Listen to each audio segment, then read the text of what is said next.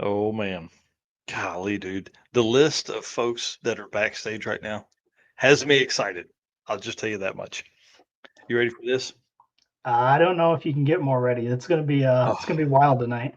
yeah. Guys, welcome to episode 108 of the Drag Drive Repeat Show presented by Summit Racing. This show, we're just naming it the Mega Week Mega Show.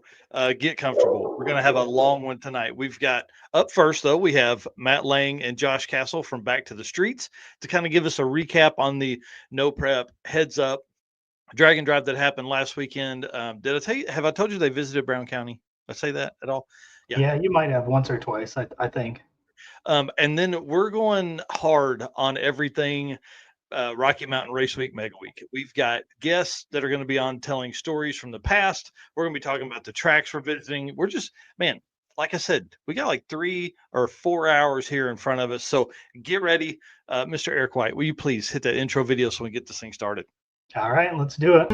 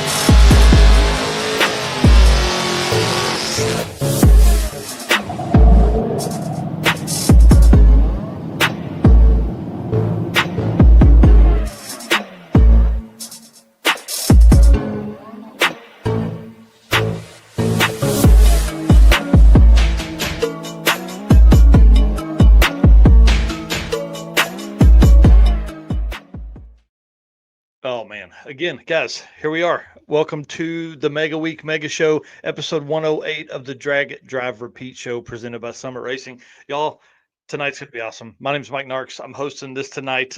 Co-host over here, Mr. Eric White. Tell him what you got going on, man. I am Eric White and co-host of the show in the news, and I am about to attend my first Rocky Mountain Race Week. Dude, I'm so pumped. It's going to be awesome. And we go in just a couple days. Mr. Matt Frost in here saying, here, I'll let you drive.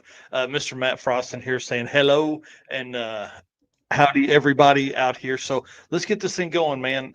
Y'all, you know the deal. We can't do this without you guys, our race car friends. Really, I mean, you truly do make this happen. This is you're one of the reasons we do this every week, week in, week out. So thank you so much for being here. Thank you for being our race car friends. Hit the share button as you come in here to get as many comments and stories going on in the comment section in the chat over there for the folks that are watching live. For the folks that are watching later, hit the comment section down below. Tell us what you liked. Tell us stories you've got from Rocky Mountain Race Week history. 10 years, 3,000 plus racers have attended Rocky Mountain Race Week events. There's been more than 15 events total, 10 years of this, man. It's been absolutely crazy.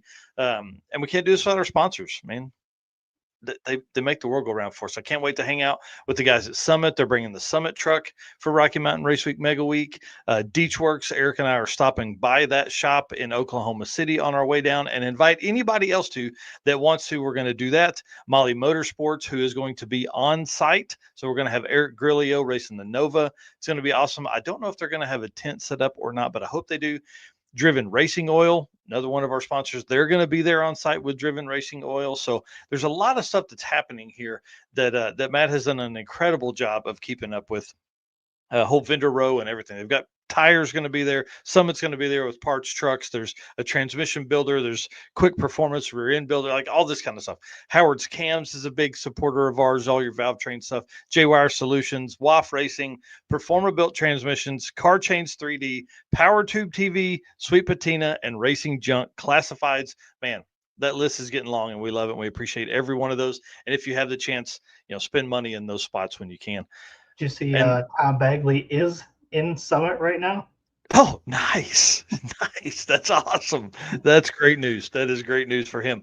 All right. Summit Racing Speed Legacy began in 1968 as a one-man startup and is now the world's speed shop with 4 facilities and 200 plus catalog editions. They feel your passion, save you money, deliver fast, and offer top-notch customer service for more than 1,500 brands. Make sure to download the Summit Racing mobile app for easy access to speed parts, or be like Tom, go to Summit Racing, one of their facilities. Also, you can find them on Facebook, YouTube, TikTok, and Instagram, talking about everything from drag racing to dirt track to off-roading. You can also find them on the On All Cylinders podcast, which is automotive discussions like what we have here, but obviously wider ranging. Their Summit, they cover everything. From humble origins to the social media lane, Summit Racing stands by your need for speed. You can find everything at summitracing.com. And today's the last day to use the road trip coupon code, right? So there's like this graduating scale. You get more the more you spend.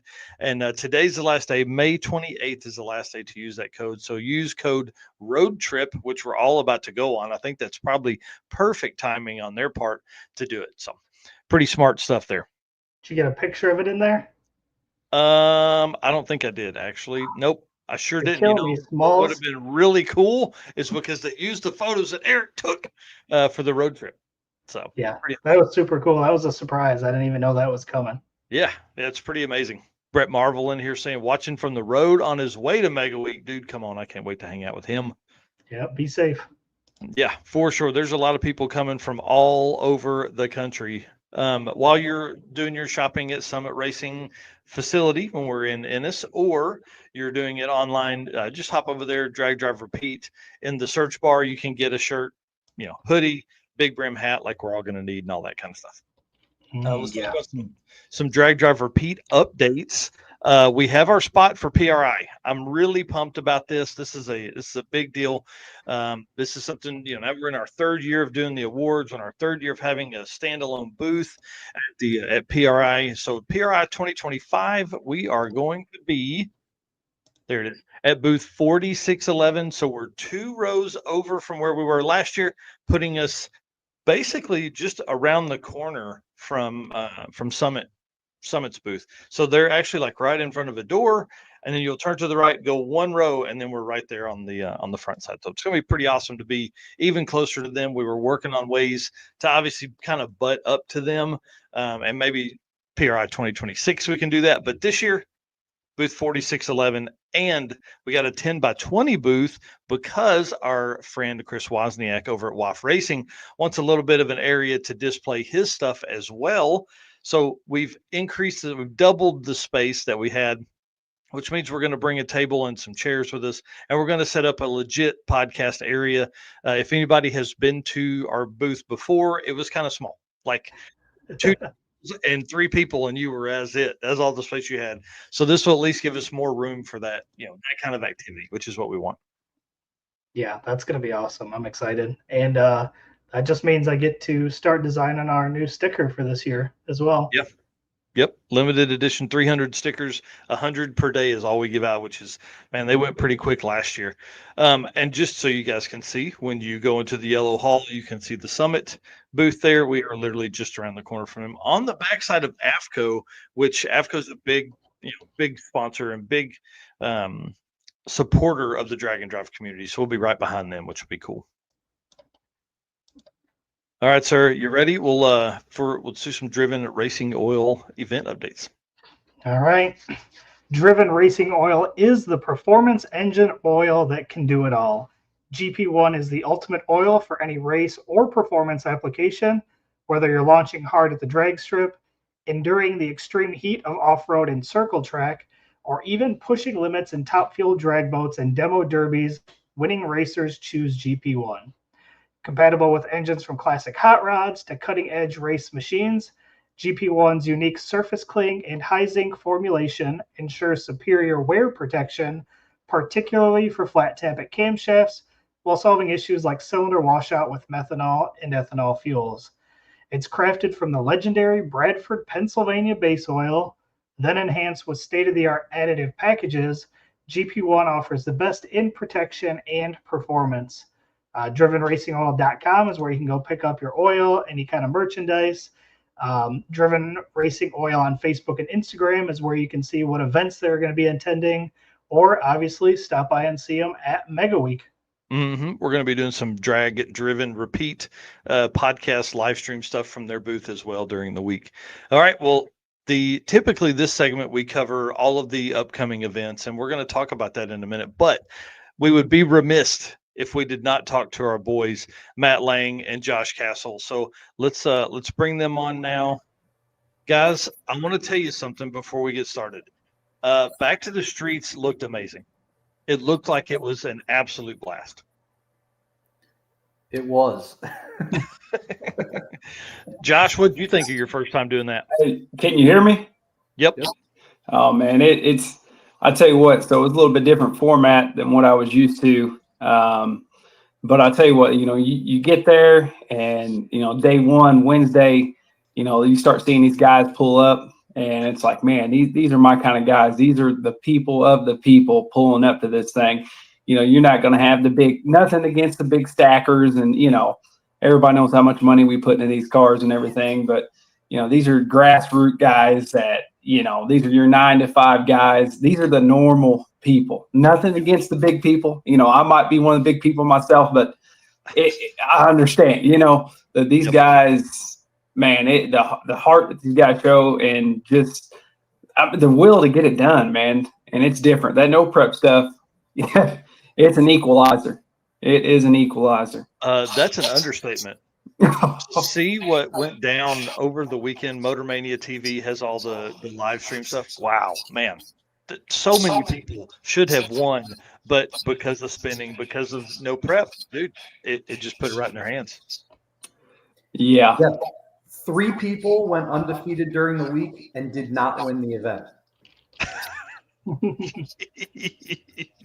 That's crazy. And let's talk about the R word for a second, because you had a little bit of that on Wednesday. So it took racing out on Wednesday, which meant nobody had data for Muncie. Yeah, nothing for Muncie. They got rained out there. And it was pretty much, straight to Bunker Hill on Tuesday. Yeah. Hey, here's the deal, though. So it rained out on, day one. But then Matt and the crew there, it's all of a sudden, hey, man, we got pulled pork, we got beer, we got waters. I mean, who else do you know of a drag and drive that's going to do that? It's unreal. Unreal. It was cool to watch the driver meeting and him say, hey, don't go anywhere. Like, don't get on the road yet. We've got – How many pounds of pork did you guys have? 100 pounds of pulled pork, 40 pounds of mac and cheese, 500 beers, and 500 waters. Unreal. That's insane, man. Somehow I came home with beer, which I'm mad about. Yeah, it's hard to put into words how crazy that is. I mean, yeah, did you see? Yep, Joe Dirt LTD. Yeah. What a fun, man, bunch ride. So let's talk through that. What was kind of some of your favorite cars of the weekend and all that?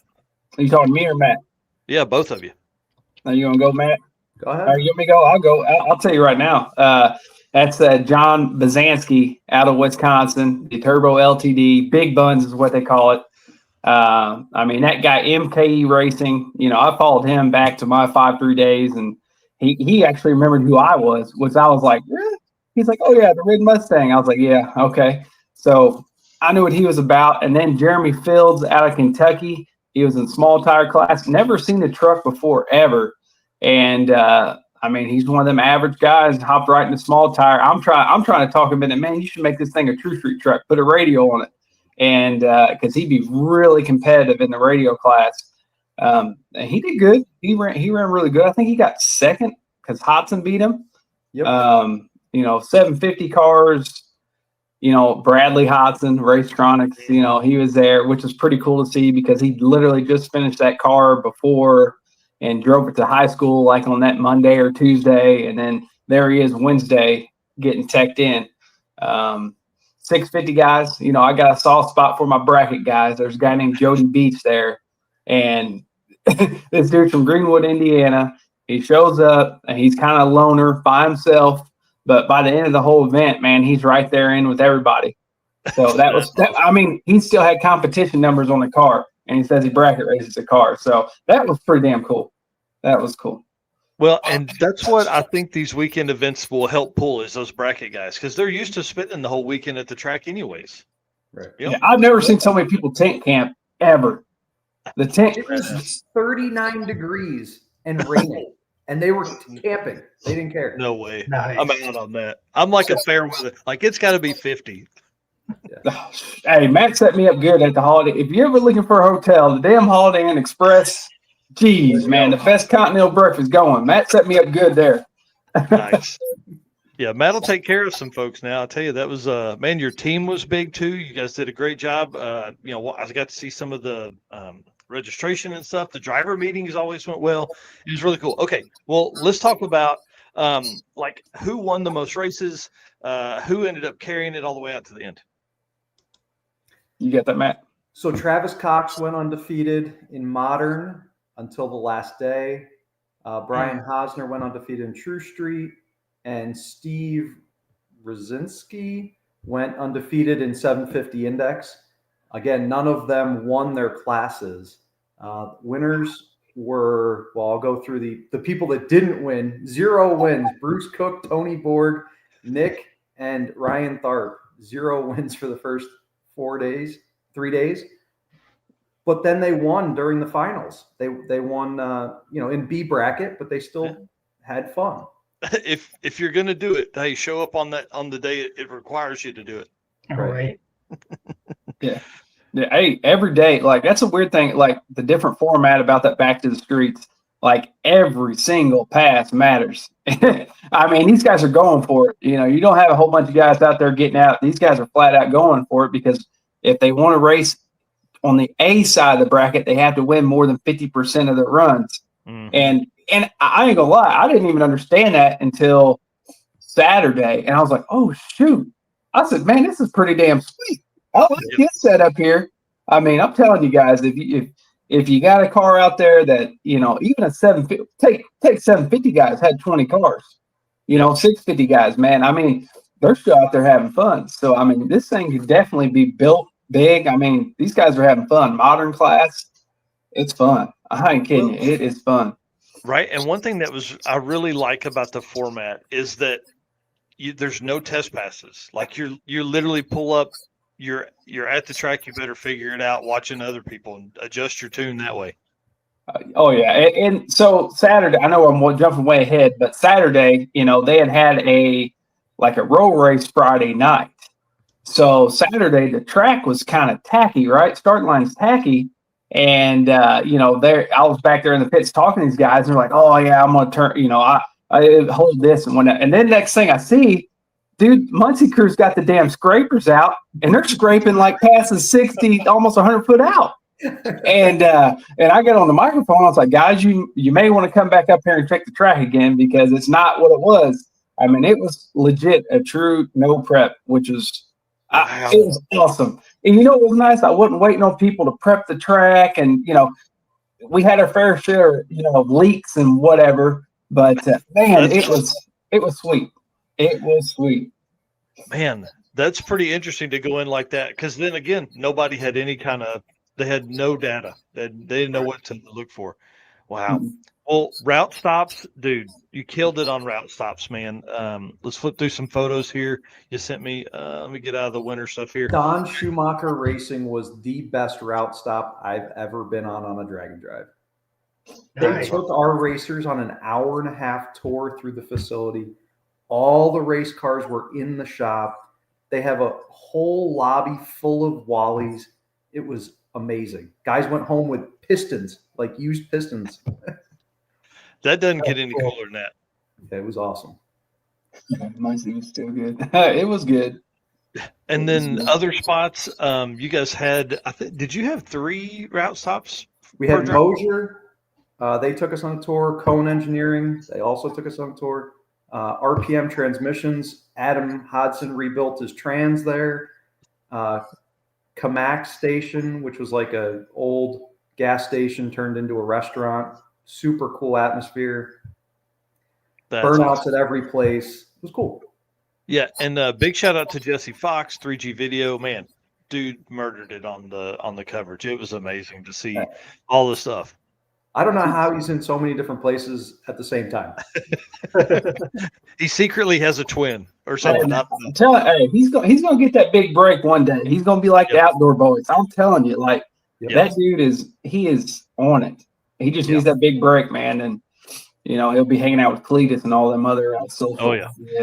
He's got the level of coverage to do that. You know what I mean? His coverage and editing is there. He just hadn't had that break yet. Oh yeah, he'll get it, man. He'll get it. Just waiting. Yeah, that's for sure. All right, so we know that. I want to talk about the Matt Walter pass. Man, that was crazy. Like literally, you guys had to go look at the line to see if he had crossed. What a wild pass. There was tire marks on the line, but nothing crossed. Wow, man. And for him to do big wheelies each time and keep that car gathered up. I mean, what did he lose one race? And it was some crazy race at Brown County. Kenny LaFleur beat him. And I'm telling you, dude, the dude was freaking doing wheelies at Brown County. And I've never been to Brown County before. And, I've watched War in the Woods. Jordan's like, oh, we need to take a car up there. I'm like, no, we're not taking our stuff up there. I'm not going to tear it up. I'm walking the track and I'm seeing like big old craters, like a 1/4 inch deep in this track. And I'm like, damn. I said, somebody's waiting to tear some stuff up here. Then Walter comes up, dude, just lets her rip, man. And that thing was all over the place, but it's still doing wheel stands. And he's got that thing set up right. It's unreal, man. It's whew. Him and the John Marks guy, the Toyota pickup truck and stick shift. That was another truck I was impressed with. That thing is, ooh. Yeah, what's the setup in that thing? Because it like pops and bangs and does all the fun noises. It's a dude. It's an aluminum 6-liter. I mean, good crank, good rods. I think he's got a set of trick flows on it. It's a 98 millimeter turbocharger on the thing. But he's got a faceplate T56 with a Black Magic slipper clutch, and dude, that truck if he does a drag and drive, if in a prep deal, that truck's going to go in the 7s. Wow! Just on its no prep, I know we can't talk times and stuff. On his no prep mile an hour, and that was only on 15 pounds of boost. And I was trying to tell a guy during tech on Wednesday, I said, you guys are looking at 7-second stick shift car right here. And he's like, I don't know. Whoever that one guy was, he's awesome. Dave McKenna. He's like, oh, that thing's not that fast. Shit. I told Dave, Dave, shoot, man. Even though Dave's got a fast car himself, I'm looking at this thing and I'm going, this truck's going to be bad. And I will say this. I mean, he's faster than Walter. And Walter's impressive, but that truck is bad, boy. That thing's the real deal. And wasn't on like a huge tire. Like it didn't look like it looked like it was it a 17-inch tire or rim? It was a 15, but he had those the 660. They looked like the CCW wheels. He had CCW 17-inch front runner, and they had like the 660 bead locks on the back. Because that's the first thing I see, and I was like, man, this dude's slick. I think his TKR Performance is his shop or something like that, and he's out of Cincinnati. And dude, he does some serious build. Dude, that thing needs to be at PRI. I'll tell you that right now. People are freak. I'm telling you, dude, people freak the hell out if they seen that at PRI. That thing's immaculate. It looks like drive shaft out of it. First round at Brown County, made 3rd round with a new drive shaft that was painted. I don't know how the thing was dry. Wow. Oh my gosh! I thought he was done. Yeah. So yeah, talk about that, because you guys without Muncie on day 1, you end up going 3 rounds each other day, right? Yeah, we made up the 3rd round, basically running all A again on Thursday and then AB as a 3rd round on Friday. How cool. Wow, man. I want to hear so many stories. I want to hear what's the best races that came to y'all's mind. I made Adam push his truck from the back of the pits all the way to the starting line. Uphill. Oh, brutal. He drained the coolant out of it after popping the head gasket.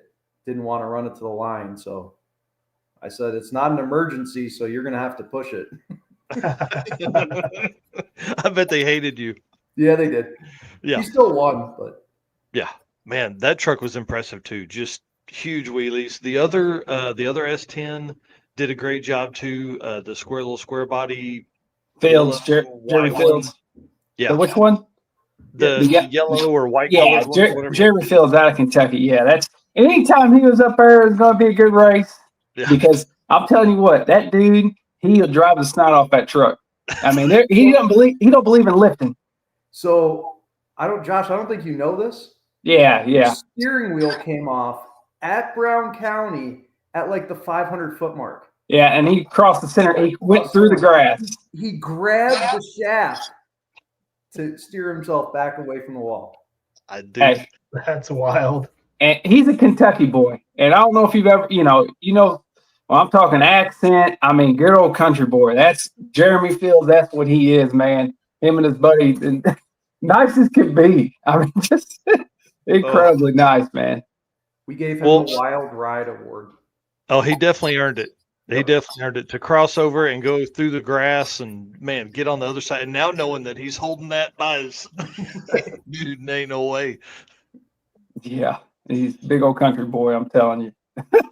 I'm telling you, these are real people, man. Real people, man. I mean, these guys are the guys that have factory jobs. These guys are dude, we even had an RN there. Tony Borg, the guy that didn't win any races for 4 days.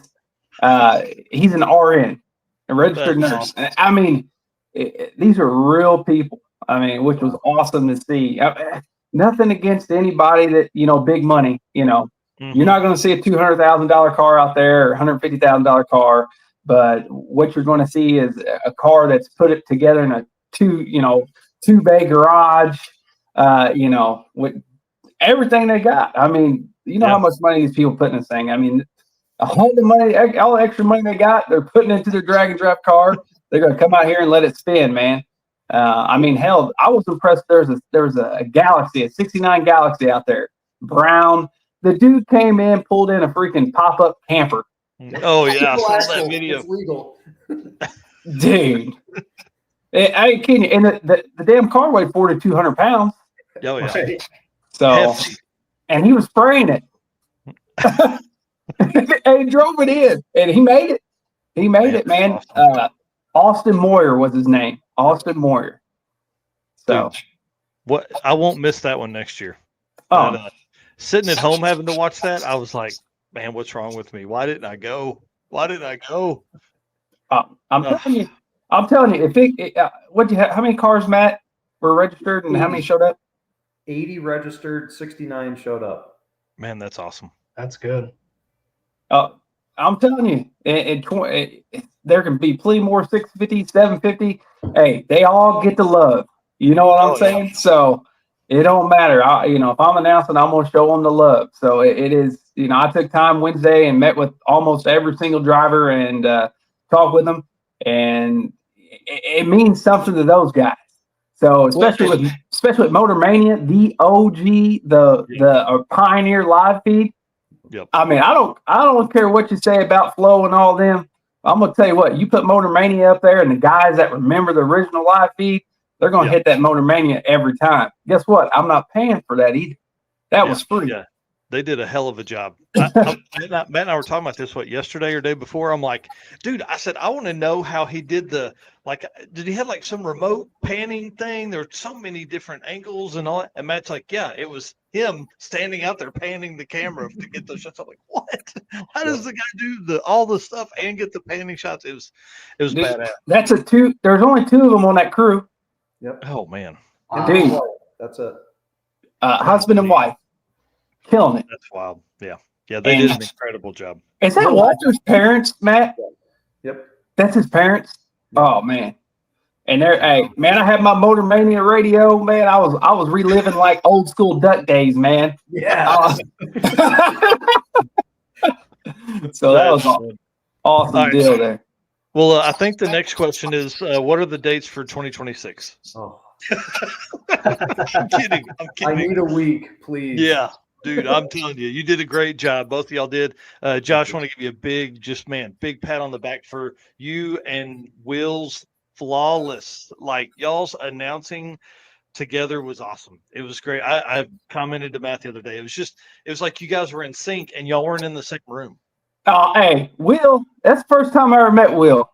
And they told me about y'all this. didn't act like it at all. It was Man, hey, Will didn't get into that hotel room till like we're leaving Brown County.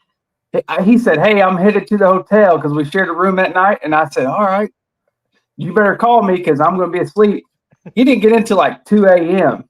and it was time to get up and head to Muncie. And the checkout was at 11. It was like 10:20. He's still knocked out. And I said, "Hey man, 11 o'clock, check out." He said, "Yes, indeed." Oh man, I love that dude, man. He's awesome, man. Yeah, he's awesome. He did great. He seems like a ton of fun than you. I met him on 2023, and man, another great announcer. But y'all were synced up, man. It was great stuff. Oh yeah. Hey, what about them payouts, man? Come on, dog play. How about them surprise payouts? Yeah, tell us about it. What do you think about that, Matt? Paid out $17,000 in cash and prizes. 12 of which was cash. Who doing that? Who's doing that? They ain't no jackets or hats. Who's doing that? Wow. Hang on. Let's pull this up because, like, look at the front there of Travis Martin's rig. Big $1,500 he won for winning True Street. Man, that's awesome. I mean, that's dude. When Matt started doing that award ceremony, then I was like, "What? You playing like?" I think they went back all the way to 4 spots. Yep. Which is like, wow. Hey, it was a surprise to everybody, and that right there showed you like how much rate. Like, I cannot stress this enough. Racers putting something on for racers, and it's more about them guys than about collecting the pocket change. You see what I'm saying? And you could tell. And I don't know how Matt did it, tell you the truth, Matt, but I was like, oh, God. Dude. Oh, man. That's awesome. It was unreal, man. I'm telling you, you will not, if someone comes to that event, they're not going to find another event like it. Yeah. And a lot of guys, that was their first time no prepping also, which, and I ain't gonna lie, some like the bracket racer, Jody Beach, when he says, "I've never no prep, but I got a 650 and it was a small tire car," and I was like, "Oh boy, it's gonna be interesting." See, hey, by the end of the event, we don't want to talk times, but he wasn't that far off. Wow. So a lot of these guys weren't that far off. By the end of the week, they were not that far off of where they need to be. They had no data. I didn't turn the clocks on for anybody, not even index cards. Nope. No time slips. No time slips. And I wouldn't tell them. And I knew what they were running. And some of them guys was tight. and there were some protests. That's interesting. Yeah, not even to give them their slip is pretty. That's pretty salty. I like it, especially with the index cars, man. Mm-hmm. Yeah, Jody B should know what to think. He's like, "Wait, what? Where am I at?" You're like, "I'm not telling you." And he's like, "What are you talking about?" Dan Chandler right there. He's in the big square body, man. That thing was pretty slick. That thing was slick now. All right, y'all. We've got to get to Mega Week stuff. Listen, I want to say thanks for y'all coming on. I'm so sad I missed this event. It looked amazing. Oh, it was. Can I give a shameless plug here for some of our racers? Yeah. All right. So we had 2 racers unfortunately wrecked this week. We're doing some raffles on my page personally. First one's this T6 Turbo flange that was donated. We're gonna raffle anything off we possibly can to get these guys some money. We got the banner from Brown County that's going to go. I think it's going to go huge because that thing is 14 feet long, signed by every competitor. I want it. So, Racetronics, fuel pumps, harm mufflers. Everybody's getting in. Please help support these racers. Oh yeah, I got one thing real quick. Hey, them guys that go into I love racing. I support all the Dragon drives, but hey, if you're a slow guy out there and you feeling underappreciated, hey, you can come see me. I know that's right. All right, guys. Thank y'all for coming by. We appreciate it. We'll see y'all soon. Yeah, Thank thanks. you. Man, how fun, dude! I'm telling you, I am sad I missed that one. That's Yeah, that's one we should have went to, man. yeah, it's just a crazy time right now with all the events going on. Oh, But yeah, yeah. it looked awesome. I agree. It definitely should be one on our list. Yes, definitely, definitely. I do want to talk about events that are coming up though, real quick. Biggest drag and drive weekend in history kicks off tomorrow. I've got the 28th on here, but it's actually tomorrow. Yeah, Uh, Mega Month. yeah, Mega Month, I guess, is probably the best. We go from a week right into Mega Month. There are 11 or 12 events between now and the end of June. This weekend, we're going to have more than 800 cars racing, maybe 900 cars racing across the country. Sick on the Green, Drop the Hammer, Olympic Streetcar Shootout, and of course, Mega Week, which Eric and I will both be at. So, dude, it's insane. It's insane. The community we're in right now is going to be vastly different at the end of June just because of the amount of content that is going to come from 12 events and dude, who knows how many racers.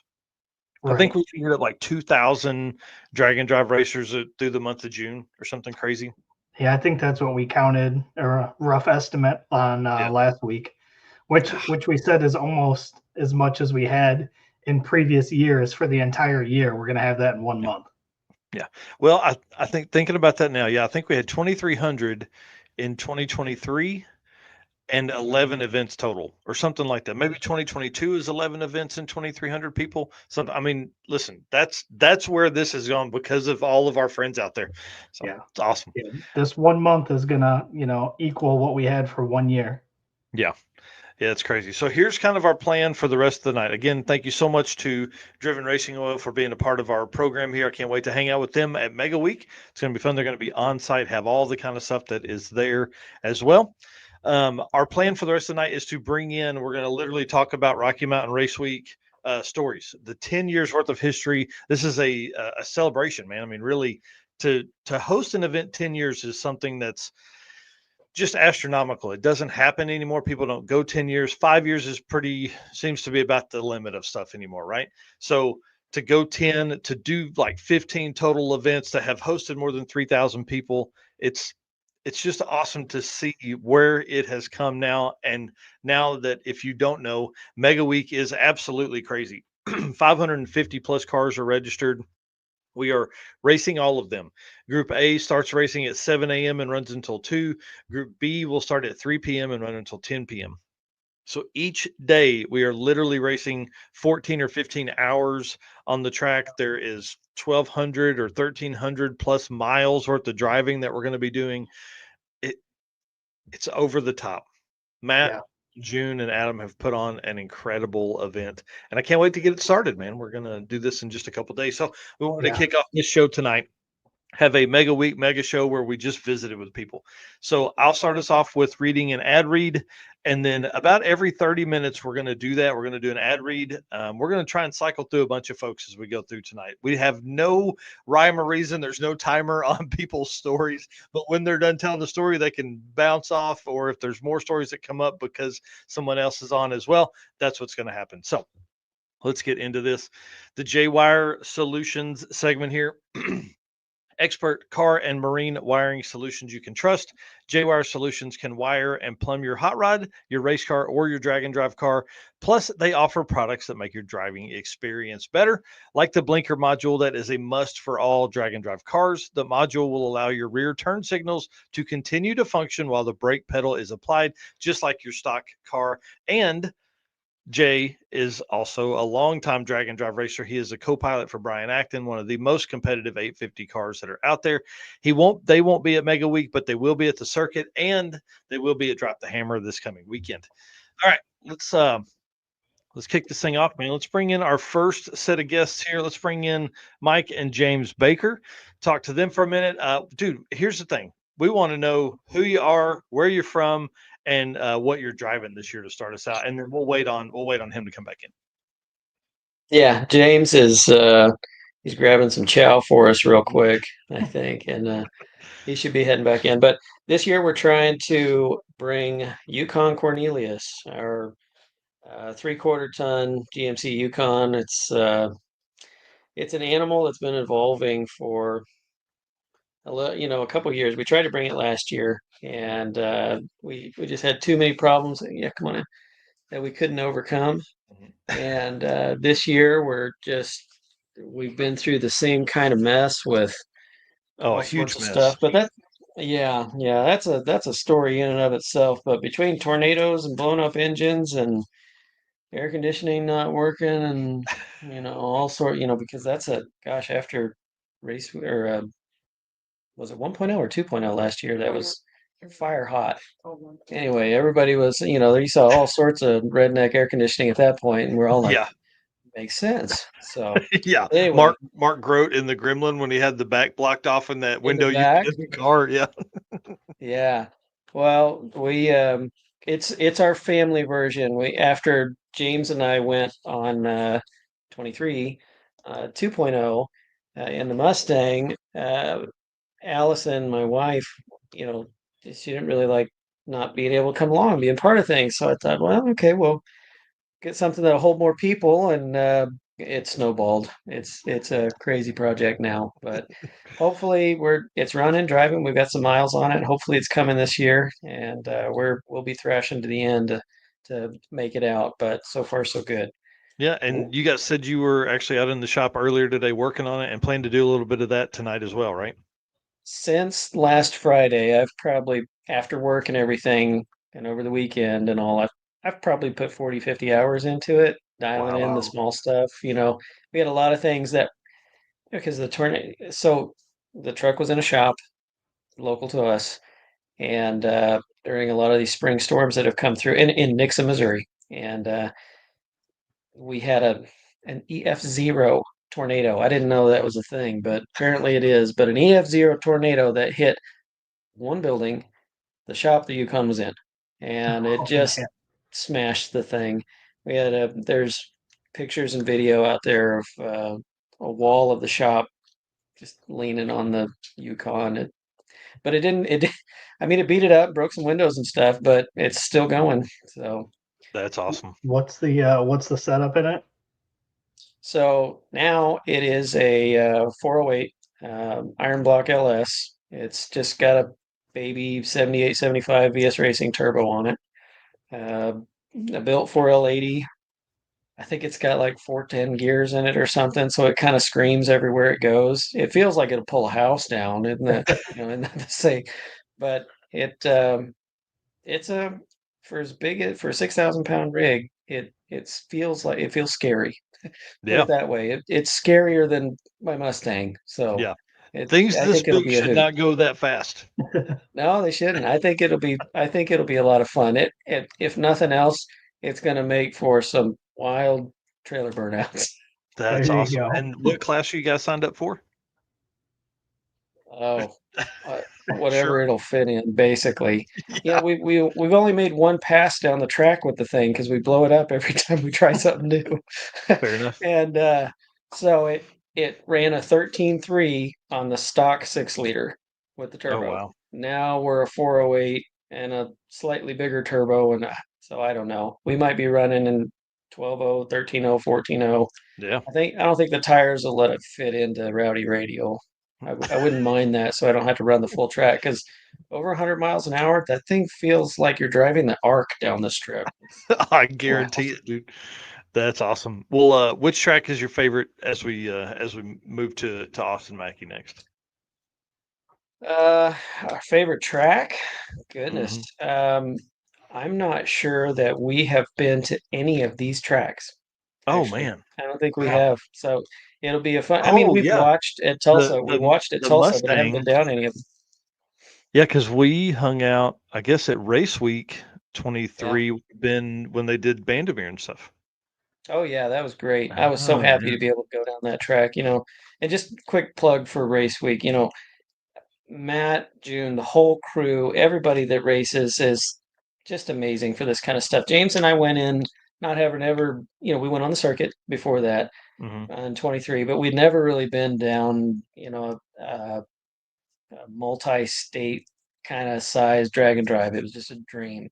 And we had all sorts of fun stuff with the Mustang that year. We hydroplaned, wrecked, we destroyed the trailer. I've got pictures of Matt and a whole crew of guys at 2 a.m.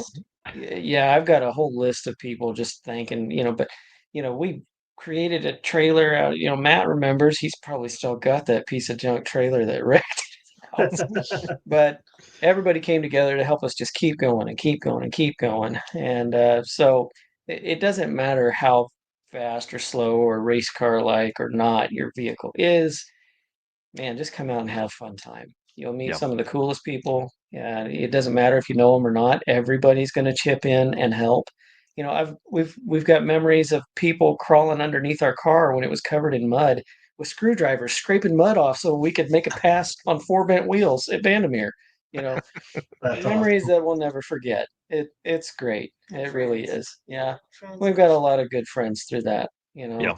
We don't want to do any more rain driving on drag radials, but the rest of it was great. Yeah. Right. Well, and hey, that's a lesson you learn the hard way typically. Yeah, we blew out our street tire. Make sure your street tires are new. We'll say that. And maybe have a spare. Yeah, have a spare for your spare for your spare. We had a catastrophic failure on the street tires, so we had to put the drag radials on. Then it started raining. Then we did the loop-de-loop. Yeah. So. Yeah, Cassie Lowry, you're saying, That's hey, yeah. we'll leave the Honda at home. Okay, this you event. guys, I tell you what, you better leave that Honda at home. That's funny. So yeah, okay, we'll shut up here a second. No. When we Yeah, went tell on our the first story, drag and drive, our first drag and drive was the Circuit 2023, and we brought a different Mustang. We were in stick shift, and it's just a little 13-second thing. We were having fun. It was our first time. My wife followed in the car behind us. That was a crazy one too, with all the temperature changes and all. But anyway, the Lowry crew, their cars weren't going. They've got a really cool. Oh geez, what is that wagon that they drive now? I can't 57. remember, but super cool car. But they didn't have anything going at the time, and so they showed up in like a '94 Honda Accord, and it was it's just a drive around car. Every drive that we made, we're like, okay, we're doing good. We're going to get there fast. We're obeying speed limits because we don't want a ticket or whatever. Here comes this darn little Honda Accord. And in our rear view mirror, we'd just be driving along, and I'll hear James go, "Here it comes." And of course, they come flying past us. We'd speed up and try to catch them. And those little Honda Accords are, they get, anyway. It was a fun time. Every checkpoint, every track, we'd get going, and wouldn't you know it, here comes that Honda Accord again. We've got pictures. It was great. It was I'm excited. Yeah, I'm excited for them to come on because man, they are beyond race week because they've got a full month in June. They're doing like the Circuit, Big Sky Race Week, and Mega Week. Yeah. And I think they're Group A, aren't they? So we don't have to worry about the Honda this time. Yeah, I hope not. I think we're going to be worrying about the 57 this time. I'm excited for it. So, all right, well, y'all, good luck. Good luck tonight in the shop. If you need to jump back in, you can use the link.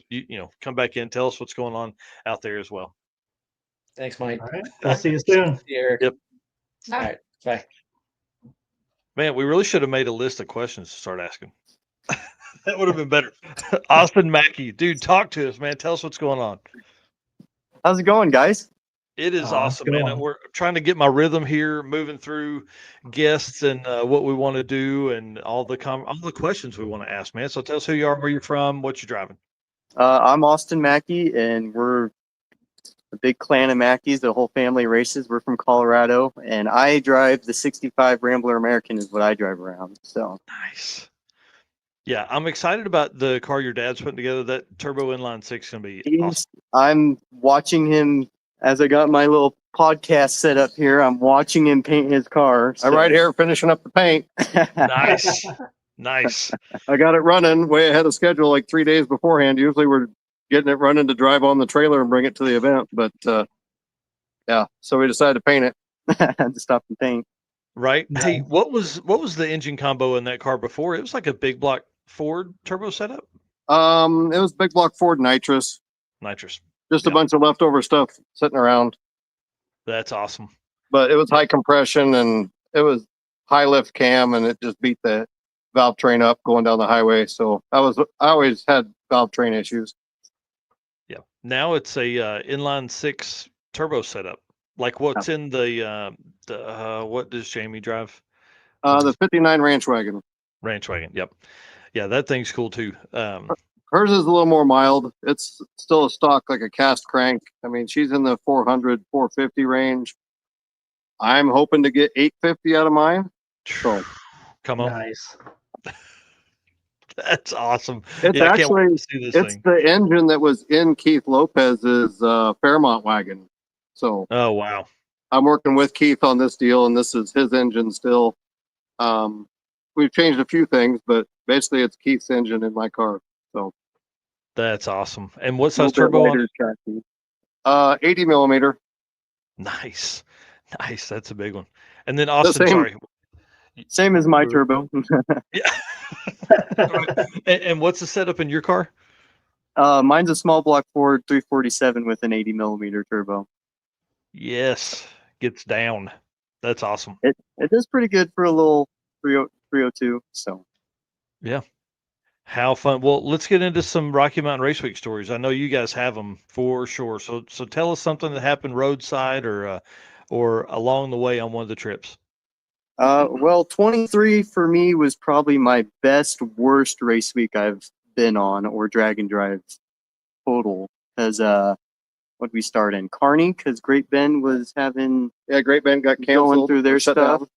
down. We started in Kearney, and I got my then personal best of an 11:30 with nitrous, and took off from Kearney to Pueblo, I believe, and ran out there. But at the end of Pueblo, or no, in between Kearney and Pueblo, Well, because it worked out that it moved from Great Bend to Kearney as a starting point, it put the drive day on a Sunday, which is a points race at Julesburg. which is my home track, and I'm in the points series there. So as we were driving by, we stopped, and I actually raced, and it was one of the points races that if I missed it, I was going to be completely out of the points. And it all worked out. I was able to race, and I actually won the full points event and took first, and it secured my win in the points series that year. So That's so that was cool. a pretty cool little checkpoint. Yeah, we used our drive day for him to race 5 rounds in a bracket race at Julesburg on the way by. So That's pretty awesome, man. That's and then when pretty it got all the way down to Pueblo, Yeah. then we made it to Pueblo, and everything was fine until we were packing up. It was starting to tick, and we fired it up, and we're about to leave, and one of the lifters decided it didn't want to play the game anymore. So I had to take the rockers off, pull the push rods out, and take a little bit of metal, like baling twine, like baling wire, yeah. and lift the lifters up just enough that they were out of the oil galley, so that way the oil still passed through, but the lifters weren't being used anymore. So limped it to Vandermeer at that point. No, I think we were headed back to Kearney. after Oh, yeah, it was back to Kearney. Oh, Yeah, we Yeah. left Pueblo with him hanging a set of lifters, and then halfway between Pueblo and Kearney, he lost a second set. So oh, I was an 8-cylinder. By the time I made it back to Kearney, I was running on 6 cylinders, and I don't remember, we did the calculation for cubic inches, but the car came with a 232 inline 6, and I think I was like 5 to 10 cubic inches shy of the stock motor that came in the car. So, man, But that's when you wild. were at Kearney, we were warming it up that morning. He's like, it doesn't sound that bad. So he raced the bracket race on 6 cylinders and went 3 rounds in the shootout. So That's crazy. So yeah, so here you are, and Pueblo to Kearney's 400 miles or something, right? it was Yeah. a stretch. And funny enough, it really didn't change the drivability of the car. It drove pretty much the same, got about the same fuel mileage. It sounded a little funny, obviously, but it really didn't care a whole lot. So Interesting. Yeah, that's not the way you want to get, different fuel mileage. Right. no, definitely not the ideal way to do it. No. Wow. Well, Brian, I know you have some good stories. If you want to drop one on us here while we're in this.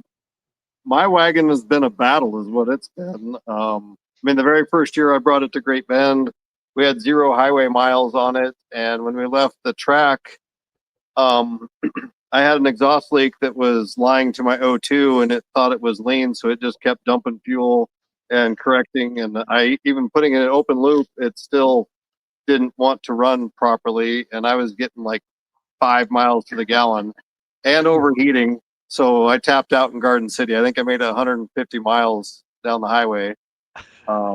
In the second event, I took it to Sick Week, and it survived that one. Took second place in Pro DYO, ran 890s with it in Florida. And then the third event, we brought it back up here, which was the same. I think it was 23. I think it was 23, yeah.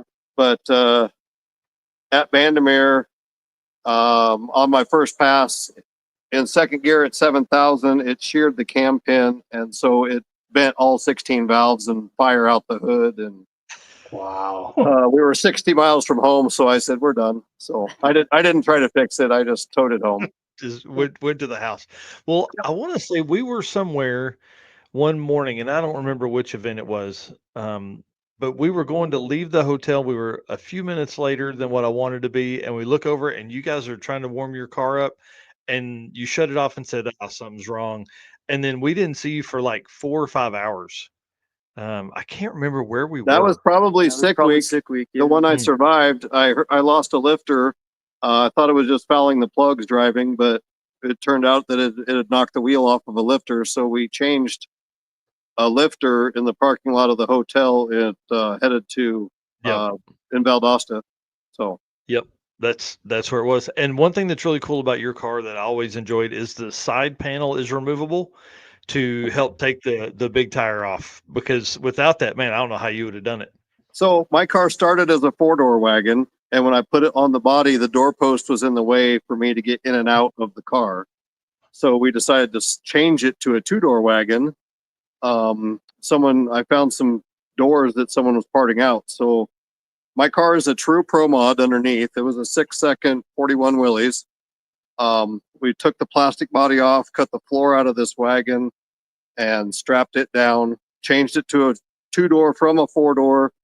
And the rocker panels were so rusted out that I bought repop panels, and we clamped them on. And when I unclamped it and took it off, I said, it's got to stay like this. So we just made the quarter panel. There you go. There you go. Yeah, quarter panels are completely removable to change those tires. So, it's one of my favorite cars, man. I can't wait to see this new setup in it too. So, man, bring it on. well, you want a sneak peek of the paint? Yeah, flip that camera around. Let's see it. Okay.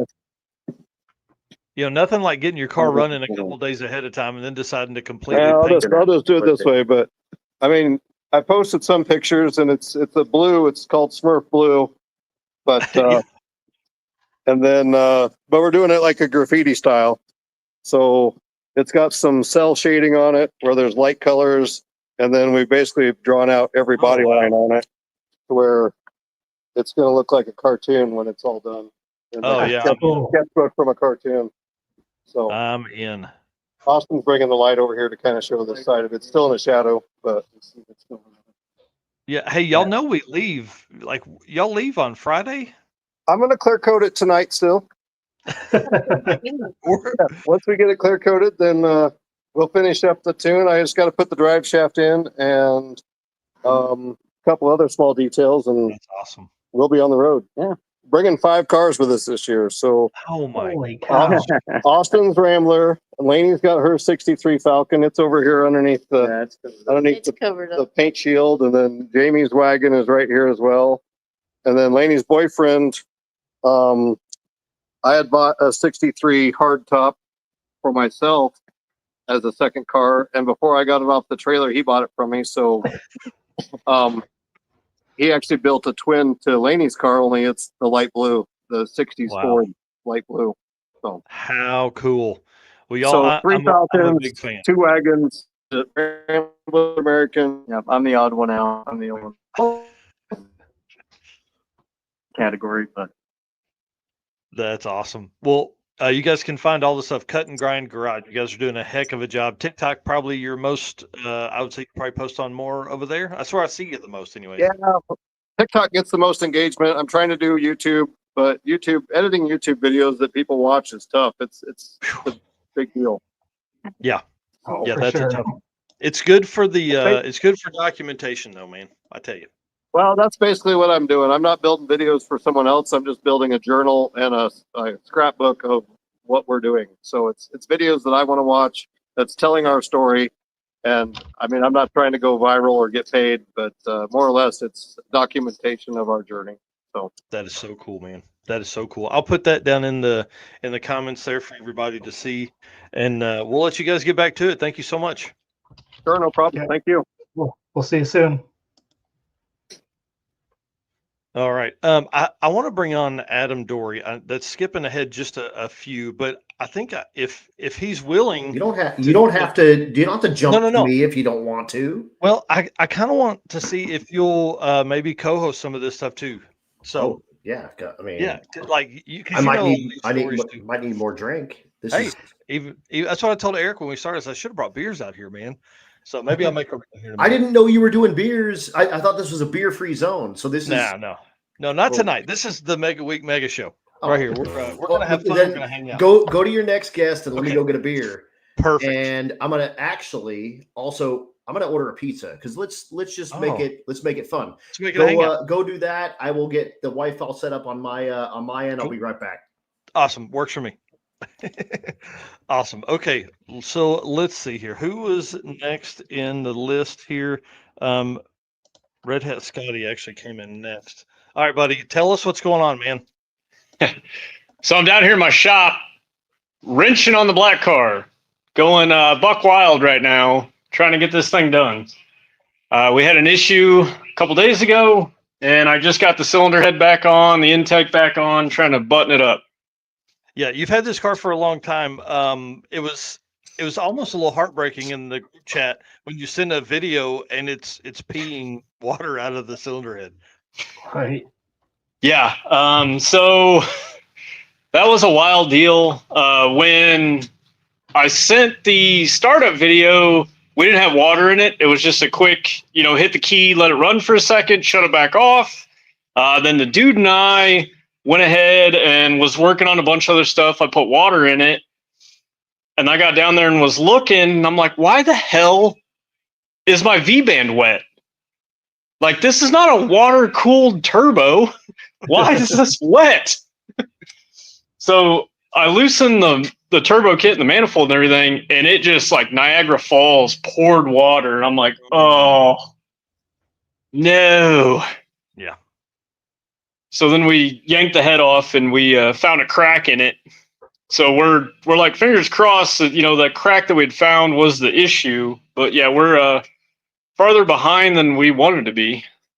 Well, but without that, you would be on track. There's nothing like the thrash to get ready. It's Wednesday night. We're literally 2.5 days before we leave. So and you have a real job. So like you got to be at work. So it's not like you can do this all day every day. Yeah, no, I think we left the shop last night at 11:15. I was at work at 6 a.m. this morning. I got off work. I think I made it to the shop at like 4 o'clock today, and then we're here now. Wow. That's pretty awesome. What do you got left before you start it up again?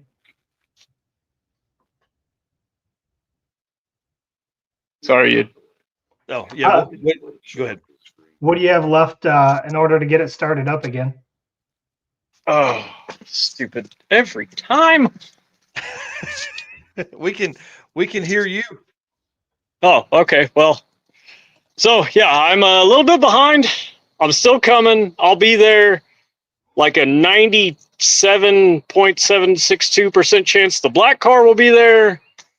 I got all the new BTR stuff, so we're going to try to go in the 9.0 class. I don't care if it goes 9.99 every day. I just want a true 9-second average. And yeah, I'll see you guys. I'm going to cut out because I got work to do. So good luck. Right, buddy. See you guys later. Bye. Yes, Tim. That's awesome. Okay. Let's bring in David and Keaton Maxon real quick. Gentlemen, you're muted.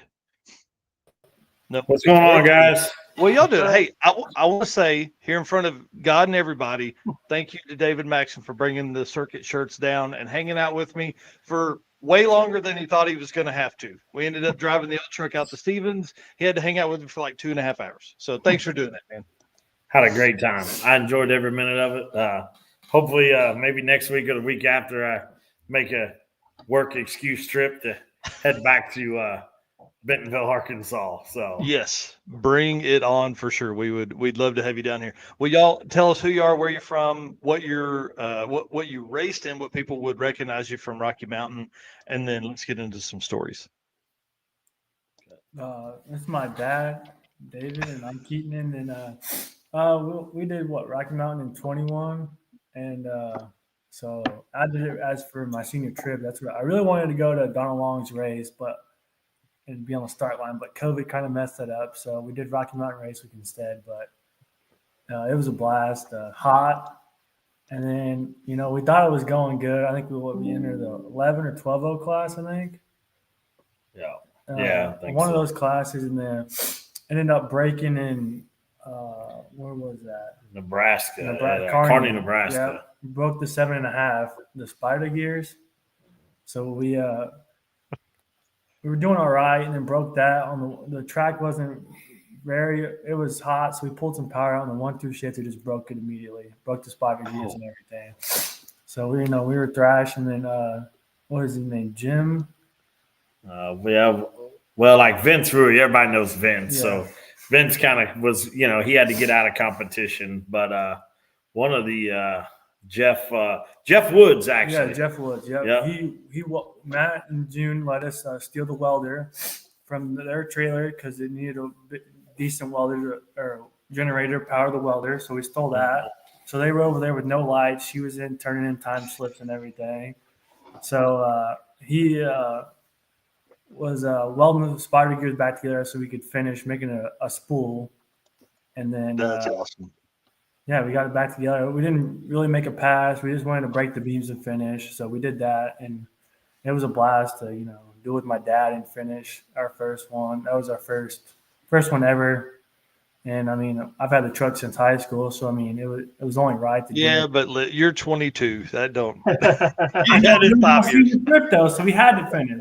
Yeah, that's pretty awesome, man. And to have to thrash on it like that, I mean, listen. Breaking spider gears, that's no fun because now you really gotta either put new spider gears in or you weld that thing to the case. Yeah, we welded it, and then I had 8.8 at home, and I was like, I guess it's time to put the 8.8 in it. Yeah. Yeah. So kind of circle back on that was at Keaton's graduation party 3 days before we left, it broke down. And he calls me and he says, "Hey, my truck died at the stop sign. No fuel pump. Yeah, no fuel pump. And you guys know how close we are with Lance Drager at R&D Performance Fabrication. Put Lance on the phone. He said, I think it's that relay. Pulled everything apart. We get it home, pulled it apart, got it all put back together. And I'm like, okay, all right, I think we're good. We loaded up. So we didn't actually get in the show. So it was sold out. But what Matt and June do is, I mean, phenomenal. You show up, and the commitment. I mean, we made that drive all the way to Great Bend, Kansas, not knowing whether we was ever even going to get the race or nothing. Yeah. As a dad, I'm like, man, come on, this is a senior trip. This is what he wanted to do. I'm like, man, how am I going to tell my son that, it's not in it, So basically Matt and June kind of went over to them. We talked a little bit, and Matt had said, get him up here, get it ready to go, have him ready to go. Let's go. And that was just when Great Bend, they just repaved that track. I believe we were the first ones down that surface that time. So, nice. Yeah. So, I mean, that's a great place. I mean, that town, like what they do, I mean, they shut it down and the county commissioner was handing out beers. I mean, they love, Rocky Mountain Race Week and those people coming in there and through that city. And I really hope that track opens back up and they can race. Surely it will. Like it's the one with the concrete Yeah. contractor, right? Or something. Yes. Yeah. Yeah. I think they've got a plan, right? They've got a plan to get it fixed or something. Yeah. Kind of heard that. So yeah, I mean, I hope so. I mean, you know, I think it's SRCA or something. Mm-hmm. Something like that. And so I mean, they're great. Like that town. And actually, our good friend Red Hat Scotty wasn't actually attending that event, but you guys know how close we are with Scotty. And even the sleepers, they said show up and we'll help you. Yeah. So. And then, so Scotty actually showed up that day, drove down to Great Bend to Keaton make his first pass in that event. So how cool. So I mean, Scotty's great. You do get an opportunity, don't mess with the red hat on the trailer. That's a no-no. That's a no-no, but he knows it's all in good fun. And Scotty's like a brother to us, and I mean, he's good to my son. I'm proud to, I've known Scotty 30 years. So I mean, that's we've awesome. been doing it a long time, and I'm blessed that I get the opportunity to pass it, my cars and things and friends down to Keaton here, and and the Super family. I mean, they're great. That whole 301 streetcars people, they're awesome. Yeah, they're great. I know Mike Super. He everybody knows how clean the car is, right? Right. I gotta give him a hard time with this. We were somewhere in the middle of nowhere in the mountains. His brother, I believe it was Steven, that dropped a wrench. And he just looked up at him like, you got to be kidding me. And we looked at each other, me and Keaton. We're like, yeah, I think it's time to get out of here. Those dudes be fighting here in a minute. And for some reason, that was the year of like fuel pump failures. Like because it was so hot, I think, right? Yeah. So we thought we were going to be one. We pulled in. I was like, man, we're dropping fuel pressure. Look down at the dash, and I see it dropping. I'm like, crap. And the Hurley, fuel gauge isn't like on the dash isn't that accurate, so it's hard to tell. Mm-hmm. But we moved on to better things. But we kind of moved, and we pulled in the gas station, put fresh gas in it, cold gas, and fired it back up. And man, that pump's been kicking ever since. Yeah. So that's one thing we've talked about in the past is like how hot fuel gets, especially on long drive, especially when it's 100 outside, So if you're hot, they're hot, Yeah. So we kind of. Yeah, it didn't kill it, but I will say for everybody that's doing the circuit, it is going to be in June. If you've never done it, make sure you have an extra fuel pump. Yeah. Or just run a half tank and stop and fill up. Yeah. And really, so we kind of hung out with Galen Newton and him and his boy, Ethan, his son-in-law, and we kind of rode with kind of that group too. And I mean, we stopped at like every, 100 miles and put fuel in it to keep it cold. Yeah. So, I mean, it took from Great Bend to Pueblo, Colorado. It was like a 14.5-hour drive. Yeah. Yeah. It's 400 and something miles, I think. Yeah. Like it'll be what we have from Flying H to Oklahoma City. Yeah. Yeah. He looks over at me and is like, are you going to slow down coming down the mountain? I was like, why? I didn't realize Colorado didn't believe in guardrails on the mountain. Oh, man. So he's like looking down, like, we're dead if we go up the side of this mountain. So I was like, oh, well, I guess I can slow down. But, then you get in the mountains and you don't want to ride the brakes or anything because, you boil the brake fluid and everything. So that adds a strategy to it as well. Oh, he actually scared the shit out of me on that. I will say that.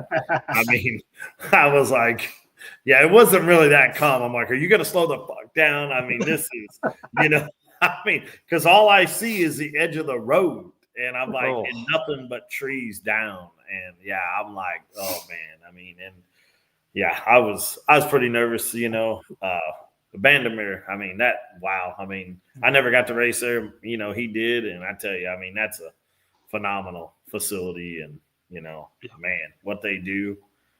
It was gorgeous. Like it's a top 5 track for me for sure. Yeah, we even try to get Flying H to incorporate the downhill staging lanes, but I don't think they could do it with the property that they had and everything. Yeah.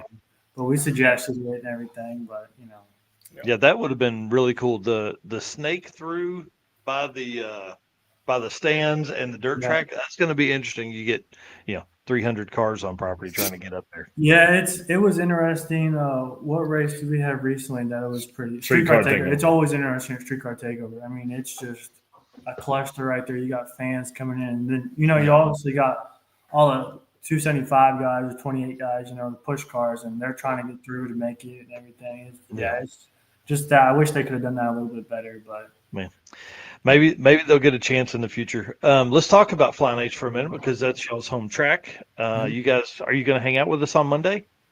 yes, we're actually going to come down. I got to pick up a wing for that back there from Nate Corinne.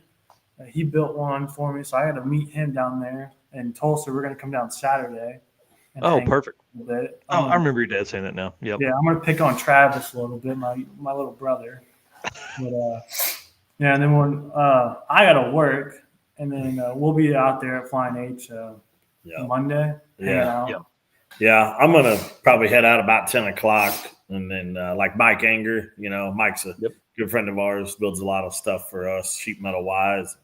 He's a good man, and he's gonna come and hang out with us, and he's gonna join us in the afternoon. If you've never been to Flying H, it's a great facility. It's awesome. I mean, the people are awesome. Blake and Scott Higgs, what they do there, it's nice. Also, anybody gets in any trouble, we are 7.2 miles from the track. Most people know how to get a hold of me. If you guys need something, I got a lift. We got TIG welders, MIG welders, other parts. My shop essentially be open to somebody if they need help. We want to make sure everybody finishes, and if we can help, definitely somebody get a hold of me. On here or Keaton, one of us, and I'm not very good at TIG welding, but he can. So just hope that if you need that, it's after 3 o'clock. I mean, even if you need to use it, and just come on and use it. I mean, it's open. We can roll these outside, and that's awesome. Yeah, I'm excited about Flying H. The one thing that's really cool about it is the way the pits are set up. Is you can almost if you get far enough over, you've got a great view of the track. You can see what's going on, all that kind of stuff. It is one of the nicest spots in the country. Yeah, and they I don't know if you've been up there, but they did repave. They did pave the second tier, so there's a lot more. Oh, that's awesome. Now versus the second tier being all gravel. The Yeah. second tier is paved now, so I think there should be plenty of asphalted pit parking for everybody. Yeah. If anybody needs E85, get off at the Green Valley exit right there at Temp Stop. That's where you get it. They're on their summer blend right now. I don't care what he says. He's been in the group saying he knows about gas stations. That man has run out of gas like 16 or 13 years in driving. So do not listen to Red Hat Scotty about gas stations. Yeah, he knows where they are. He doesn't use them. He knows where they are. Drives right past them. Yeah. He says, I think I got 3 more miles. And as soon as he passes it, he runs out. Sid's got it down to the science of when they're going to run out. Yeah. That's awesome. Yeah. So, That's cool. And there is good places there. I mean, in Green Valley to eat for everybody. There's Culver's. There is Riley's in Odessa, a Napa, and stuff like that. So they need parts or anything. They're not too far away. Either. Yeah. And if you need to save money, just go in and use Maxim Racing LLC as the account. So save you guys a little money. It's a charge account, right? No. Yeah, it's going to be charged to Drag and Drive Repeat. Yeah. It better not. Please no. Yeah. So that's funny. Yeah. So if anybody needs help with that, I mean, we're cool. We're definitely down to help, and it's great. I mean, Paul Heinrich, good friend of ours. You can see his comment. There's a Paul. Actually, we do some drag and drives with Paul. We're actually really wanting him to come down. He's friends of ours from Michigan. Bring it on. We're hoping that he can make it, maybe kind of squeeze into the circuit somehow. Maybe, I don't know. If he gets it done, who knows? I mean, he's old, and I don't know if he can make it. He's got to ask Tracy, if he can come play with the guys. You know how that goes. Oh yeah.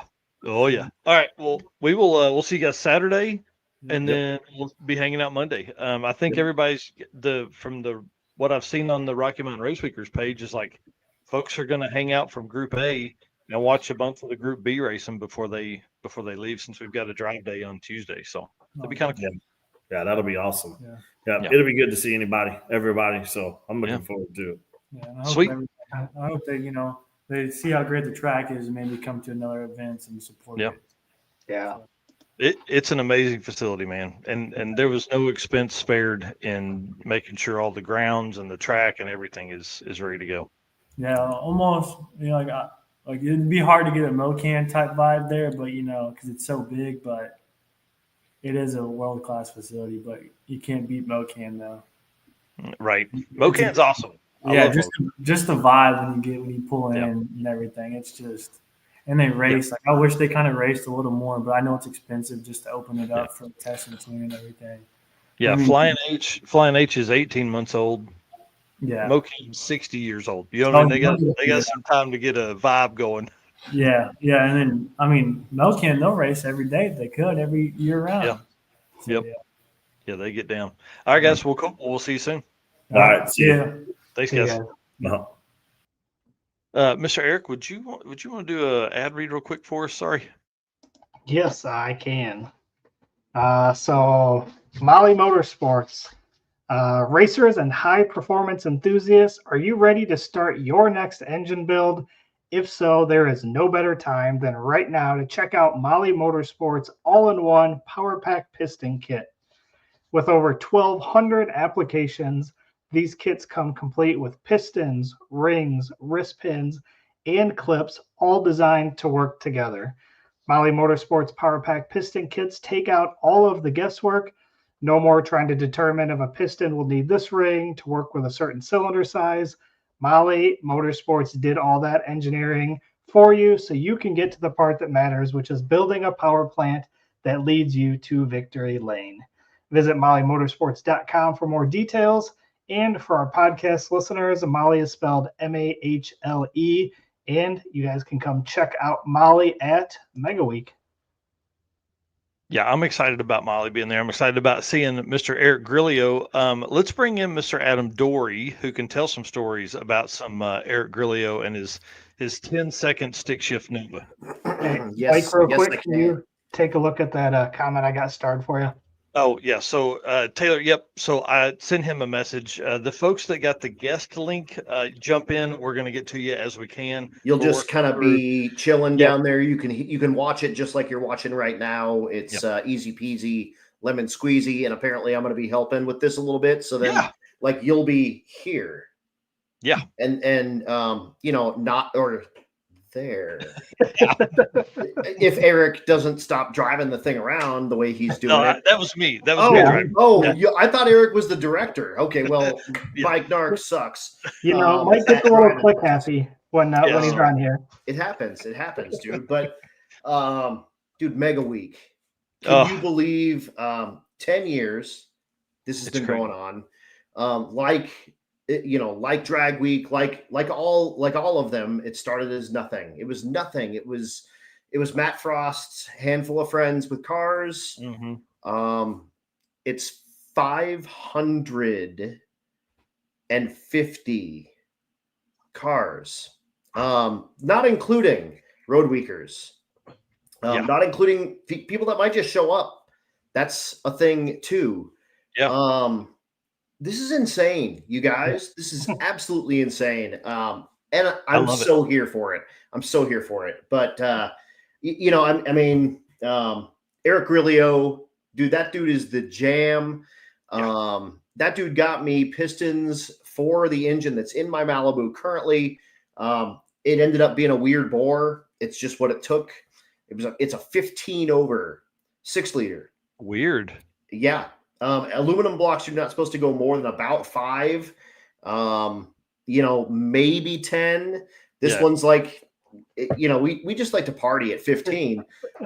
What's cool is he took a shelf piston, sent it out, got it machined to a 4015, and I think he took out like a 4125, and they just machined it out for me, got me a ring pack, and got them coated and to my house in like less than a week. It was insane. Jeez. It was That's awesome. insane. And I told him I don't need them that quick. You can take Yep. your time, whatever. Yeah, dude, those Molly dudes are absolutely cream of the crop. I love them. I rep them. They have full disclosure, giving me a couple of set of pistons, but I've Nice. never gotten a dime from those dudes. Nice. But that said, I've got Molly pistons in all my stuff, including the 383 sitting in my garage that may end up in my Cadillac because it's Ooh. acting up currently. Oh. So I am also thrashing. It black soot, like, I mean, totally fouled one whole side of spark plugs. I'm hoping it's the O2 sensor, and I found some local, and they'll be at my O'Reilly's at 8 in the morning. But I am not immune to this. We were planning on driving to Salina, Kansas to get a tune at Josh Rich's place and then making the rest of the drive in that car. We did 730 miles a couple of days ago. No problem. Yeah, it does. It's a 335, dude. And if you guys don't know, that's the diesel BMW. Yeah. Yeah, dude. And that's what this thing was doing. I was just like, why is it missing? What is going on? I look behind me and it's just smoking. Like, oh, we're in trouble. So we're doing it too. But that said, Eric Rilio, big one out to you. You are the jam.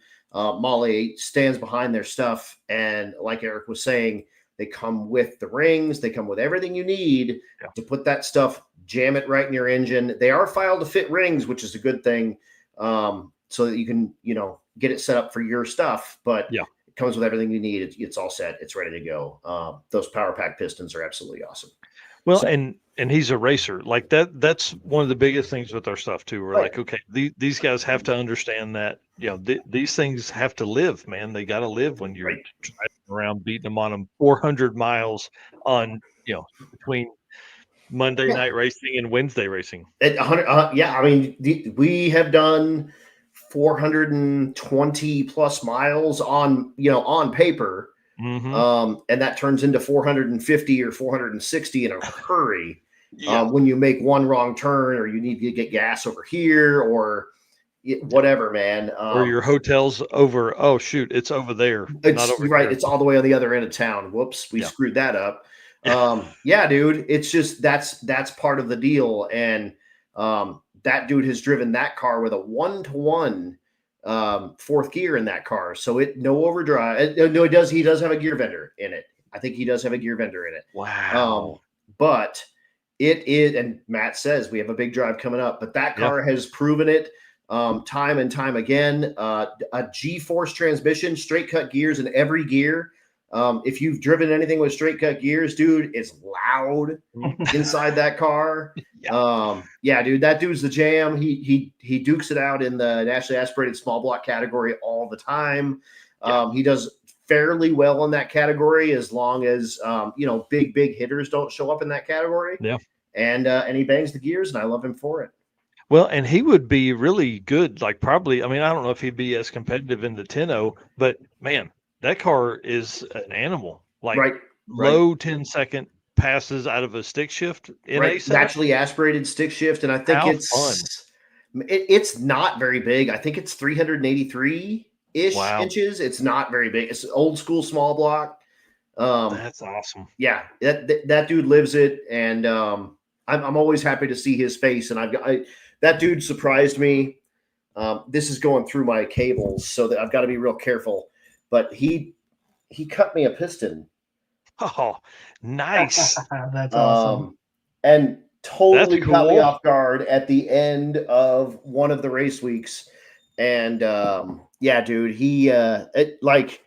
I'm not a very emotional dude, but that's almost as close as I've come to crying in a long time. So yeah, and I had to regain myself, and a couple of days later sent him a message, and I was just like, I don't know if I showed you how cool that was for me, but that was super cool. So, and then yes, I think that is Adam's ice cream shirt. If I hold it just right, I can just It's like your yeah. There you go. It's like your face. Hello, hello, you That's guys. How awesome. are you doing? Well, dude, talk to us about early days, man. When did you start announcing? That's So what I I wanna hear started about. announcing my very first year in 2012 in Douglas, Wyoming. Little EDB, tiny track. It was a 1/4 mile track. They actually put a prison at the top end of the track, so it's now an 1/8 mile, no prep track. Nice. Yeah. Yeah. So it's still kind of around. It's owned by the city of Douglas, Wyoming. Oh, cool. There's a cool Central Wyoming Motorsports group that's running some cool stuff out there and doing some big money races out there, like Royce Payton and a bunch of those, Jason Pickett and a bunch of those dudes have gone up there and won some money. But I started doing it there, and it was just a buddy asked me, can you help at the racetrack? And I was like, great, I'm in. Like I wanted to be the guy at the starting line flipping the switch. And I did that for like a day. And I was like, F that, pal. It's loud, it's stinky, everyone's car is broken all the time. You get tire smoke, you get oil crap, you get dudes exploding next to you. If it's going to be on fire, it's right there. No, thank you. I was like, cool. What about an announcer? And they were like, you can announce. You're like, hey, what about in that air conditioned? Right, air conditioned building up there. Let's do that. That sounds fun. And I did all I really have done my entire career. And if I'm from the Denver area, I raced at Bandimere my whole life.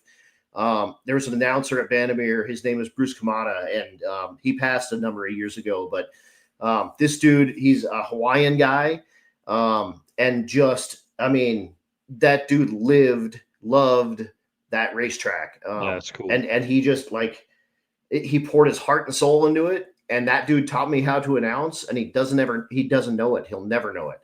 Wow. He knows he probably knows my name. He knew my name or whatever. He called me to collect on a bad check one time that I wrote the racetrack. Which was because I was racing with my rent money, because that's what you do. Yep. When you're 17. Yeah. Whatever. 21.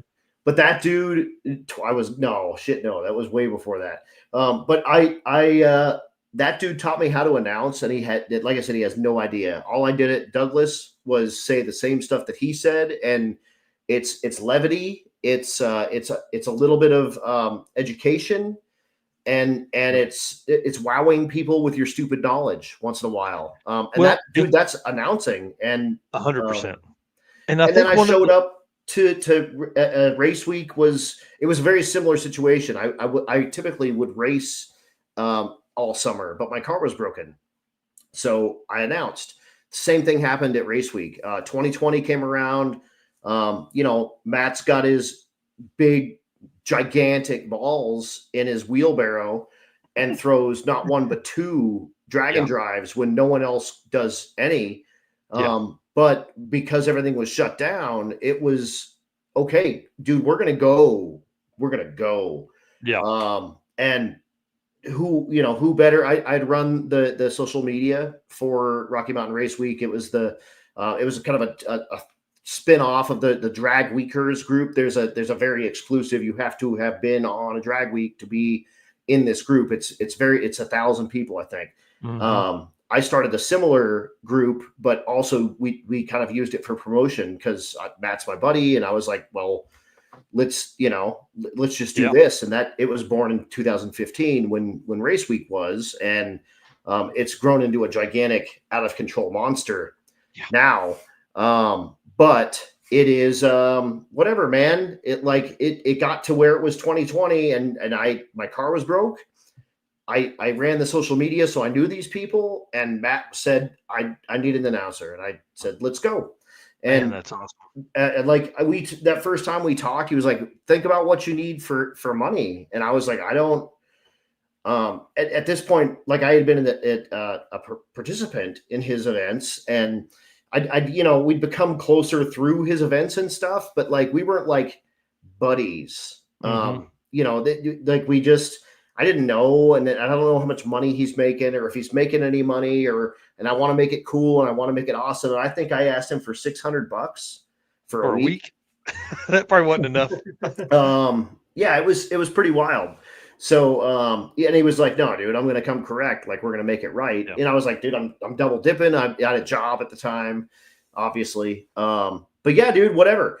We started announcing, and then he couldn't get rid of me. I'm like a virus. I'm like a rash. A good one. I tell people this all the time. Your announcing style is the way I've done one announcing gig, right? I've been on the mic a bunch. We've done one like announcing. Heads Up Hustle. Big shout out to John Paul Franks for letting me do that. Yep. And the whole time I'm like, what would Adam be saying? How would he be describing this? Who would he, And so I think that's one of the funnest things about being at the track while you're announcing is because, dude, these returning racers, Mega Week, Rocky Mountain Race Week's really one of the only events besides some regional stuff that brings folks back in, right? Like, so if you race at a large percentage and not on accident. Well, and like Sick Week brings the top 100, and Six Summer, like they choose who gets the early like that, right? Matt's like, hey, if you raced 2024 and you want to race 2025, you just sign up, right? And it works. It's like 70% sell almost immediately. It's right. It's a great idea. I love it. It's been that way since day one. It really that dude, and Matt's watching. He's doing his thing, and I would say this if he wasn't watching, and a lot of guys are going to be get off his nuts, but this dude has figured it out. He has figured it out. You support those that support you, 100%, and that's your sponsors, that's your racers, that's your tracks, your everything. You stand behind these people, and for years and years and years, they will also stand behind you. Now, if you talk to him, they'll also try to give you the screw job because when you make money, they need to make more money. They're like, hey, they gave you the deal early. But at the same time, that's a big thing. That's a really big thing. And I mean, kind of since I signed on, and it's funny. People think I'm really, really involved with Race Week, and I'm not. I'm really not. Don't follow me. I don't know the routes. I don't know anything. Matt and I are now. Go follow their car, Adam and Stevie. Go No, stay away from whatever the hell I'm driving because it might whatever the hell it is. But we've like Matt and I are buddies. Like we can talk, we can call, we run through stuff together. Awesome. He's kind of made me a bit of a stakeholder in Race Week. Nice. He runs me and Chad Reynolds as well. He really, we've been in it both of us since the beginning. Daphne was a huge Race Week supporter, and of course that made Chad a huge Race Week supporter because happy wife, happy life. Because he's a smart guy. And like Matt showed his colors when Daphne got sick. That was kind of our our defining moment. And there's, that, I don't know, there's been a lot of other events. I do need Waggle Van Honda bits. You jump in them DMs, baby. I need all kinds of stuff. That crap broke down today. I had to go rescue Stevie from Walmart. Oh, no. Yeah, that was good. In the middle of thrashing on my Cadillac, by the way, that was supposed to drive 9 hours in 2 days. Good times. Yeah, we're having fun here. But no, dude, that was a defining moment. There is a lot of these events out there. A lot of those people don't take care of their people. None of those people take care of their people. And I'm present company excluded because I mean, you do a drag and drive for charity. That's more noble than anything in the whole world. But it's fun. But Matt has put his money where his mouth is. He is every year always.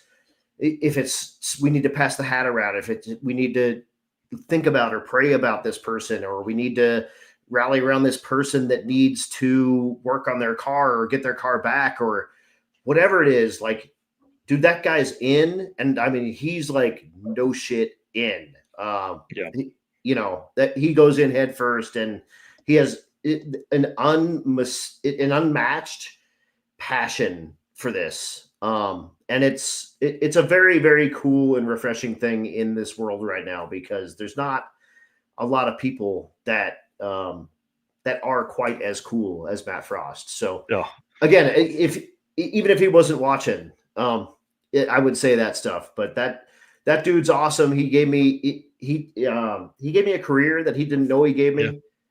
And dude, a good one. Like, look at what you've done with it. You've gone from announcing 1-2 events a year to now you announce all the time. It's your full-time job. I'm the June guy as well. I'm a Mega Week, a Big Sky Race Week, and a circuit guy. Oh my gosh, I didn't think about it. Yeah, dude. In June, I also have entries for Stevie for Mega Week and for Big Sky Race Week in something. Nice. So and of course the circuit is not my event. I don't plan on keeping that event. I'm stepping in for a buddy of mine. Yeah, we Cliff appreciate will be you back. stepping up. Yeah. That's not this is not a long-term deal. This is literally Cliff and Mike said, I need help.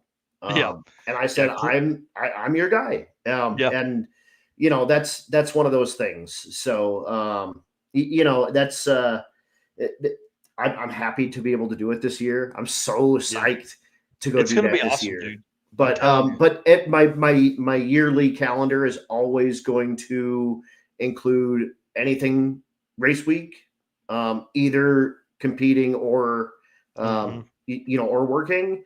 And then I'm gonna throw in my hat on that Big Sky deal. It's right up the street. Oh. It's super awesome. The drives are going to be absolutely crazy, and I think that's I'm gonna make my move for making that my event as well.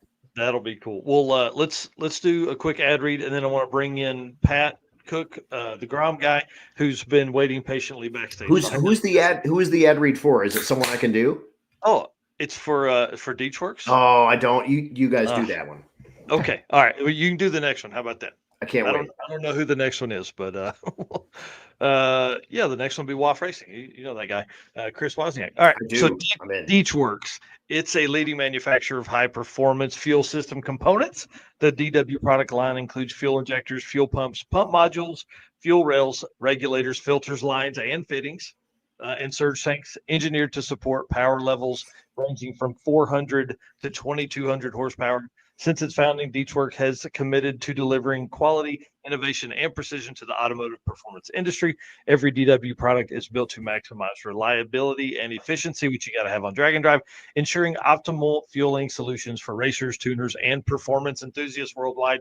Find everything on Deechworks.com. Also use the code DDR10 for a 10% discount. And I'm telling you, if you put in an order tonight, you could probably have that extra fuel pump that you're going to need for our 1,300-mile trip that's coming up this weekend. And if you guys didn't hear earlier in the show, Eric and I are going to be stopping by the Deechworks facility in Oklahoma City on our way through town and hanging out there, doing some getting some conversations, getting a tour, seeing all the cool stuff they have going on there. So we invite anybody else to stop by that place too. And if anybody needs a fuel pump while we're there, just reach out to us. Yeah, let us know. It looks like if the route's based on what I'm kind of seeing, we may drive right by it. So we did on 666 on our way through. So it's kind of fun.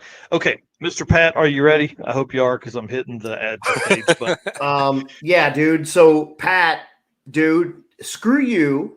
All right, and your stupid Hayabusa.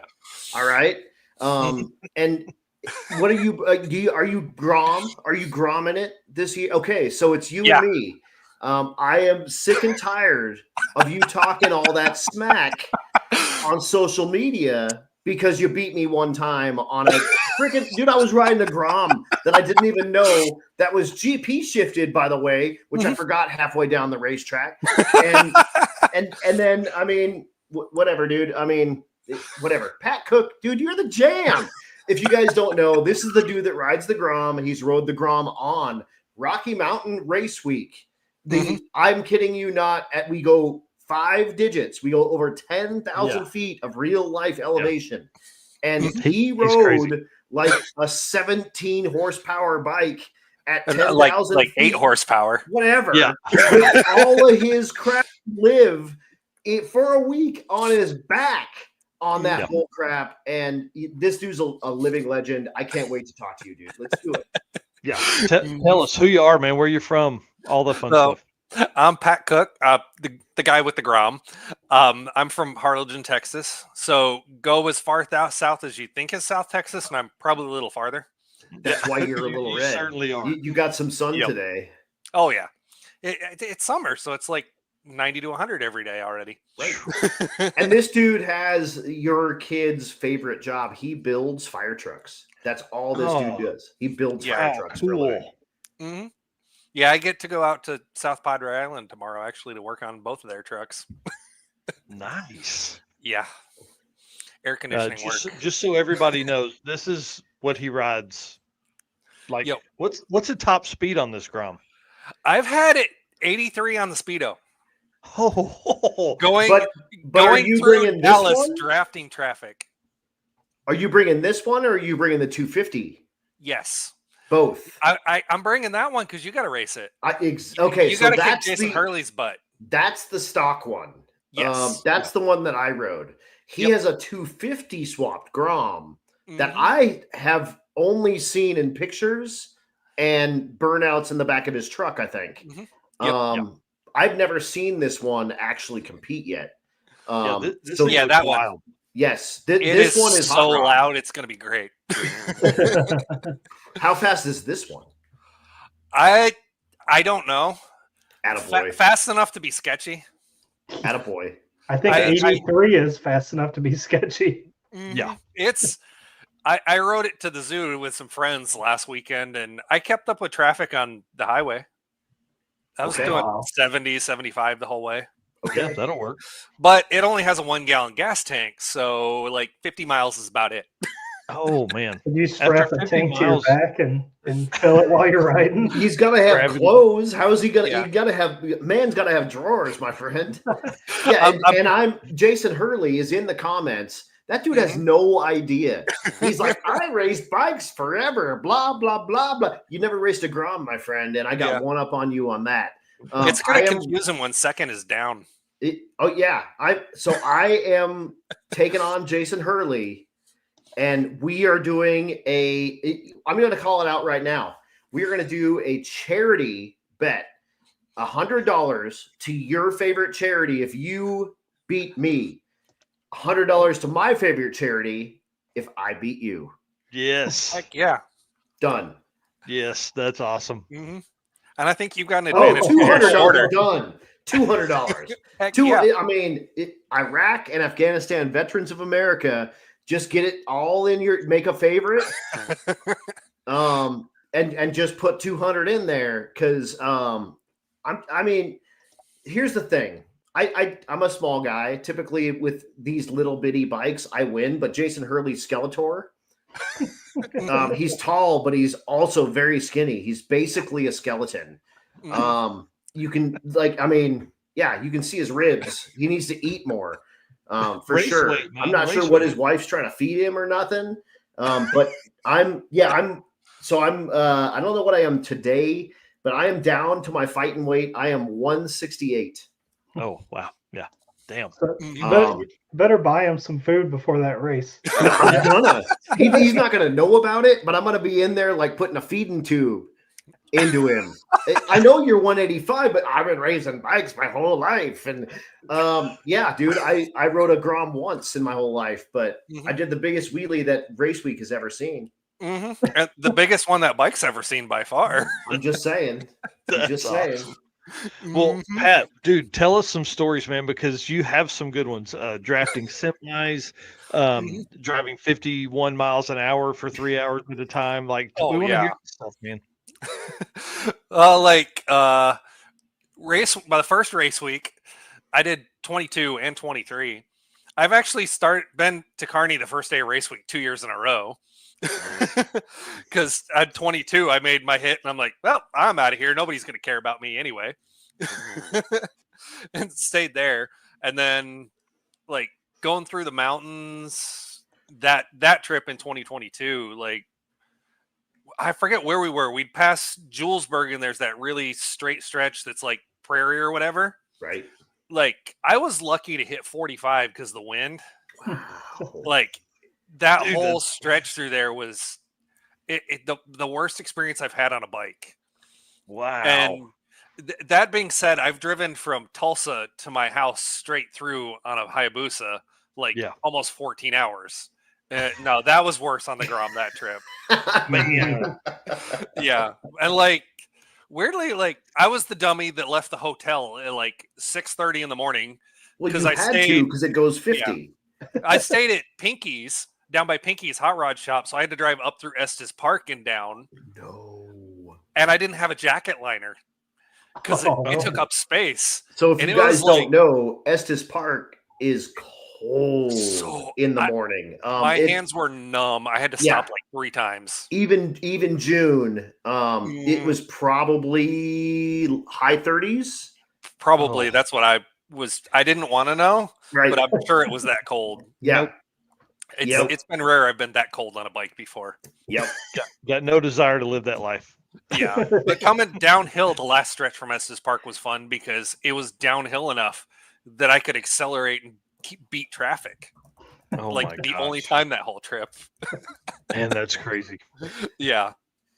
Like the first time I ever stopped on the road was that trip, and it was Rich Guido and Bill Armstrong on the side of the road when I had no idea who they were. I'm just like, you guys good? Yeah, we're good. Okay, bye. Yeah. That whole trip. Oh, that's good. Yeah. Yeah. So why motorcycle? Why did you choose to do the Grom? Where did it come from? Originally, it was supposed to be the 250 Grom. He threatened the 250 his whole life. That's all he's ever done, and he's only brought the 50. Yeah. Like it was I was signed up and registered to come in 2021, and the day I was getting ready to leave, it had a bunch of electrical issues and wouldn't even crank or fire, and I gave up because I'm like, there's no way I'm coming on something that doesn't even work. Yeah. And so I got it all working, and like 3 weeks before in 2022 it failed, and I'm like, screw this, I'm gonna go get a new bike. And that Grom, like the stock one, had 180 miles on it when I showed up for race week. Oh man. That was like 3 trips to work on it, and then I did race week. Wow. Like did break-in oil changes and everything on the trip. Man, that's so crazy. It was Rocky Mountain. Yeah, it was Rocky Mountain. It was. I mean, it had 180 miles on it, and he was taking it to 5-digit elevations. He was riding it up like, dude. So in Colorado, they have 7 or 8% grades on a lot of the stuff that we're dealing with. So every 7 or 8 feet out you go up 1. It's steep as hell. And he's, got that crap pin 25 or 30 mile an hour, right? Like second gear. And again, you're thinking, you're a relatively normal size guy. You're probably 185 pounds or something like that. Less than that, 220. Oh, all right. You're 220. You got a weak clothes on your back as well. So riding this thing, you're probably 250, 260. Oh yeah. All said and done, and it's got and my gear is more than the bike. And and you're at 10,000 freaking feet. It makes 8 horsepower at sea level. It makes 5.5 horsepower at 10,000 feet. Oh yeah. You're a gangster. Here at home, it'll maintain like 65. In the mountains, it's like 45 or 50. It's a different thing, dude. So if you know fuel injection, 100 kPa is 1 atmosphere. It's whatever 16.7 psi or whatever. At 10,000 feet, it's 68. It's 68. So you floor your car, it has 68% throttle. You floor your 8 horsepower motorcycle, it has 5. Yeah. Yeah. What do you spend in gas on that thing for a race week on average? I have I've never paid attention. I haven't even paid attention when I've driven my truck. It does about 90-ish miles to the gallon. Wow. I always laugh when people say, yeah, Groms get like 140 to the gallon. I'm like, maybe if you let off the throttle once in a while. If you throw it out of an airplane. Yeah. Yeah. I was trying to look through your photos here and grab a shot. There was a shot I remember. Yeah, here it is. Hang on just a second. On top of that, Pat is an Army veteran. So salute to you, dude. Shout out to all those. You're the same dude as me. I don't want to really be called out for that necessarily, but people need to know that you're that dude. You signed that check at one point, and luckily it wasn't cashed because here you are riding that bull crap in the mountains. Oh yeah, that was fun. Yeah, you're an animal. Mm-hmm. Yeah, and that's this on is 2.0. 50 cc's. 125. It's sorry, 125. Right. Yep. Right. And that one's a 250. Yeah, there it is. Yeah. Yeah, and this is a mini bike just for scale. The pit bike. Knows. Right. It's a micro mini bike. So it's tiny. Right. That's awesome. Oh man. But, yeah, you've had some adventures, dude. And then for the circuit, I know this isn't Mega Week related, but for the circuit, you bought a Yabusa and then rode it all the way to Joplin, Missouri to start with us there. I mean, it was like 880 miles to ride it. Craziness. 1,800 miles in 4 days or something insane. Between that and race week last year, I put on about 5,000 miles on that bike. Man, that's so cool. That's a lot. Last year, I drove to every event I did, which sounds like a lot, but one of them was in a stock F-150. and y'all, if you've never ridden a Hayabusa, if you've never ridden a sport bike, it's a different thing. A Hayabusa is the king of the sport bikes. There's one motorcycle larger in the sport bike world, and that's it. This is the king, and it has been for years and years and years and years and years. It's a 1,300 cc sport bike that makes like 160 horsepower. Yeah. At the tire, roughly, and it's 350 pounds plus its rider. Yeah. Give or take, whatever. But this is a monster motorcycle, and all of your weight is on your hands.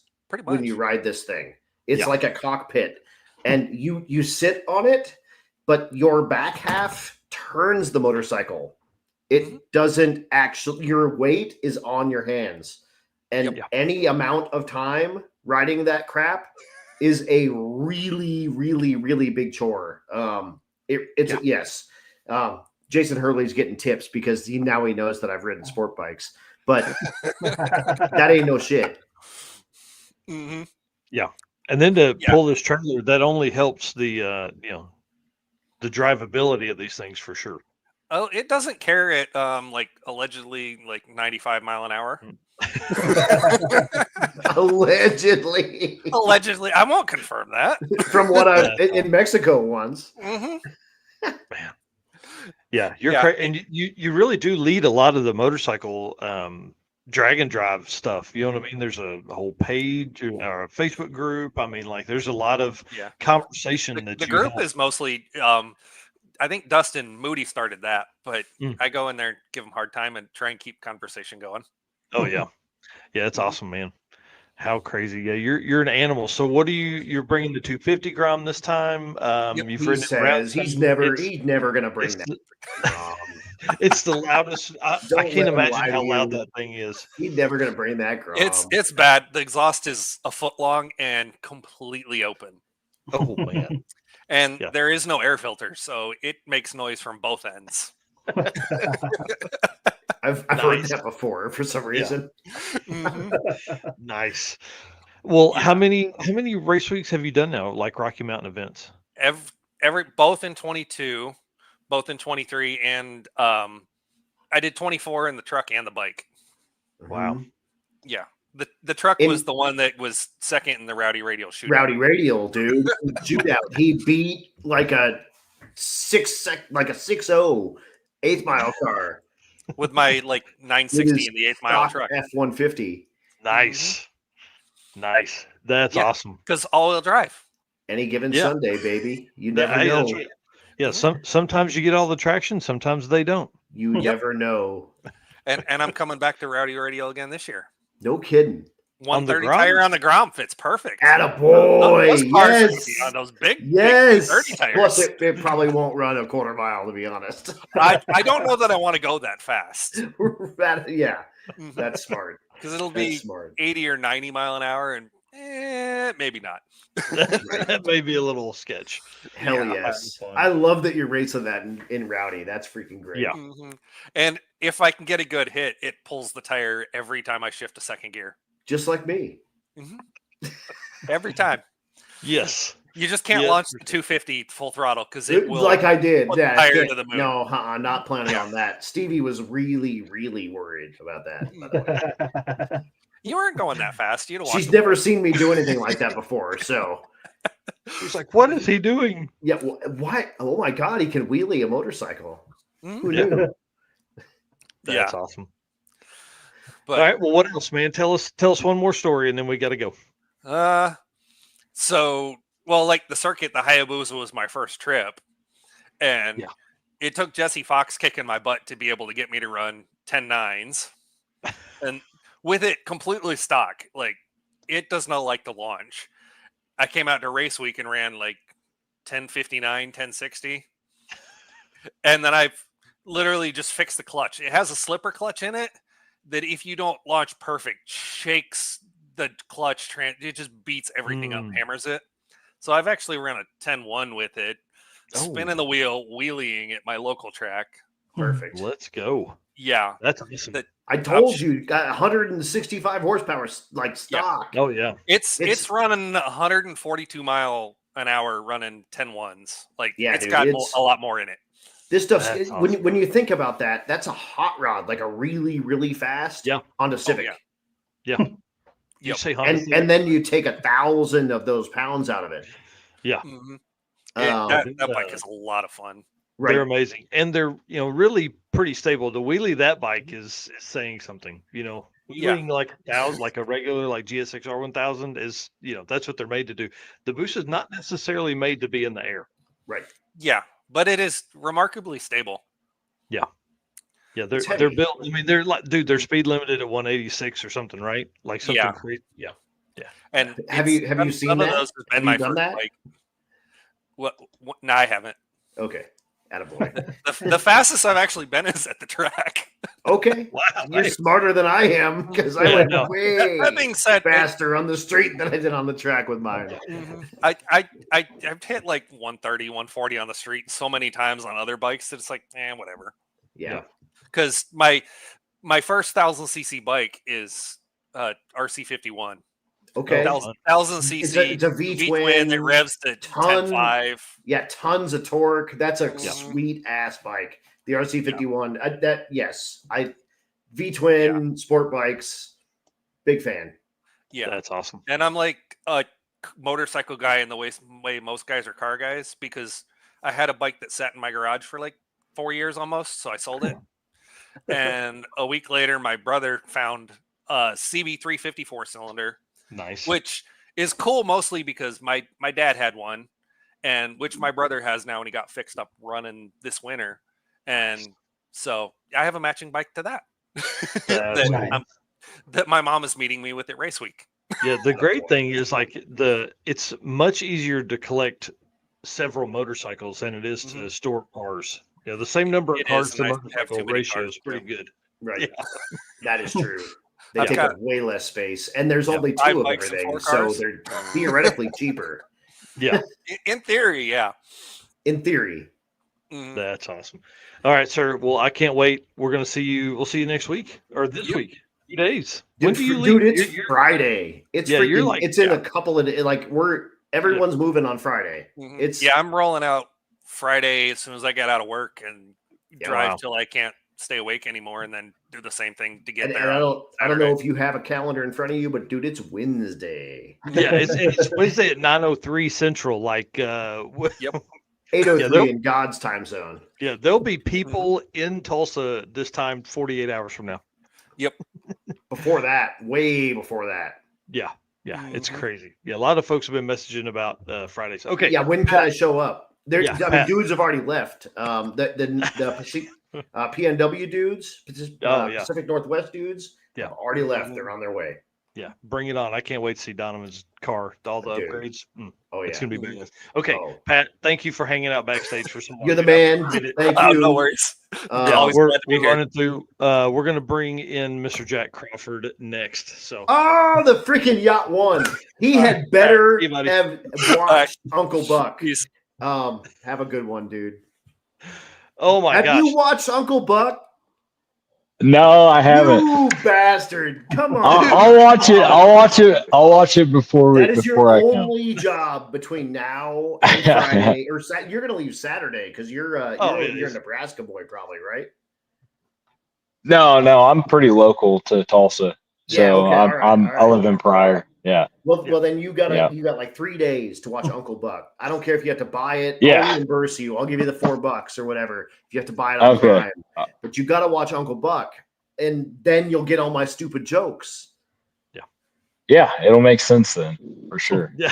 For everyone. Everyone else gets it except the dude driving the freaking car. Yeah. That's the problem. Yeah, I'm like, what's Uncle Buck? Right. Here's the problem. There's a generational gap. I'm an old guy, but I look like a young guy. You're a young guy, but you look like an old guy. And yeah. Here we are. No, it's good. I mean, ever since I was young, everyone's going bald in high school. Everybody's like, "How old are you?" And I'm like, Whenever I first started teaching, I was 23, and everyone thought I was like 35. Now I lost weight, and I shaved my beard off one time, and the kids are like, "Who are you?" They thought I was some high school kid. It's hilarious. Right. But yeah. Wayne Baker did that to me, by the way. He's got that rusty old Nova. He showed up to my wedding reception shaved. Nothing. Yeah. Wayne Baker typically has like a big old, and I didn't recognize him. I felt like such an asshole. Yeah. So we're going through all of our cards, and dude left me a $75 check, and I'm like, that's awesome. When the hell was Wayne Baker there? And turns out he shaved anyway. That's funny. Dude. So tell us, because I'm just gonna jump in here, Mike. You can just take a break. Dude, have it. Tell us about the Yacht One, dude. Yeah. So, do you want kind of like everything. background on the car? No, okay. go for the whole thing. So Yacht One was my great grandparents bought it brand new. So whenever I was in high school, my grandma and grandpa got it when my grandma passed away because she drove that thing everywhere. Real quick, for folks, what the hell is it? Yeah, there it is. Yeah, sorry, my bad. It's a 1972 Ford LTD. It's full body, full glass, full interior car. I just got the cage certed this weekend, but it's got an 850 cage in it, all that kind of stuff. I've been eighth in it. The goal for it is if I can get it all together, everything's there for it to do it. It's just if the track's there and that kind of deal. But if I can do it, I'm gonna try to run an 8-second average this week. Boy. Yeah. We'll see. But I was real close last time. I ran nines, low nines all week at Rocky Mountain. We'll be fine. So he said, "Bye, skanks." Absolutely. So no, that thing. And what's it? Low nines on race week, and you completed. What's that crap weigh? 4,500 pounds. Dude. Yeah. So 4,500 pounds. I have no clue with the trailer. Before last year's Rocky Mountain, I'd never done a national event. I've done a lot of the local stuff. I did the circuit. The first time I did the circuit, I blew up my brand new engine. That sucked. Oh. And it wasn't just like a little bit.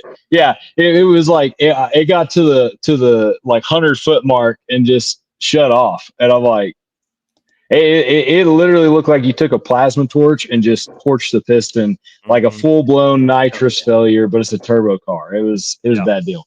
Did it lose the injector? Is that what you said?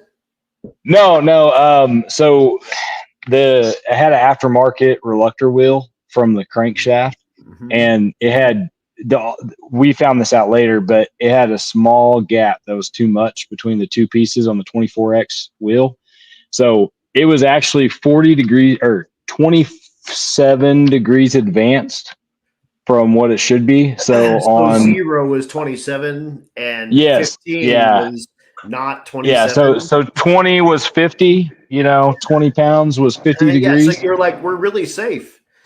Yeah, I'm like, this thing is super safe to go, And I was like, man, why is this thing so hot? Up. It's weird. Yeah, well, why is it so hard to start? This makes no sense, So, no matter what I did, I was scratching my brain. I asked so many people for help on that deal. I was like, we can't figure it out, and then they just let go.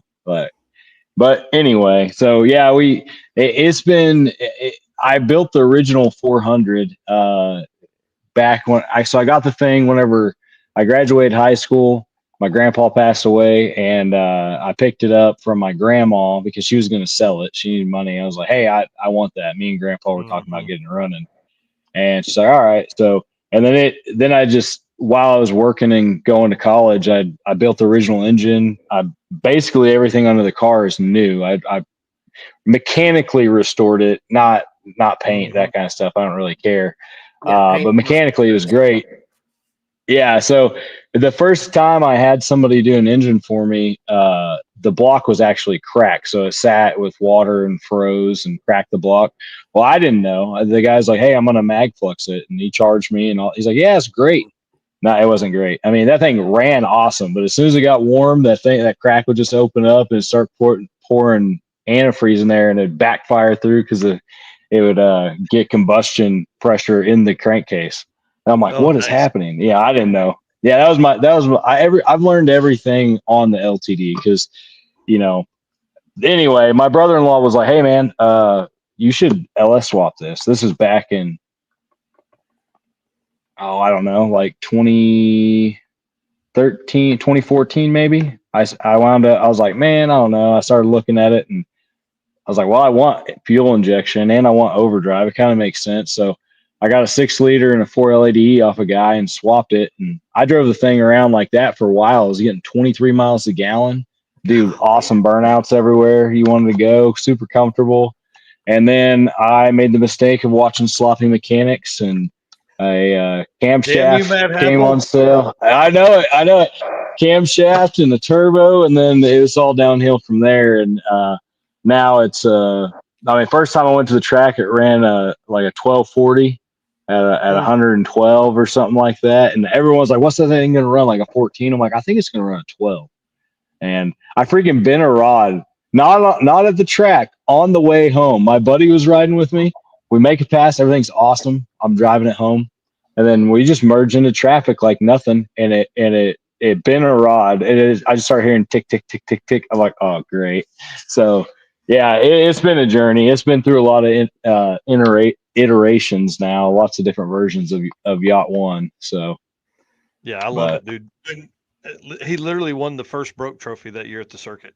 Right. Like, yeah, it was the first pass that he made. Like, yeah, welcome. Yeah, he's like, I don't know what happened. He's on the phone with somebody about to cry, and we're like, what happened? He's like checking push rods and stuff. Man, it was wild. Yeah, it literally. So I got it off the track, and then I parked in the pits, and I went to start the thing, and it backfired, and smoke is blowing out from under the hood. Like, it was like a nitrous backfire. Blew the intake gaskets out, valve cover gasket, because it just ignited and just filled the whole crankcase. And like, I was fully strapped in, going back up to make another pass. And the dude next to me comes running over with the extinguisher, trying to open the hood. I'm trying to rip it. It was bad. Yeah. So, but hey, fun story. Jumped in with Carl Bright. Big shout out to Carl Bright, the white El Camino that kills transmissions or kills power glass. Yeah, it kills power glass. 4 ladies, then glides. Yeah, everything. That 632. Yeah, that's 632 on nitrous. So Carl's actually Chris Pageant couldn't go with me this year. He was my co-pilot last year. So Carl's actually going to hop in with me. Oh, that's awesome. And so he's going to ride along. So that should be fun. Cool. But yeah, so like last year, you guys were talking about Matt letting people in. Whenever I finally decided, like, hey, I'm gonna go all out on the car, I built it to do Rocky Mountain Race Week. Like, that was the goal. And I'm an ag teacher, and I never could really make it line up like with my schedule. So then I was like, oh, I'll do 2.0, and then that didn't work. And it was in Tulsa. I'm like, I'm just gonna show up. I talked to Chris, and Chris is like, I'll bring a trailer, throw your crap in it, let's go. And so I got in last year just showing up, and we wound up. Dude, honestly, which is rare. Like that's yeah. We're like the only event that I know of in the circuit, I think as well, that like we'll turn you away and sick with you. Like it's no guarantee if you show up, you may or may not get in. Right. I almost drove to Colorado the last year it was there, but I just couldn't make it happen with work. I couldn't get away, but because I knew Bandamere was going away and I always wanted to race it, never got to. But yeah, man, race week last year was nuts though. Like for the first one, wound up second in unlimited and won the quick 16 shootout. I was gonna say you killed that quick 16, dude, in that crazy car. People think run 12s. Yeah, I know it. And I mean, day one we couldn't figure out, or I couldn't figure out. Chris was, I'm sure, getting pissed off with me. Like I'm such a analytical guy, like problem solving. I'm like, well, I could do this or this, and I just kind of had paralysis of what class I'm going to be in. And I'm like, I'm just going to do unlimited. Screw it. And it worked out. And man, we made it to Texas, and the fans went out. This guy in I think it was a 50 Chevy. I forget their names. They happened to pull off. We were 20 miles from Force Performance. This thing like flawless the whole way there. And all of a sudden I looked down. This is right after Goldstone like ripped the oil pan off of his car. And like so like we're looking for that pothole. I'm like, oh, there it is, and then right after that you make the turn, and I turned and that thing was like nuclear hot. I'm like, what the hell? I pull over and no fan. So the fan died. So I'm like, crap, and it was like I did everything, on the cheapest possible, like trying to use stock parts and stuff. So it was like a Ford Taurus fan or whatever, running it on high. I mean, it worked for a long time. I had that same fan forever, but if it died. And so I have a fan on my transmission cooler. So I took it off. Those guys stopped and they go, hey, we're not using our trans cooler fans. And it's these two little bitty, like looks like computer fans. So they pulled that off of their car. I strapped that on there. So I had like two little 8s, a little 10. So, and it would keep it cool for about 20 miles. So we made it to the checkpoint, started overheat, like getting hot, did the checkpoint. And then we hung out, went to Buc-ee's down the road, and then it was getting hot. And then, Sean Slayball, he was like, hey, I got a fan, and we tried to make it work. It didn't. So some random guy's like, hey, I got a little fan. So I had 4 like small transmission fans on the radio. Dude, it worked awesome. It was great. And we made it the rest of the way to Summit and bought a custom fit one. And me and Chris, it wouldn't fit because my turbo stuff is all right there between the radiator and the engine. So we took just a cutoff wheel and cutting the shroud up, made it fit in the parking lot. And then we show up to Texas late, right? So we get to Texas a little late. They're on the second round, and they're at Ennis, and that's where I've run my fastest pass, my 8 pass. I did that at Coder in the heavyweight deal. And we get everything changed over. I'm like, all right, we're going to make it. I lay under the car, do a shock adjustment, and I just look, and I'm like, oh my gosh. So the whole time driving, you make a swooping curve. This thing would start making noise, like grinding. I'm like, this thing's never rubbed. Maybe it's just a trailer. Well, what it was the lower control arm was tacoed. So here's one of them. I don't know if you can see that, but this one's not as bad, right? Oh. So yeah, it mistakenly in the dark got jacked up by the lower control arms. Who did that? Chris. He's like, I'm sorry. Anyway, so it's no big deal. But I get so it. we're freaking out. Mark, Greg Hurley, jacked up Mark Cicino's car by the oil pan one time. Man. It happens to the OGs, dude. It's part of the deal. Yeah, so I'm scrambling around like maybe I can weld a piece of angle iron to it or zip tie a pipe, just like make a pass. And the Juggernaut guy, he had F body.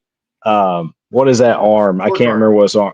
Yeah, he had an F body torque arm that was like all wore out, and he's like, "Oh, this might work." So I took this off. I had the whole rear end hanging on the ground. He was over there grinding and cutting, and we were fitting it all and measuring it out. And so I ran that for a while. So we had old chopped up F body torque arms welded. He cut off of my ends and welded them on, and that's what we ran. Yeah, and with the Mad Thrash on the fan, and then the arms, and then I was like, all right, this is I'm gonna have to one and done this thing. I go up there, I'm sitting on the brake, I'm like, man, this sounds spicy, and I let go of the button, and that thing was just start screaming. It was picking the tires up, and then it just shuts off, shoots flames across the hill. I'm like, oh my gosh.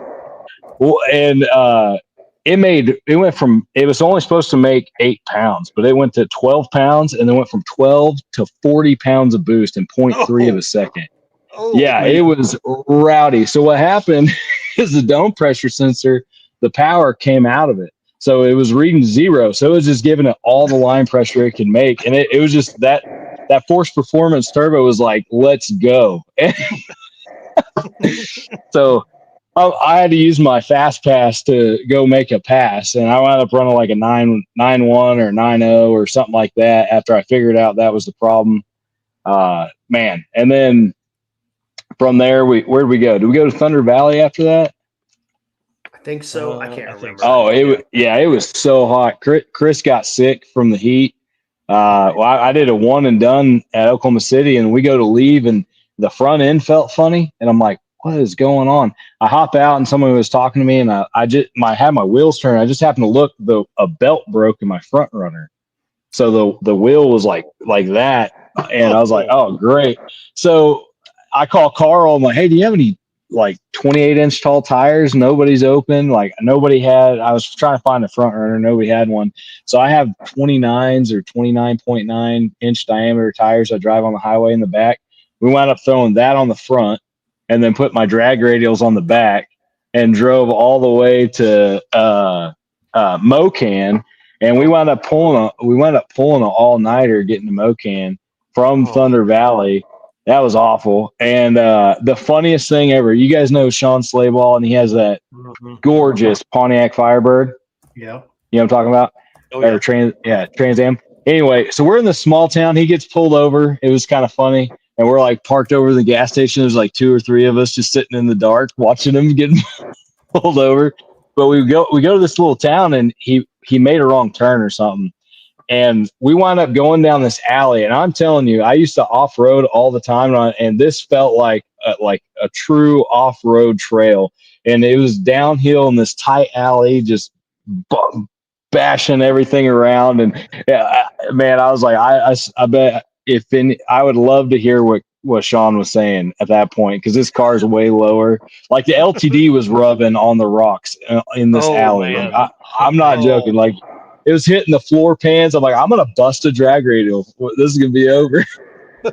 Well, you got a 29-inch rear tire on the front. Right. Yeah, and it was still rubbing. But anyway, no, that was a crazy deal. After that, we went to Mocan and blew up an alternator, and that Mocan's always sketchy for my car anyway, being that heavy and going that fast. And but yeah, then we made it to Tulsa. Everything was good. Got in the quick 16 shootout deal, and I raced Bill Armstrong, which he's been way faster than me, and everyone's like, oh no, that sucks, you know. And so I got Bill, and then I raced I can't remember the guy's name, but he has a real pretty like gunmetal gray Nova, I believe, or Chevelle. And another guy, he's from Oregon. He has that Fairmont, that 6-speed Fairmont. You know what I'm talking about? Yep, Nate Curran. Yeah, Nate, dude, that thing was fast. I don't know what we ran because it was a no time deal, but that had to have been a PB for me, because I mean, I as soon as I got that dude clicked into high, I was on the scramble, and I think it's Blaine Stark has a video, and there's a GoPro on his the D pillar or C pillar or whatever on the back of his car, and you just see my car, like he leaves on me because mine wouldn't leave hard because it was so slimy. And you just see the LTD just keep coming and just barely clip him at the very end. I had that thing turned up, and then after that I raced, Unlovable Dusty, and that was a good time, man. Yeah, I can't wait to see that track. You saw the wheelie that he did, I think last Oh week. yeah, Also. yeah. I was like, holy crap, dude! Got it turned up, man. It's gonna be awesome. Yeah. Wow. But, Well, I'll tell you this probably more than you need to hear, but your car is one of my favorites, man. It's so cool being just big and 4-door and just cool, man. It's just really, really cool. Well, I appreciate it. Yeah, I dig it. I keep going back and forth on if I want to build a faster car or something lighter or whatever. But this one will probably stay a street car. My only goals are like try to run an 850 in it and then be done. But I mean the mile an hour is there. But I gotta get the front side to work. Jeff Moore, you could have a podcast in the trunk. I think that is one thing. Yeah, no kidding. It is fun about that car. Like you start looking at an 850 cage in that car, probably doesn't really get in the way as much. But dude, a 750 cage, you're just man. It would be hard to have a 750 cage in that car and drive it as much as you do. Yeah, because we'll take it to church and church, work, to the racetrack, whatever. I mean, it's a good one. That's so cool. Adam, what else you got for him? I just got done peeing. I don't know what he was saying, but dude, what movie are you gonna watch? Uncle Buck. Yes, sir. Yeah, I'll get it watched. Yeah, that's the first question we're gonna ask you when we come find you on Saturday. Here, I can share be like screen. pop quiz. Here. Yeah. Pop quiz. Yep. There you are, right there. Hang on. It's a 2-door. Yeah. But it's not doing a burnout. It's running. Yeah. Oh, okay. I was like, I have a photo very similar to that I'm of sure you do. doing a big burnout. Right. Yeah. Right. This is how it runs. Yeah. That's awesome. So, yeah, it's pretty good. It's John Candy at his finest. Yeah. Okay. I'll check it out. Prime time John Candy, man. It was a great movie. All right. Well, Jack, we'll see you soon. Couple days. Yep. 2 days. Thanks, guys. We'll see you. 48 hours. We'll see you soon. All right, Got one, baby. Yeah.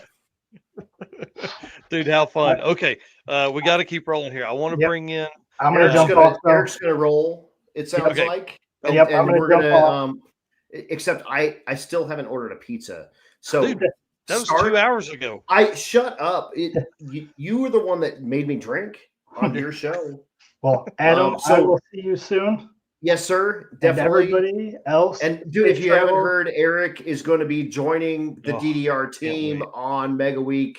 It's the first time that he's been out in quite some time, right? Since Sick Week, I think.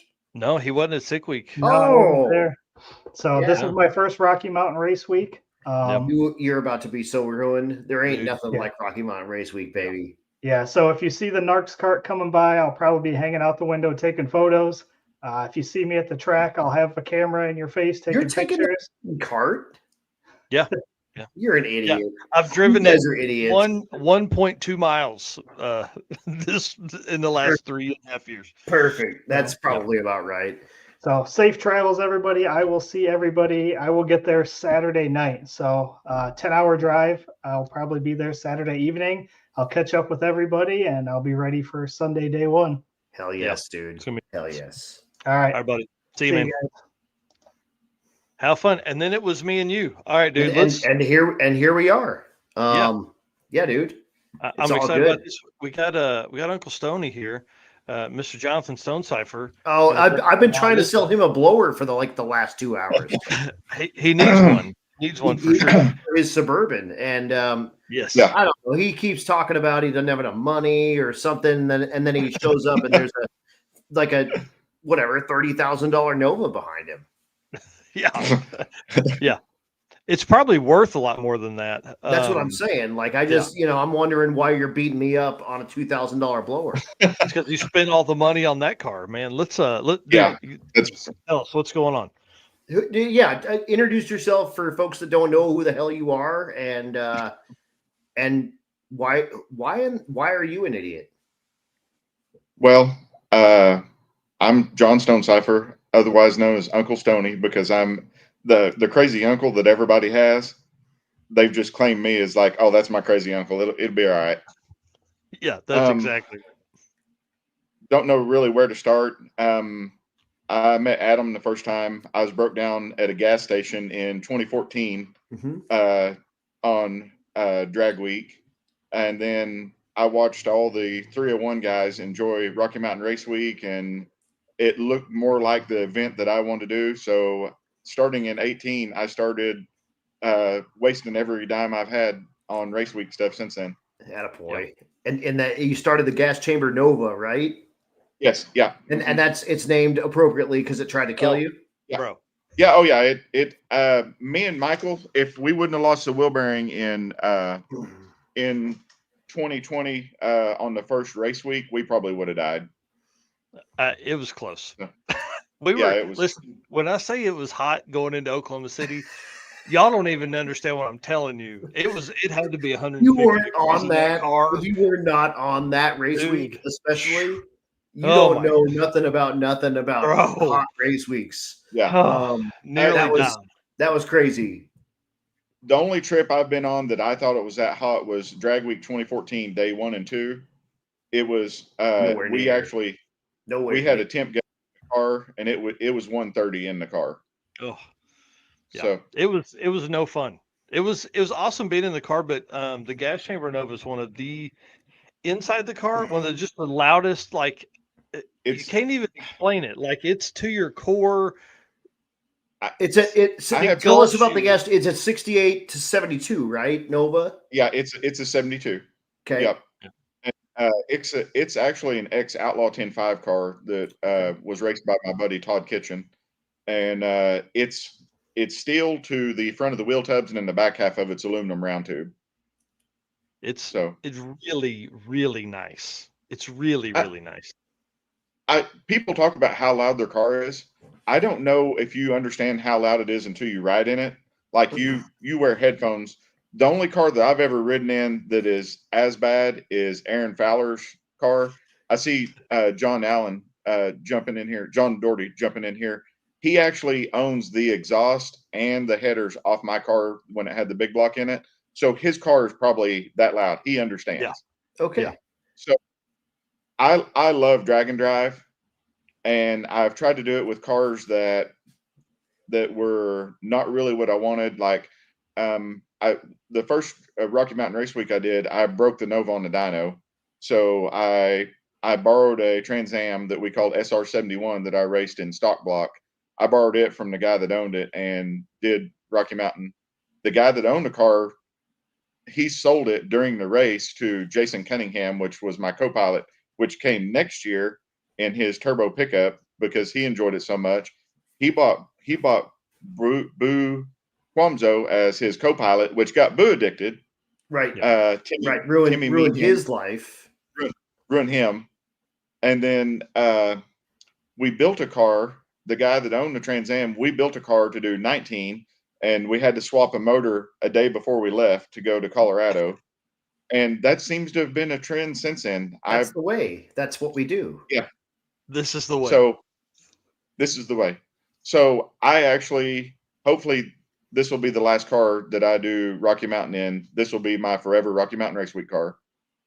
And I had bought pieces of a motor and tried to fix the thing and was unsuccessful. So I actually, again, had to do a motor swap the week of.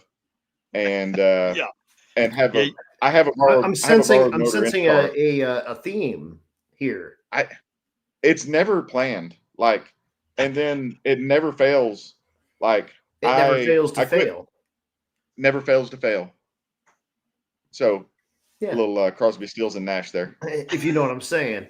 If you know Absolutely. what I'm saying. Yeah. Yeah. So I never planned to do this, but it's like I even quit my job and opened my own shop so I could have a more flexible schedule to do this stuff on. Yeah. And then now I've got my shop is super busy. I've got more stuff than I can do, and I have guys calling me. And then like today, before I went on, a guy called me and wanted to buy a tractor that I had for sale, and like want to come get it tonight. And then is that wait, hold on. Is that tractor more than about $2,000? It's right at perfect. Just well, yeah, just throwing it out there. I'm just letting you know that I can ship for free right now. And blowers are not light. Hand delivery. I'll just let you know. You've already sold it to me. I just got to figure out how to pay for it. It's like the guy with the car. I went and looked at it. I met him at the track. He's been a friend for 10 years, and he's putting a sales pitch on me, and I'm like, dude, I'm going to buy it. It's done. We just have to find we just have to find a number. I have a long history of just letting people take my shit, and then work on it when they want. A la Vince Rui, who is currently PS making trophies. Oh, so nice. yeah, that Big dude's jamming. That dude's jamming trophies right now. But yeah, dude, that I get it. I understand. But you know, I mean, if you want it, you just got to tell me, and I'll put it in the trunk. And then we can work out we can work out the details. Just go ahead and bring it. Okay. I agree with your number. I just got to make the money now. That's great. And honestly, it's sitting in my trailer doing nothing. Yeah. So I'll put it in the trunk if I can take my car. Yeah.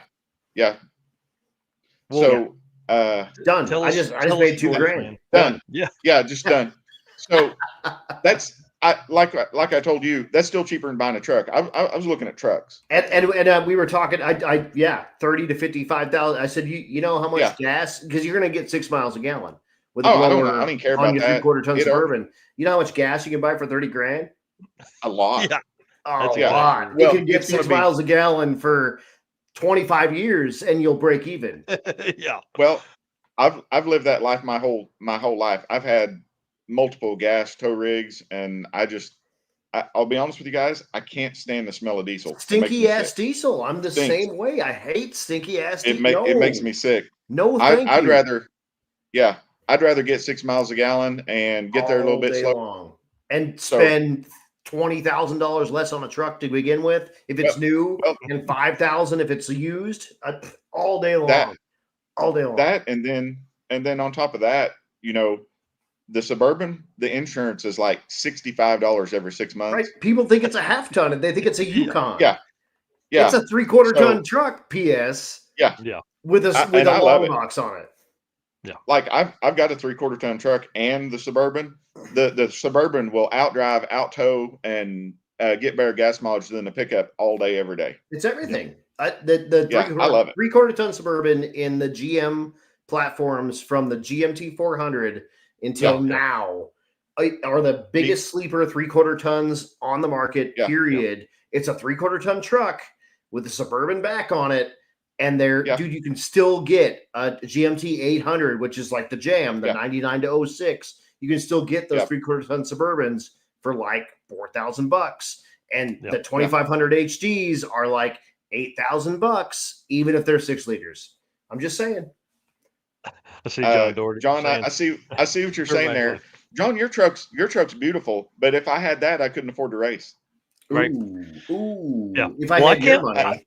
I can't wait to race with him. John, he's one of the funnest dudes. Gearhead Perspective podcast. If you guys are wanting a great listen to. I love it. He's actually going to be traveling in our group, and I didn't know if Carter was going to make it on here tonight. Carter's one of my real good friends too. John and Carter and Boo and all the guys. Me and Adam, we let Carter get screwed over in Nebraska, and I thought about it the next day, and I was like, God, that was a terrible move as a friend. But I let him get a pecker. I don't know what he's talking about. I would never ever do that. Never once. That's not me. I didn't do it. I wasn't there. If I remember Mexico, right, I have no idea you what had you're the talking Sharpie. about. I don't If I know. remember right, you had the I Sharpie. never had a Sharpie. I can't remember anything that you're talking about. I don't draw dicks on stuff randomly at race weeks. Ever. I've never done that. Carter, I'm sorry, but I love you, brother. But it was he was cool about it. He laughed too. He had a good, he did. He told me, he goes, dude, I'm in the service. That ain't nothing. He goes, I've had a lot worse than that. That's because I was in the surface, and I know. I Yeah. mean, right? That wasn't a real dick and balls on his head. Right. It could have been worse. Right. That's exactly. Well, and I think that's one of the greatest things about Drag and Drive and the race car friends we make, dude. It's just parking such lot a friends, big- parking oh, lot man. parties, all of that Ugh. stuff.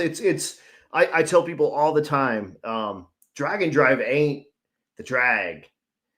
It's the drive, it's the parties, it's the every night at the hotels, it's the hotel bars, it's the Buffalo Wild Wings after the fact. If you guys don't know, I don't know if Matt's still watching again, but Buffalo Wild Wings, and I wasn't there. Dude, I've only heard third hand about Buffalo Wild Wings at Race Week 2023, I believe.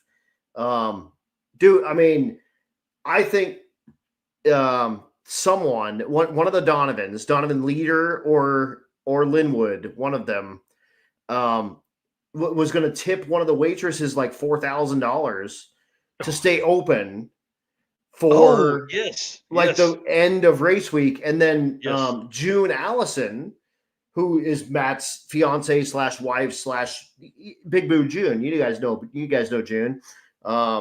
Yeah, dude, she was like, I'll match it. Like they were gonna it was 2,000 and 2,000, I think, and they were gonna give them $4,000 to stay open late. At Buffalo Wild Wings, and I was back drinking with Aussies. I had no idea, and these dudes showed up after the fact and said, "We just got kicked out of Buffalo Wild Wings," and let me tell you the story. And apparently, it was off the freaking chain party. And that's the stuff that happens on Drag and Drives. It's the weird offshoot crap at some random restaurant that blows up and becomes the thing of legend. And you don't know when and where and how and why it's going to be. But yeah, dude. I mean, me and Adam Krigo almost got kicked out of a hotel. Applebee's. Yeah, dude. Krigo passed out in his room, door wide open, face down on his bed, after telling the lady at the front desk of our hotel to suck a cat dick. Oh no. Hey, let's talk about late night hotel check-ins real quick. Oh goodness. Jonathan Stonecipher. Now this is a great story. I am a Drag and Drive virgin in Race Week 2020. Race Week 2020 really changed a bunch of people's lives, right? Changed mine for sure. It's 4 a.m. I have booked a hotel for that night, not 4 a.m. night.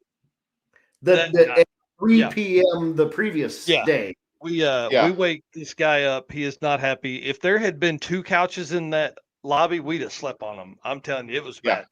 But it was brutal. He screwed us even worse than that. He gave us a room with the whole thing was mirrors. And we didn't even have a video camera charge. I was going to say, did you guys start making out? Is there video of this? There were 5 of us in there. I mean, it was a great time. That's a story that will live in infamy forever. Yeah. And you never would have had stuff like, honestly, I'm just saying, if we all just sit at our jobs like a bunch of stiffs and make money and don't go and do cool stuff with cool people and meet people from all over the world, we don't have this. And that's why this is so important. Like, I don't know Stonecipher from shit until that dude shows up, broke down at a gas station, because we're idiots. I don't know Narx from shit until that dude shows up with a Crown Vic or a Grand Marquis or whatever the hell it is with the body chopped off of it, because he's an idiot. This is this stuff, and these are I mean, I'm sure your analytics are the kind of near what mine is.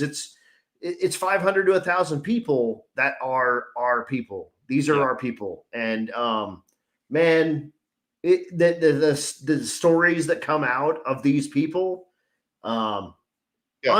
unreal, absolutely insane. And again, like, if we're just going to work and we're trudging along and we're doing our thing, I never meet any of you assholes.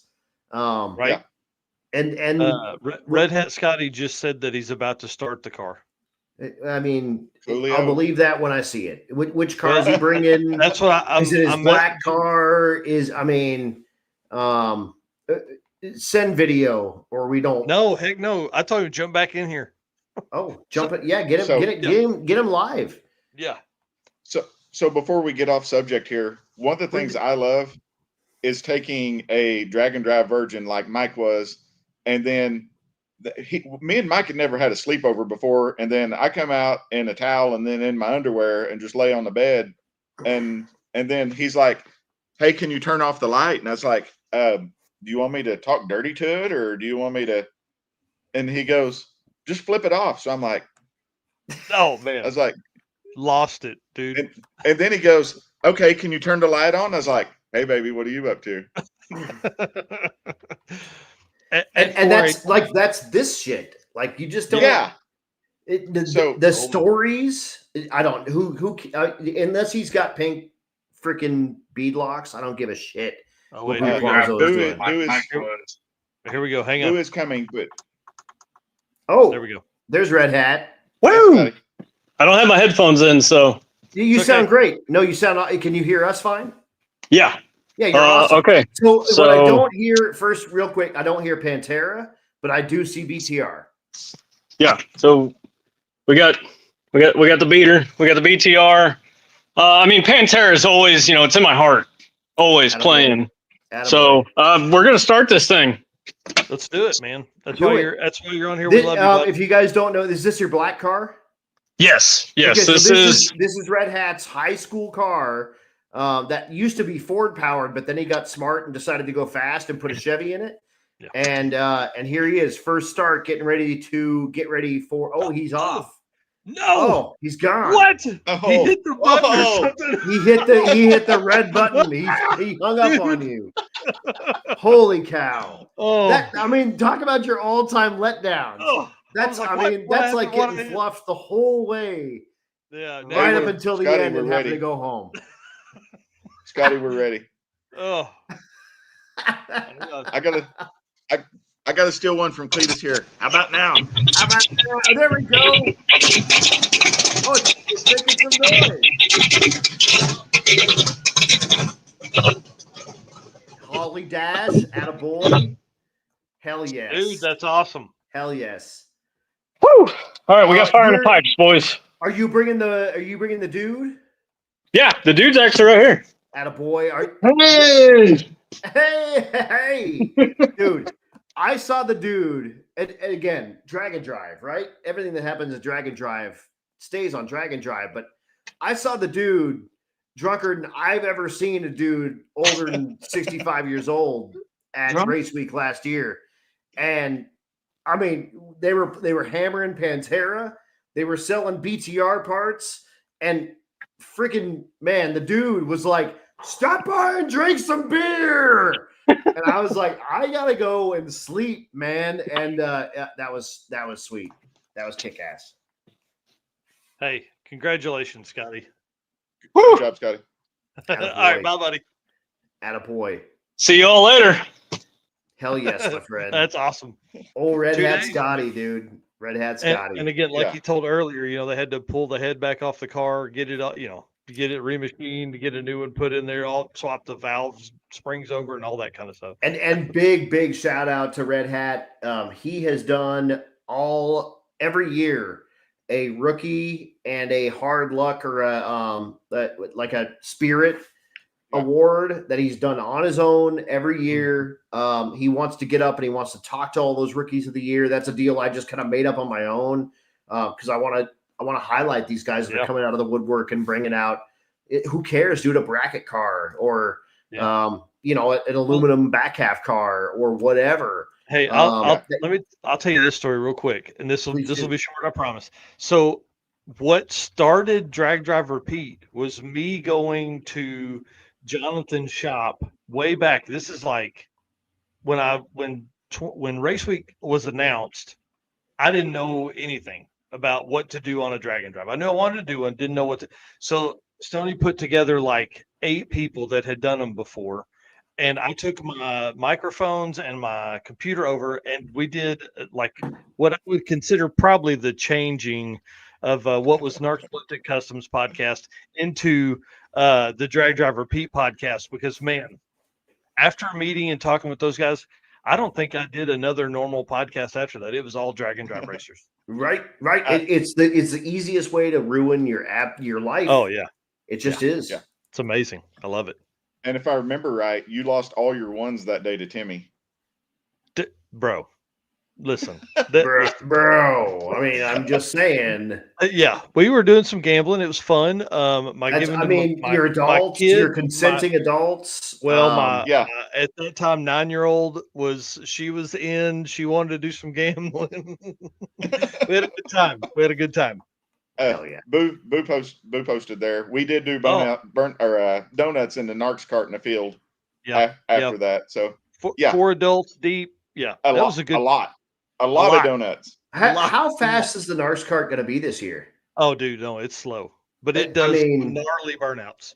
Okay, all right. Yeah, that's all it was built for. Totally. Stonecipher. Matt Frost just said, dude, Stonecipher builds his own freaking trophies, and what's cool, he throws his sort of naturally aspirated sort of world in that, but then because he's a strange freaking dude. Yeah, he gives awards to the slowest finishing naturally aspirated small block and naturally aspirated big block, and last year the overall slowest. Right, I'm doing overall slowest again this year also. Attaboy. Because we have Travis Weiss making those this year. They're great, and he sent me pictures. And then I do at the circuit. I just do one trophy. I just do the slowest overall. But I've had so many people be like, well, that wasn't the slowest car. And I was like, well, it's the slowest NA car. So what's one more trophy? Let's just do it. And honestly, it's my award. So I do what I want. How about that? Yeah. Check this out. Yeah. You don't win. My bad. Whatever.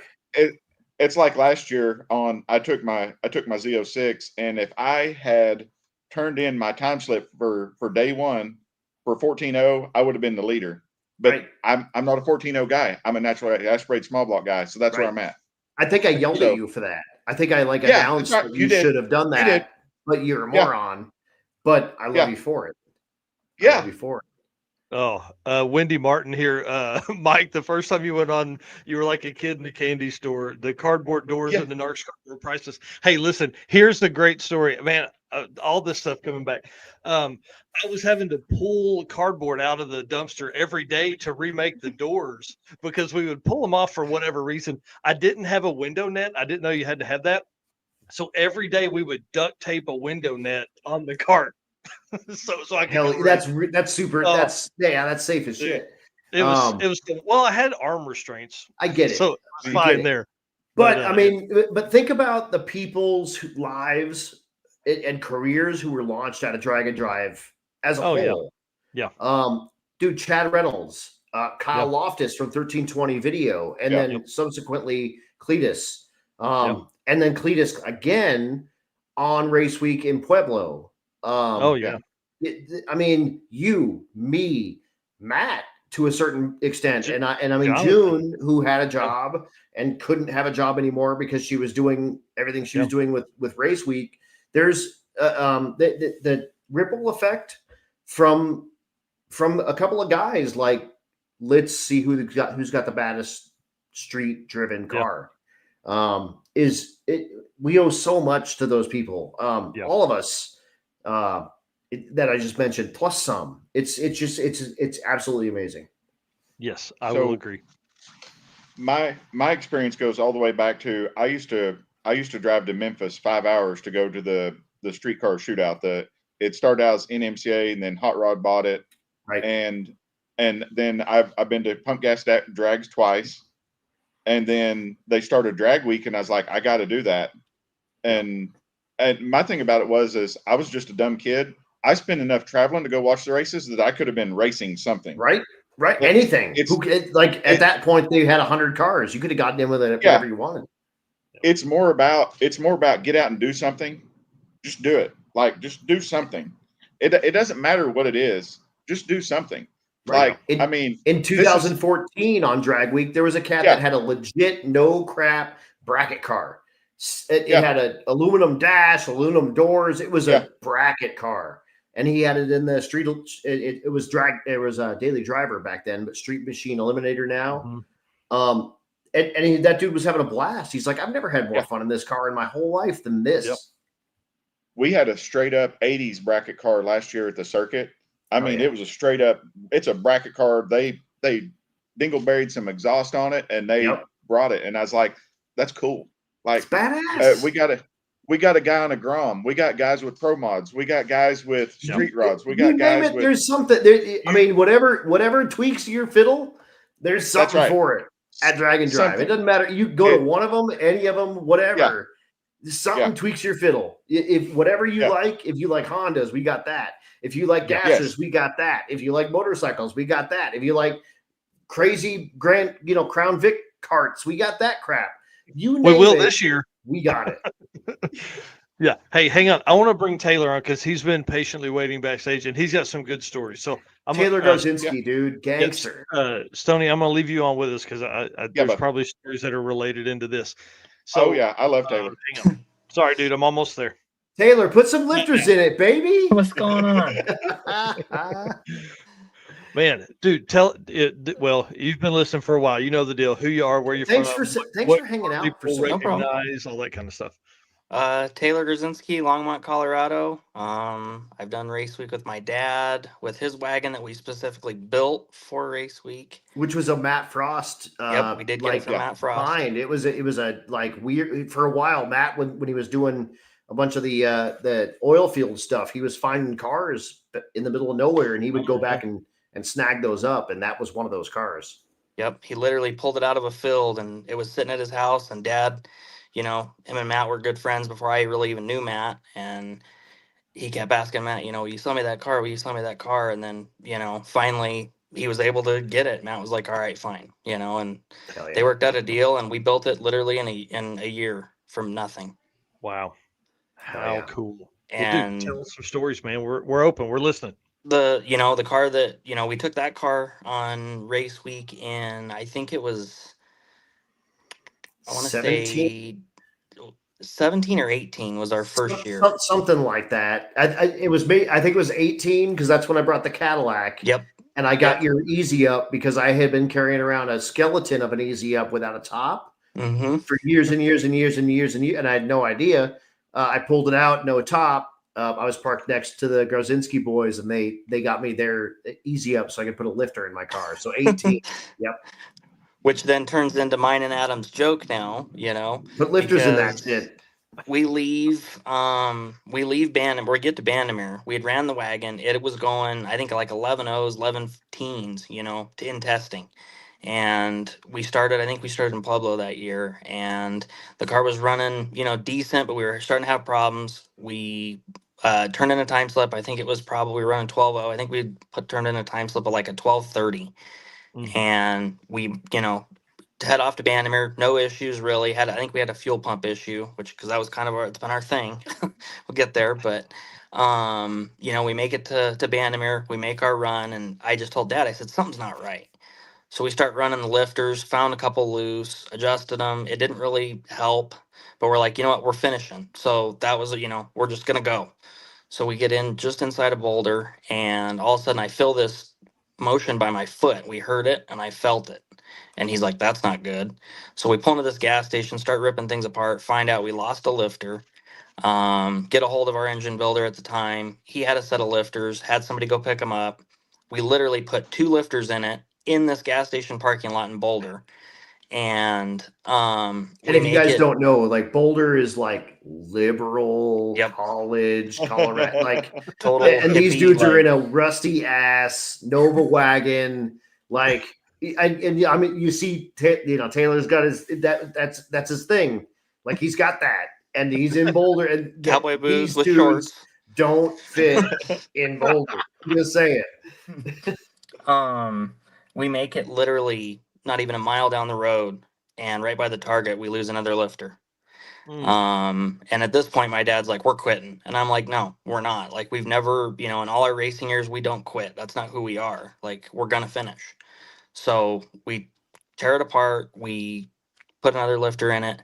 We make it to, I don't, we went to Kearney, I think, from there, right? Or no, it was Julesburg. Julesburg. Yep. Oh no, it was Jules. That was the year we did Julesburg. Yes. Yep. So we make it to Julesburg. Honestly, really no problems from, Boulder to Julesburg. It was pretty smooth sailing. Thankfully, we drove right past our house on the routes. We were able to work on the car that night. We did some things, hoping it was going to help, and we get to Julesburg, make our one run, and yet again, didn't, pick up at all. So we're like, we're going. So we take off. We head to Kearney from there after we turn in our slip.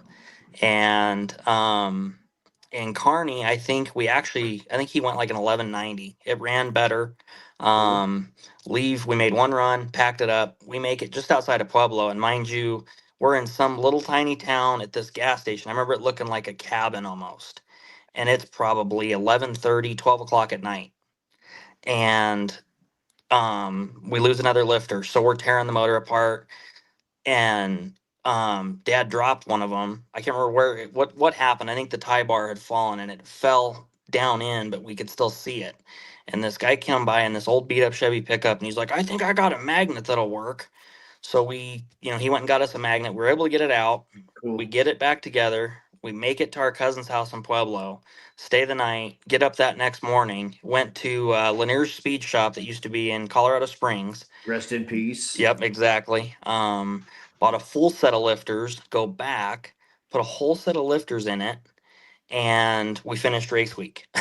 That's awesome. And that was our that's our joke. Every time I see them cats, I yell at them, put lifters in that shit. And at a stoplight, at a McDonald's, at a car show, at whenever I run into either one of them, I put lifters in that bullshit. And the thing is, Adam, you've known me since I was probably 12. 12, and I was just gonna say that. Like I watched you grow up at the racetrack, and your old man drove King Street, and I drove King Street, and you were, I watched you get your first Nova. I watched you start doing all your, you started in bracket racing. You got to heads up race your stuff. You bought your old man's car back. I mean, that's cool. His old man sold his purple Chevy 2 Nova 64.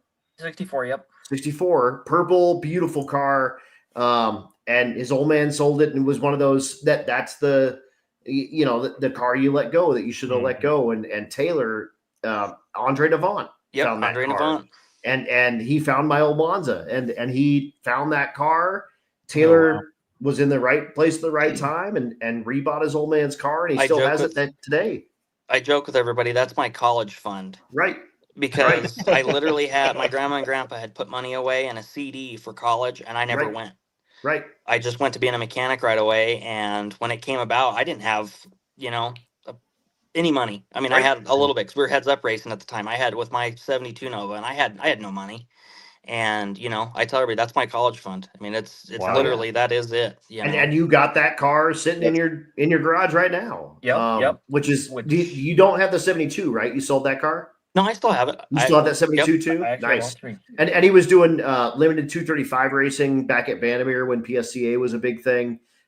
Which was, he had a big block on a little 235 tire. It was like the OG Rowdy Radial stuff with that car back in the day. And dude, Taylor is like I said, he's like an OG dude. And Earl and Taylor have been around Race Week for I think as long as you pretty much knew about it, and you guys have been doing the thing and running around and competitive cars. And yeah, dude, are you doing Mega Week? I was going to. Eric Andreen. Holy God, come on. I know. I wanted to so bad. Eric Andreen. I know. He's really good friends of mine and my dad's and our family. And, my pizza's here. Give me a second. All right. And, Eric really pushed for me to do it. And it wasn't in the cards this year. My goal is hopefully next year I want to bring my 72 and run, the radio class with it because that's what the car's set up for. Yeah. So that's awesome. quick story. Yeah. The Taylor. first year I was able to race in race week was with the 64 Nova, the one that we bought back. Yeah. And I don't, if you wanted to find a picture, Mike, there is one. There should be one right on my profile. It should be from the cover photos. Is this the Um, motor swap? what's that? Is this the motor swap story? Yep. Halfway through the week? Yep. So when I bought the car back, it had a 434 in it, and it went here in Denver. The car had been like 1090s. You know, Dad had street raced it with Matt. I mean, they all kinds of stuff. Had fun with it, and you know, it just the car was awesome with that 434. Well, when we bought it back, I raced it once at Bandamere, broke This one here. timing chain. That's the 72. Yep, and then broke timing chain, so I, you know, scrambled to find a motor. Found one. That one didn't last, unfortunately. So a buddy of mine, Sonny, that actually races PSCA, he said, he goes, I got a motor sitting under my bench. He goes, I know nothing about it. He goes, it's been sitting here for like 10 years. He goes, if you want it, this is my price. So we go pick it up, put it in. We literally drove it around the block with fuel. We put fuel injection on it the night before we left in 22. We get to Great Bend, and I go 13:02, I think it was, on our second pass. And I told Dad, I said, we're turning it in. I said, because we ran the 13:0 class, I'm like, we're turning it in. And we had nitrous on the car, and Dad's like, no, let's spray it. You know, let's, you know, well, maybe we can run the 12:0 class. And I said, no, 13:02. I said, we're turning that in. Yeah. So we turned it in. What's that? I said, yeah. 1302. Submit that. So we turn it in, go to the hotel, get up the next morning. We maybe made it 10 miles from the hotel en route, and the car starts running like crap. We're pulled over on the side of the road. We're chasing things, you know, and everything. We didn't pull plugs right away. And I said, let's pull a plug. We literally pulled the plug out, and it looked like a set of plugs that had been in a motor for 300,000 miles. I mean, they were crusty, nasty, just, and I had one set of plugs, one spare set. So if we sprayed it, we had plugs. So we put those in. We made it another, I don't know, probably 30 miles. The car died. And we did this the whole way to Kearney.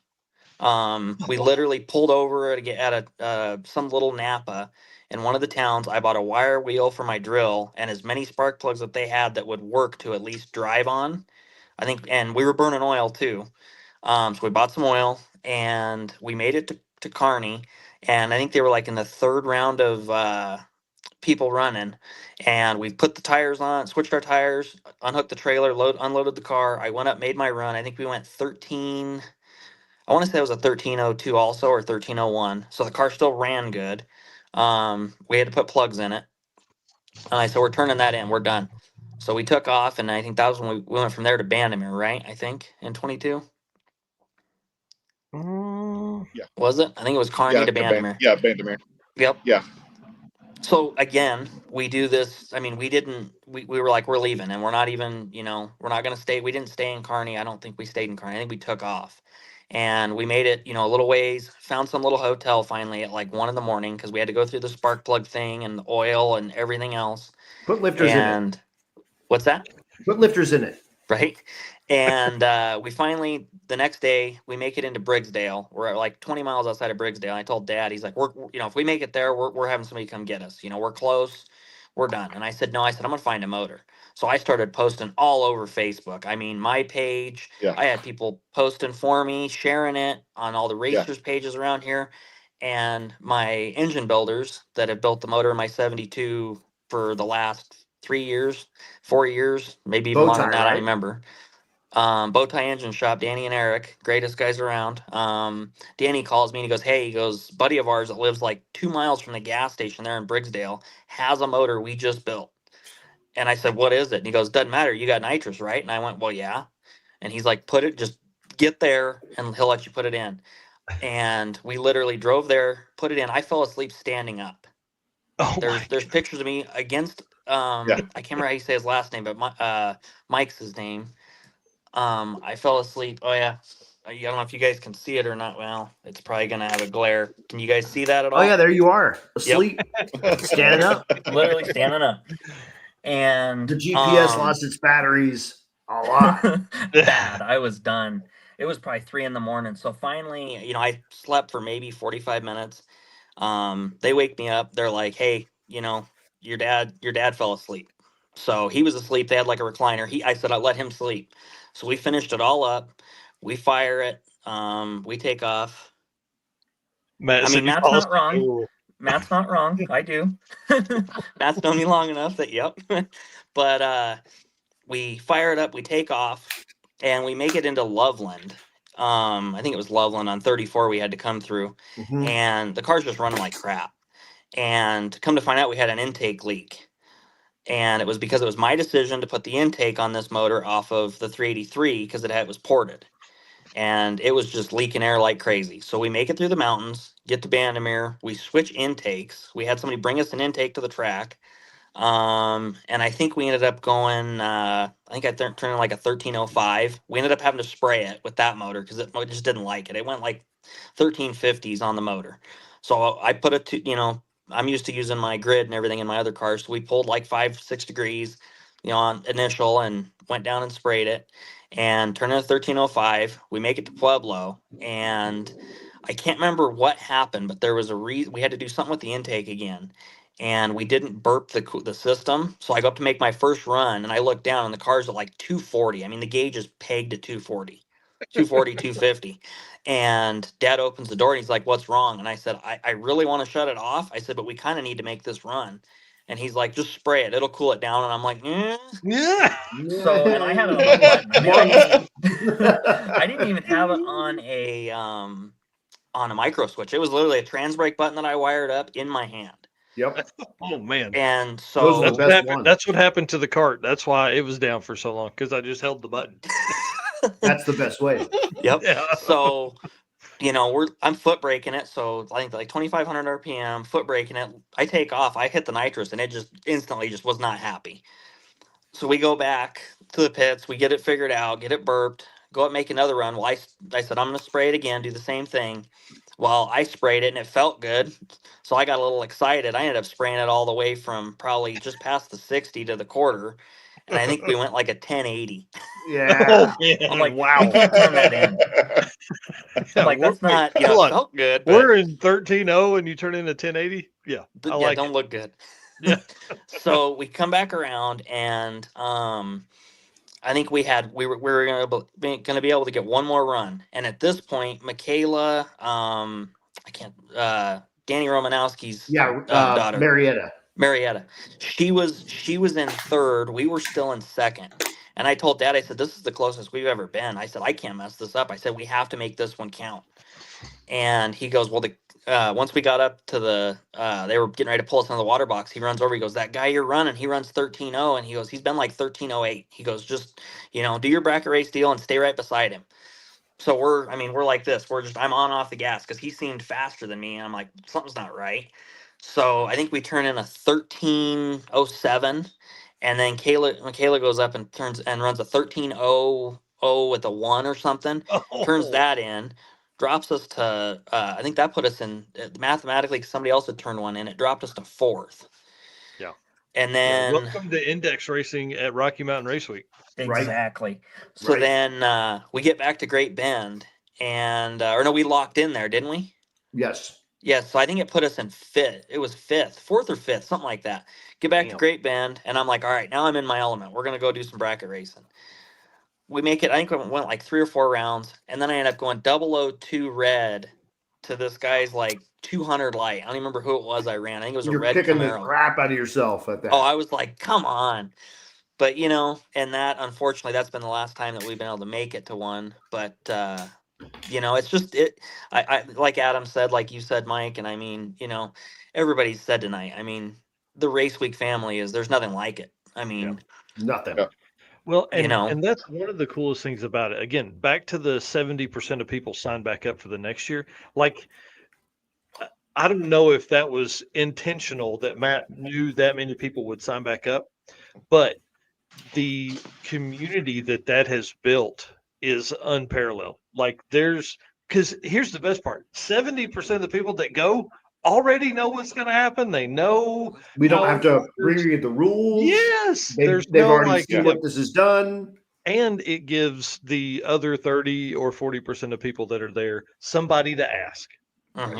You can ask. And just like Jonathan was saying earlier, like, somebody came, then they were, Jason Cunningham was his co-pilot. Then Jason brought his truck, and Boo was Jason's co-pilot. And then Boo brought his car, and like it just continues to grow out of that. And then I was Boo's co-pilot a couple times. Oh yeah, and then Jonathan's been like 20 of them. There's only been 15. This will be been to all of them.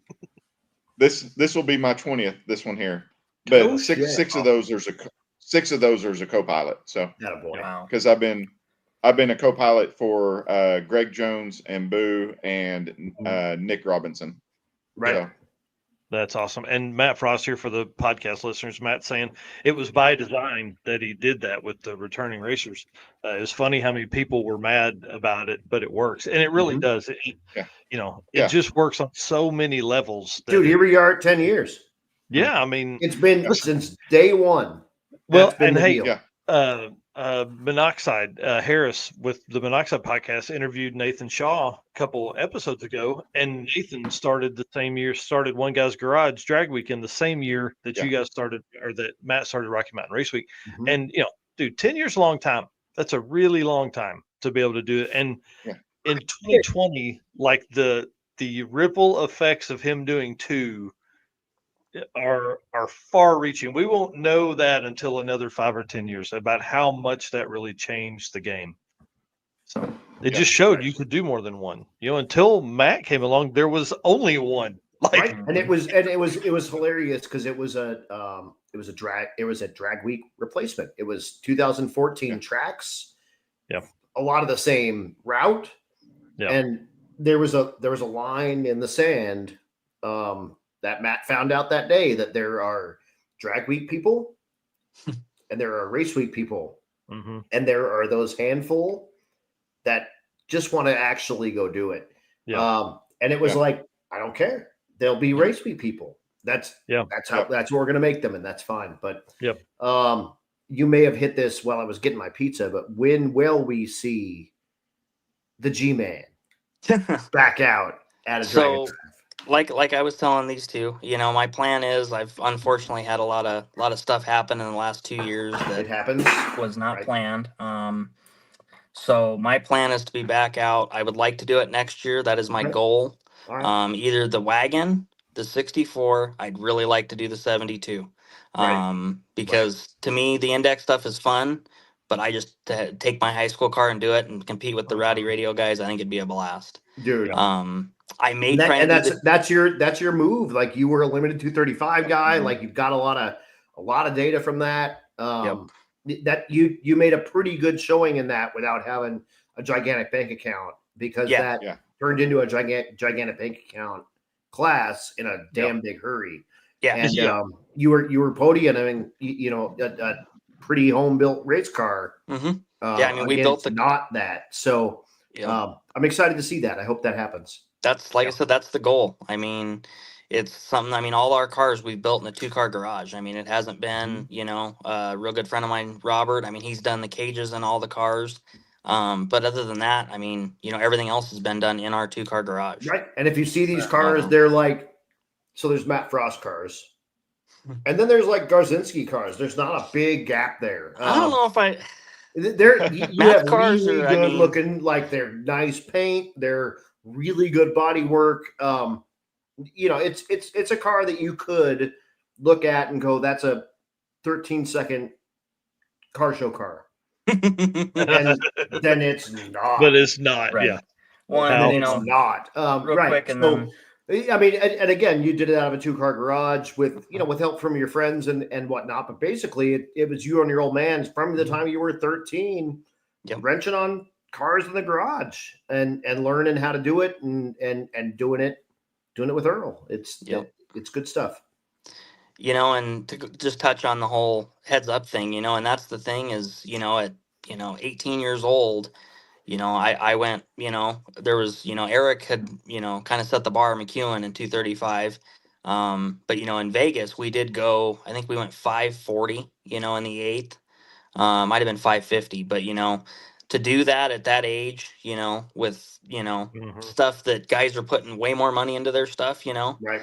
I was literally, Any car you begging for built. nitrous bottles, and It was you had a bracket car, a bracket motor Yeah. that you just sprayed the dog crap out of. It worked. yeah. The first motor was a small block, with Vortec heads. It on the motor it ran 1230s, and then we'd spray the crap out of it to run I think we went 599 or 90. 60. I was gonna say 90 something on that, like iron head, nothing small block. Like that's pretty sweet. That's pretty good. That's awesome. So, and I've always prided myself, a lot of people make fun of me, friends that I bracket race with and stuff. Why do you have license plates? Why do you have headlights and taillights? And why does all this stuff work on your, on your cars? Well, because they're a street car. I won't own something I can't drive on the street. The 72 I just took to, a car show, and then I trailered it to that just because of the, I don't have street tires for that car that'll fit. But we drove it all over, the north side of Longmont 2 weekends ago. That's awesome. Which And is like that's that's like our cruise area up there. Gotcha. How cool. Well, dude, thank you for coming on and telling stories. I appreciate it. And I appreciate you hanging out in the back for so long, dude, like 2.5 hours. No, you're good. No, and I, He's watching the show anyway. It's no big. Yeah. He's just waiting his time, and Exactly. he'd just be doing this either way. Well, I will definitely miss you guys. I will be watching, and I hope everybody, stays safe and everybody has fun. Hell yeah, we'll be thinking about you, and hopefully we can see you next year, dude. And I personally, the 72 on little tires with nitrous. Oh yeah. I'm just saying. I mean, that's the G-man. Period. So we'll chat, Adam. All right. I can't wait. I All right, can't man. wait. See you. Jonathan, see you, Michael. See you. See you. All right, real quick. I want to thank sponsors and stuff like that real quick, and then I want to bring Boo in for a minute. He's backstage, and then we're gonna finish the show out with Jason Hurley and Nico and like a whole band of friends. But let me. When Eric left, he took the slides with him. So just want to say thanks so much for being a race car friends. Thanks to our sponsors, the sponsor list here on the bottom of the screen. We can't do this without them. We really can't. Thank you so much to everybody that's out there that does this with us. If you're trying to spend some money, please try and do it with these guys: Summit Racing, Molly Motorsports, Driven Racing Oil, Deech Works, Car Chains 3D, J-Wire Solutions, Performer Built Transmissions, WAF Racing, Howard's Cams, our boy Luke B, Sweet Patina, the best hand cleaning wipes out there, TKO hand cleaning wipes, Racing Junk Classifieds, and PowerTube TV. If you want to watch this show later, you can do it on PowerTube. If you want to watch a ton of other drag racing or car stuff at all, they can do it over there as well. And a bunch of these people down here are the put your money where your mouth is type folks. And that's right there.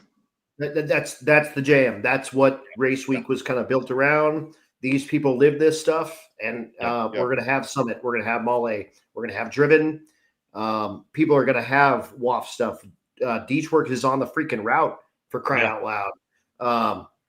Yeah, dude, this is absolutely awesome. Joey Greer, big time, long time sponsor. Again, when you're going to spend money, please think about these people first, because none of this happens without money. None of it happens without money.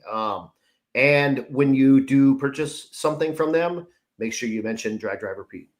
Yeah, thanks, dude. Hey, can we get Adam to do all the ad reads? I can't wait, dude. I'm in. It really does. It makes a difference. It makes them know that their money is going where it needs to go. It helps those people realize that there is a real reason to be pumping into this stuff, because they don't need to be sharing their profits with Drag Driver Pete or with anything drag and drive related. They could keep their money and be totally fine, and no one would even think twice. But because they put their money back in this stuff, you have to pay attention to it. It matters. Yeah, for sure. Well, y'all, Boo Quamso, one of my favorite cars out there. The Cobra is just amazing. I like the LS Swap BMW. Yeah, that's a good one. F that Cobra, dude. I want the LS Swap BMW with a stick. That Cobra is it's sold legit. now, unfortunately. So no more BMW. So no pink beadlocks, no LS Swap BMW. I'm getting more lame by the year. I think. I'm out, dude. I'm out for this. You guys take over for this, Uncle Stony. Cut him, Mike. Cut him. Just mute him, and we'll just talk over him for. I'm looking real close. I don't even see a car in the garage. You're not even. There's a real fancy toolbox. That's about a car. It's not there. Yeah. Hey, that's a Harbor Freight toolbox. It's not fancy either. Is the drink machine still in there? Oh yeah, we got it still. That's what I'm talking about. That's all I got a beer fridge ready to go. Yeah. So a good friend of my wife's lives around the corner from Boo. I literally was over there one time, saw his car in the garage, sent him a message 30 minutes later. Hey, what's that soda machine in your garage? And he's like, oh, there's beers in there. I'm like, cool, I'm on my way. It's full of Busch Light. Yeah, that's the best kind of beer there is, except for Miller Lite.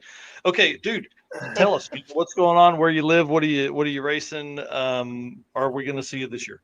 Man, I kind of forgot you sent us an invite to this. I've been watching it for about the last hour and was like, oh, I know all these guys. I'd like to get it. Oh, I can get it on there. Okay, cool. So I live in Pea Ridge, Northwest Arkansas, kind of my backyard for these Midwest races. So it's close. It's cool. I kind of like the Rocky Mountain vibe more. I think, a lot of people do, even though this is, local tracks to me, but, we'll see how it pans out with the new track or property being purchased. I think it'll go back to some cool Colorado drives at some point in the near future, hopefully. So you're one of the guys, though. Rowdy Radial jumped at you, and you brought a race car.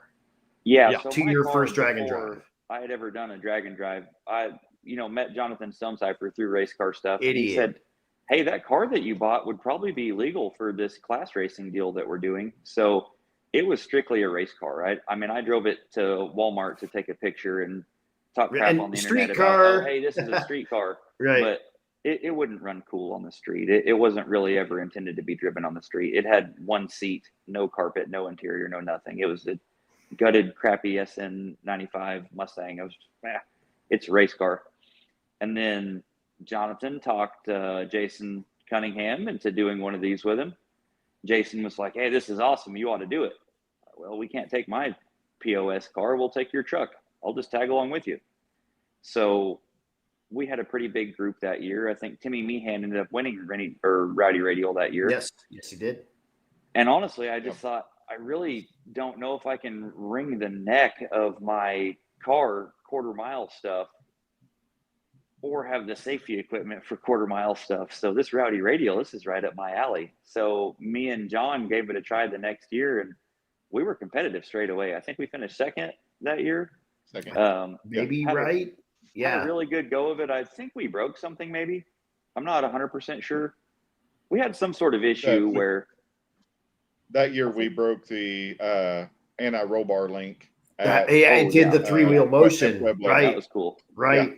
Good picture. Oh, we hurt the transmission. I remember it. We kept turning the boost up the last day, and it just made more RPM. It didn't make any more drive shaft speed. Doing a burnout on the torque converter. Yeah, that happened. And it had a slobby converter in it, trying to make a 5.3 with a big turbo work. So, I think it was about as best as we could have done. So the next year, I got pretty serious. I built a much nicer engine for it. Put a power glide in it to try and kind of alleviate the wheelie problems that it had, and I think we were in first place up until the last day, and then ended up breaking the rear end housing, and it would not go down the track. We tried really hard. I made a bunch of sketchy passes the last day, making half moon around the drag strip with it pointed one direction, just trying to get it to go. And I only needed to run a 560 or something really slow to get it to win, but it just didn't have it in it. So I've had some growing pains since then, though. I put a really nice 427 in the car. Big turbo, switched a bunch of stuff around, and then broke the transmission a bunch of times in a row. Day one of race week, I was, hey, this is my redemption tour. I've gotten second, I've gotten third. I kind of want every place on the podium. I'm going to bring a hammer to this knife fight here, and then just tore it up straight away.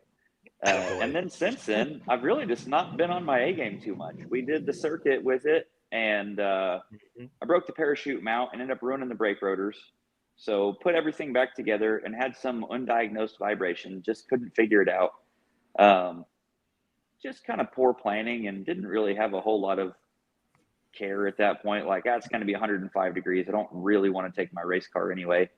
So we didn't take it year before last. We took Kale's BMW. No, back that up. I crashed it. I ran into the wall pretty fast. So that's why I didn't go the first go around. And then we took the BMW the next year. Yeah, and you hurt the freaking bead locks, which is why we can't be friends anymore. Yeah. It's just one of those deals. Ideally, I understand. Like, we used to be cool and stuff. Like, you got those friends that you used to have in high school that you really, really liked. And now you just see them as it goes every once in a while, and that's where we're at. Started off with a Mustang, which really isn't that awesome in the first place. But it has pink bead locks, and it was stylish for a Mustang, and it's that obnoxious blue color, and I'm for it. Like, that's perfect. Yeah. So yeah, I'll have it out again here before too long. We went to a street car race at the end of last year and broke a piston in it. Just kind of a weird deal.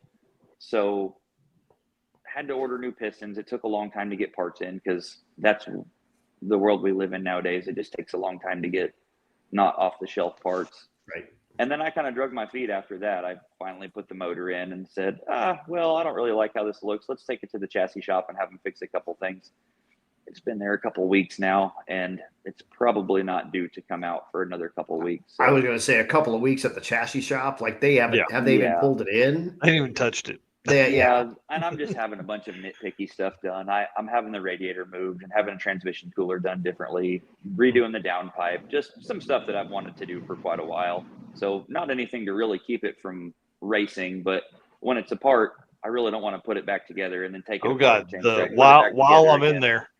While I'm in there. So then what are you bringing on Mega Week?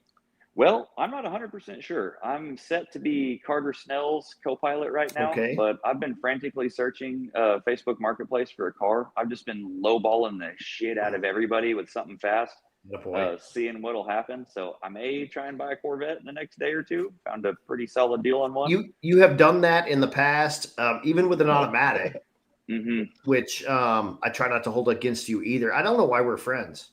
I actually have no idea why we're friends. The BMW is a stick shift. The BMW is the only way. I think that's the only thing you're like hanging on by a thread, and it's the BMW soul. Spraying nitrous into the inlet of turbos. I'm for all of that hood rat stuff every now and then really redeems me. But for the most part, it's been like 3 years since you've done anything cool. A closet Mustang guy. Just don't tell too many people. You're not a closet anything. Well, hey, the one story that you guys were a part of, the transmission swap in the Tornado. Tell that story. That's a good one. Super cool deal. We were in Jason's truck. It was the first drag and drive that I had done, and Jason, he's a child. He can't be told not to do things. So he will repeatedly make highway pulls in his truck locked up in overdrive. No, it's got a lockup converter. It's fine. But the overdrive planetary in a 4L80 still doesn't like that, even if the converter is okay with it. So we broke it. I think Jason claims it was at the track. I'm not 100% sure if it wasn't on the street, horse-assing around. But beside the point, he foot brakes the truck that day, so he has some time slips to turn in. He drives from Julesburg all the way back to BFE somewhere and buys a junkyard transmission to rob the overdrive planetary out of. It's about to storm. We're in the aircraft hangar in Julesburg. There was a bunch of stuff going on too. Andy Doppito was there. Andrew Doppito's car. Yeah. Yeah, he had I think bought or borrowed a transmission from somebody, and it ended up being bad. He borrowed Daryl's. He borrowed Daryl's transmission, swapping this transmission out, and it ended up not being. And it was junk anyway. Yeah. So we get on the lift after that. We pull this transmission out, and I mean, it's late, like really late. It's got to be midnight at that point. I don't know who it was. Someone comes over and tells us, "Hey, we've got steaks cooking over here. We've got this and that, and blah blah blah. Whenever you guys are done, come get some." So that was actually the track owner. Oh yeah, they were super cool, really hospitable. I mean, took care. I went and had a steak. Boo didn't. Well, we're on the phone with the transmission guy that built it, and he's explaining to Jason, okay, now what you need to do is take the valve body out so you can get everything lined up and drop, everything back through the front of the transmission. Jason's just distraught. I'm not doing that. I don't have time for that. I'm not pulling this apart. I don't know enough about this. And the transmission guy, Kevin Hensley, is a good friend of ours. He's built many transmissions for me and John and a bunch of people in our group. Yeah. He's trying to explain to Jason, hey, this is the only way to do that. And then as well, we had, gosh, I'm terrible with names, but another race week guy has a turbo truck transmission shop. He's explaining to Jason, no, you've got to do it this way. Corey Pesca. Yeah. So Jason, in a different state of mind that Jason gets in from time to time, takes the entire planetary gear set like this and just drops it into the transmission, and all of it lined up perfectly. I can't believe that. He looks over and, hey, bolt that in. I'm going to go grab us a steak. Walks off like that's just how you do it. So while we're bolting that There's in, like gigantic teeth that need to fit perfect to make that happen. Yeah, And I mean, one in a billion weighs chance of a just lot. dropping 40 pounds of crap into this. And That's absolutely incredible. That's incredible. So I'm trying to bolt this pump in, and there's a tornado outside, like massive storms going on. Who else was there with us, John? They had hit a deer earlier in the night. Yeah, it was it was Tina Pierce. Yeah. Tina and Tina Dave, Pierce. Pierce. Dave and Tina. Yeah. I mean, it was just And the massive deer people. hit them, actually. The deer ran into the side of the bed of their truck, and then the tires wouldn't fit. Yeah. And then just a mess of Hank people trying Cronk to had get blew the stuff rods out of his. He was there too. Right. fixed or repaired or botched That together. sounds like Hank Cronk. And we're all in like an aircraft hangar in a tornado, eating steak, watching people hit stuff with hammers. It's just, It was the weirdest shit. Like, I don't know how we got to this point. This is really cool. I mean, I'd probably do it again.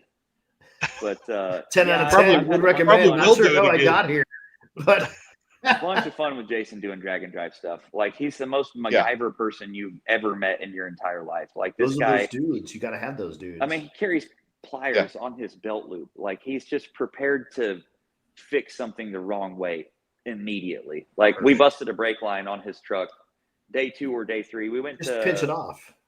The place that sells all the meat, Something Industries, That's a super good cool story. place. We're driving down the road, and Jason's shocks are as loose as they'll go at the racetrack. You know, they've got maximum extension on them. Well, we didn't switch them back, so we're driving down the road. He's got all of his shit in the bed, fuel cans and canopies and blah, blah, blah. We're driving down this dirt road, and it's just getting beat to death. You can feel the axle hitting the frame. The bump stops are completely gone at this point. So we're cruising along, and Jason goes, "Oh, hey, we don't have any brakes." Like, no big deal. He's pumping the brakes a few times. It's not slowing down at all. So we finally whip into a dirt road off of the other dirt road that points uphill a little bit. We investigate, and sure enough, the brake lines are sitting on top of the axle housing, which is a bad idea. You need to run them on the back. Right. You know, just in Now case cut it something in like half. that. Yeah, I mean, this was like a last moment thing to get this rear end housing and everything put together in it. So we didn't have shit for tools. We definitely didn't have any brake line stuff. So Jason grabbed a rock and beat the brake line together with a rock until it stopped leaking. Yeah. And we drove another 40 or 50 miles, I think, to the next town and swapped the brake line out there and bled the brakes. And it's probably still the brake line that's on there, a foot too long with a couple loops in it, but it's what we had and it worked. Whatever. That's awesome. Yeah, I've been a part of a handful of the roadside let's make it happen repairs, but I really have been pretty lucky with my own stuff. I've torn up a bunch of stuff, but it's really been like last day trying to do dumb shit or not really. That's why we're friends. that That's big the of a only deal. reason. You know, That's you pull out the wick. I heard, You're my dude. Exhaust bellows. Remember, I'm racing Cletus, and he Right. was having troubles, and my car was running good. And I thought, man, this will be really cool. I'd love to outrun Cletus. My car should run 790s, 80s here, and you know they're having a hard time. This might be some sort of claim to fame for me. I'll outrun Cletus one time. Right. So we line up, and I go to do a burnout, and it wouldn't spin the tires. It's like, oh no, something's wrong. I found out later on that I had like a vibrant bellows in the turbo kit, and it had blown apart. I mean, it looked hilarious. Accordioned out. I didn't know that's what it was. I just know, oh no, I'm about to lose, and I really wanted to win this so badly. So we had nitrous on the car, and I thought, well, I'll just bump the nitrous here at like 1,700 RPMs to get it to do a burnout. And it immediately bumped the coolant pressure sensor, chucked the head gasket. It's like, oh shit, that sucks. We shouldn't have done that. But I mean, I'm already in the burnout box. It's already ready to go. I'm not going to hit the nitrous again, so it'll be fine. I ran a terrible pass with it hardly making any boost. It ran like a, I run it out the back also, just trying to do what it'll do. So it runs like an 860 or something. Slowest pass of the week. Just absolutely terrible. Cletus runs the best pass of the car to that date, I think. I think it went a mid-7 at that point in Vandermeer. They finally got the gremlins worked out. And we went to an exhaust shop the next day and borrowed a welder for $20 and put a piece of mild steel pipe in between it. The guy wouldn't weld it for me. I told him, man, I'm not a good MIG welder at all. Like, I would pay you to do this because I can't MIG weld worth a damn. This is going to look terrible. And he goes, hey, man, I'm too busy. You know how to operate it. Give me $20. You can use it. Wow. So he came and checked it out afterwards and said, well, it won't leak, but yes, you are a terrible welder. You may put that exhaust strap back over that.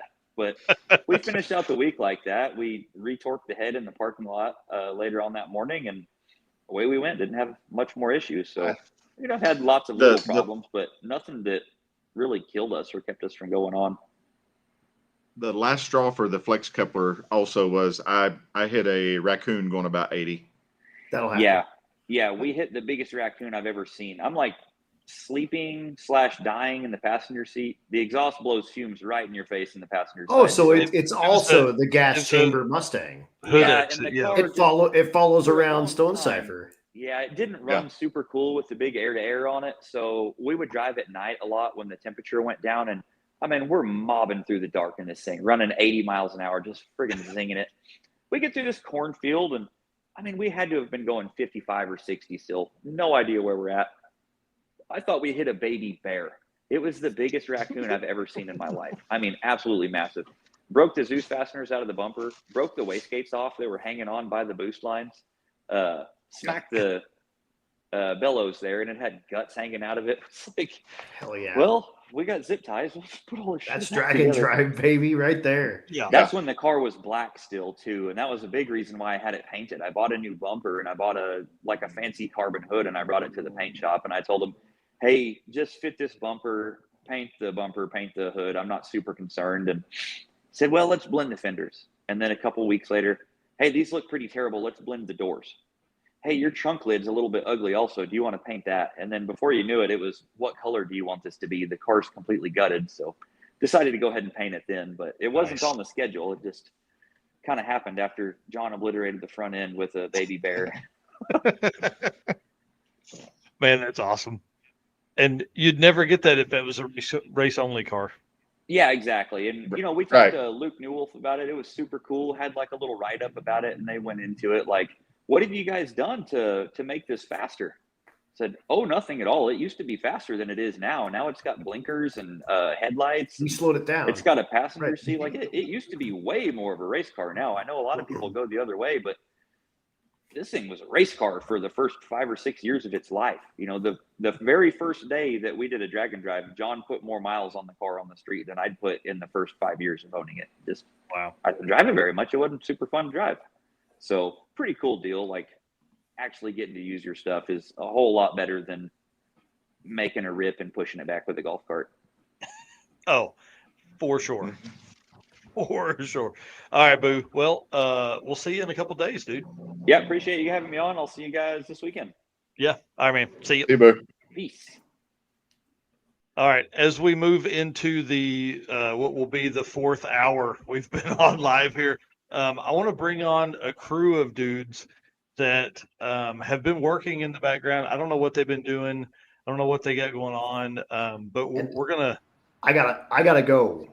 Hey, bye. So, well, thank you. Chicken. You chicken. Guys. You guys. You want. It's like, all of Adam's this scared. action. You know you gotta lose on ground. I got that dude right there that you see on your right.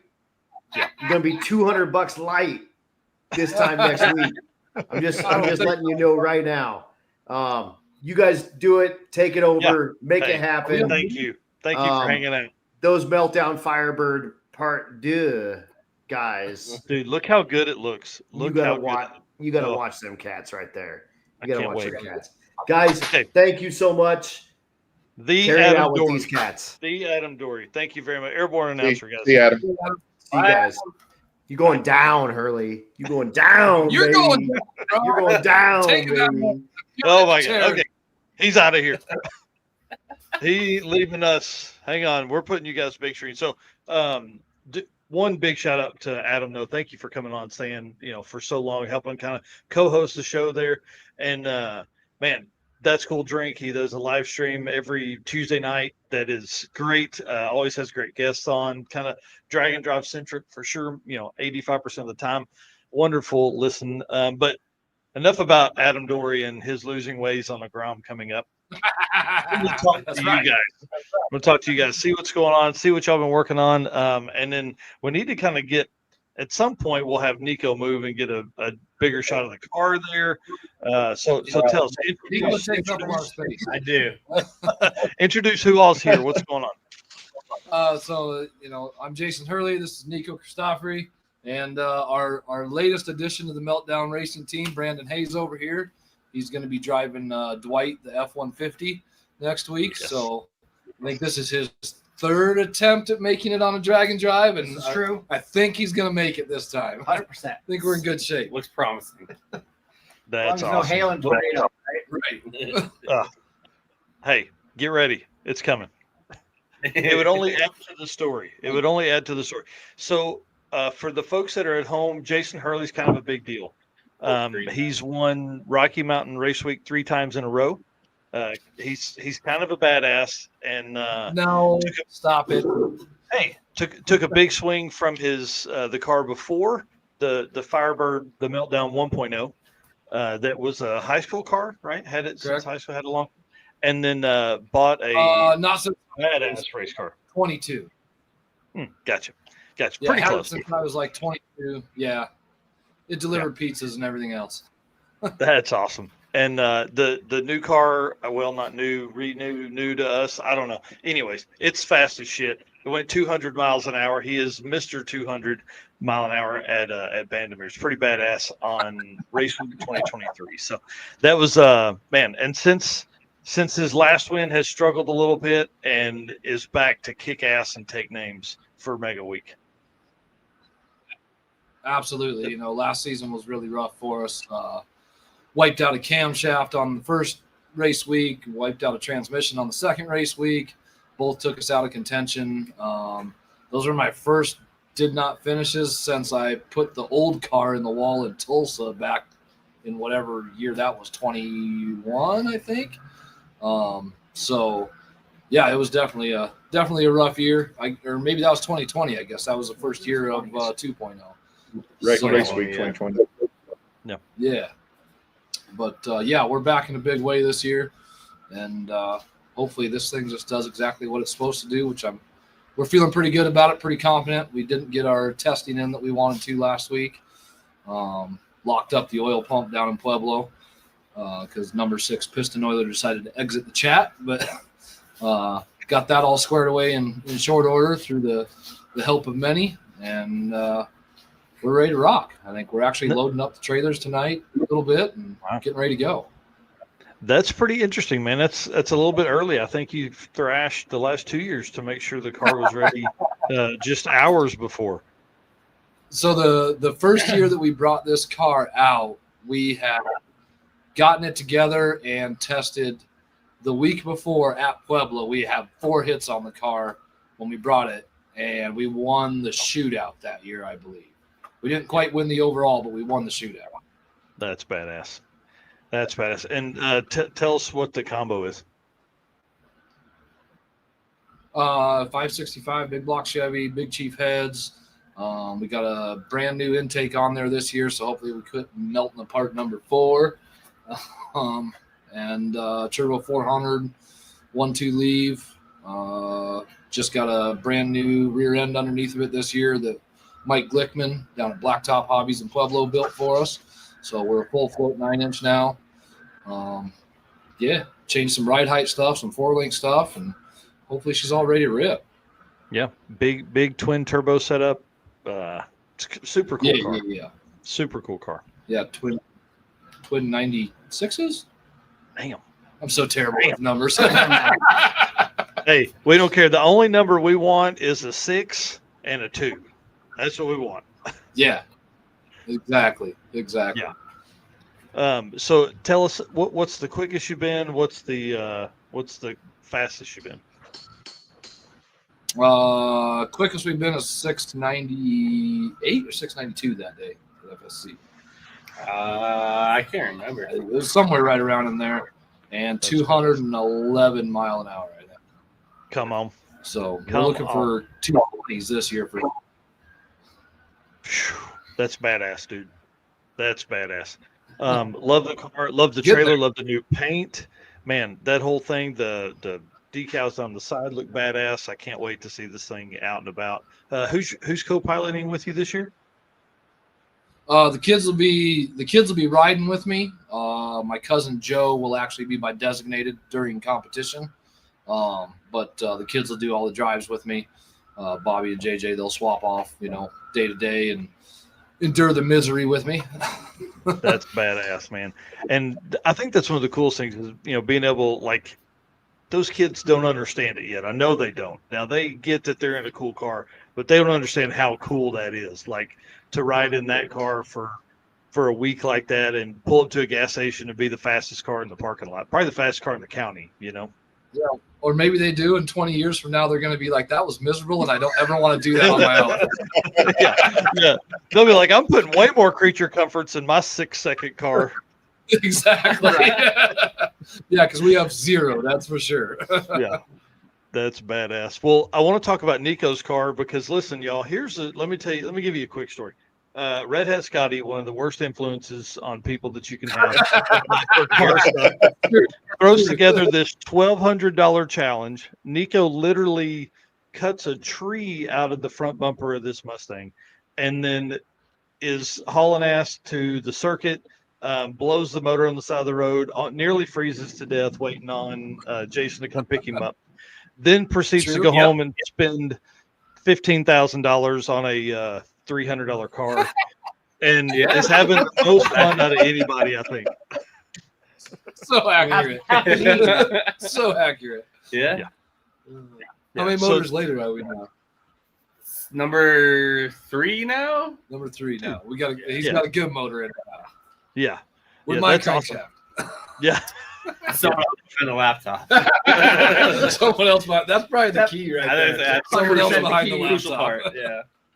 So this car is a ton of fun, and it's not even his Plan A car, but the Plan A car got pushed to the side because he was spending so much time and fun with Plan B, the Mustang. So, dude, tell us what's up, man. What have you changed? What's going on? What are we getting ready for? So all 3 of us went to Pueblo this past Friday with working cars, and all 3 of us left without working cars. I blew up the rear end. I snapped an axle, I guess.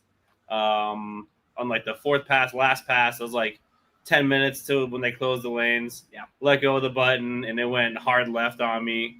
Got out of it quick, and then hopped out. Nothing under the car, so I was like, all right, I'll limp it off, and then jacked it up in the pits, and the driver's side axle snapped on it.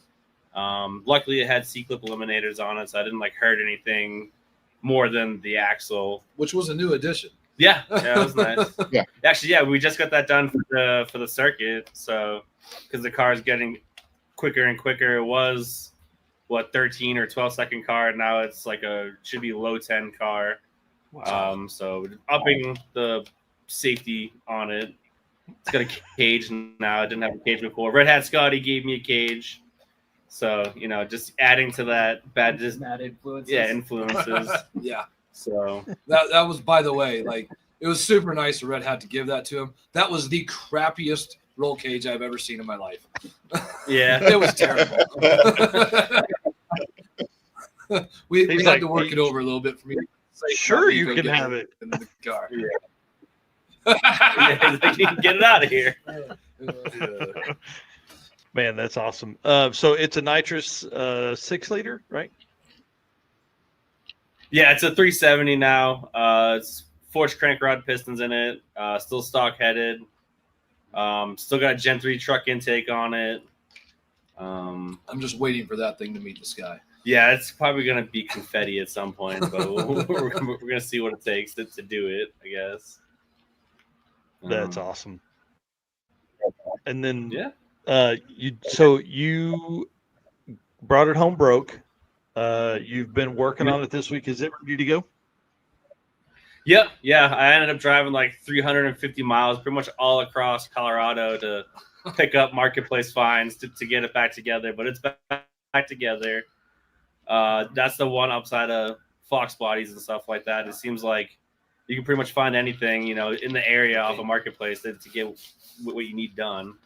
Yeah, So what was it you said the other night? Like, yeah, I snapped an axle. Oh, 2 hours later, look, here's some forged axles. Let's go get those. Yeah. Yep. Yeah, that's exactly right. 4-lug thug. But tell us about your Plan A. Plan A cars, G-Body Malibu, the same thing that started off very cheap, like $1,000. I think I picked it up for. Small block, stick shift deal. Same thing. I bought that car and then promptly blew up the transmission on the test drive on buying the car.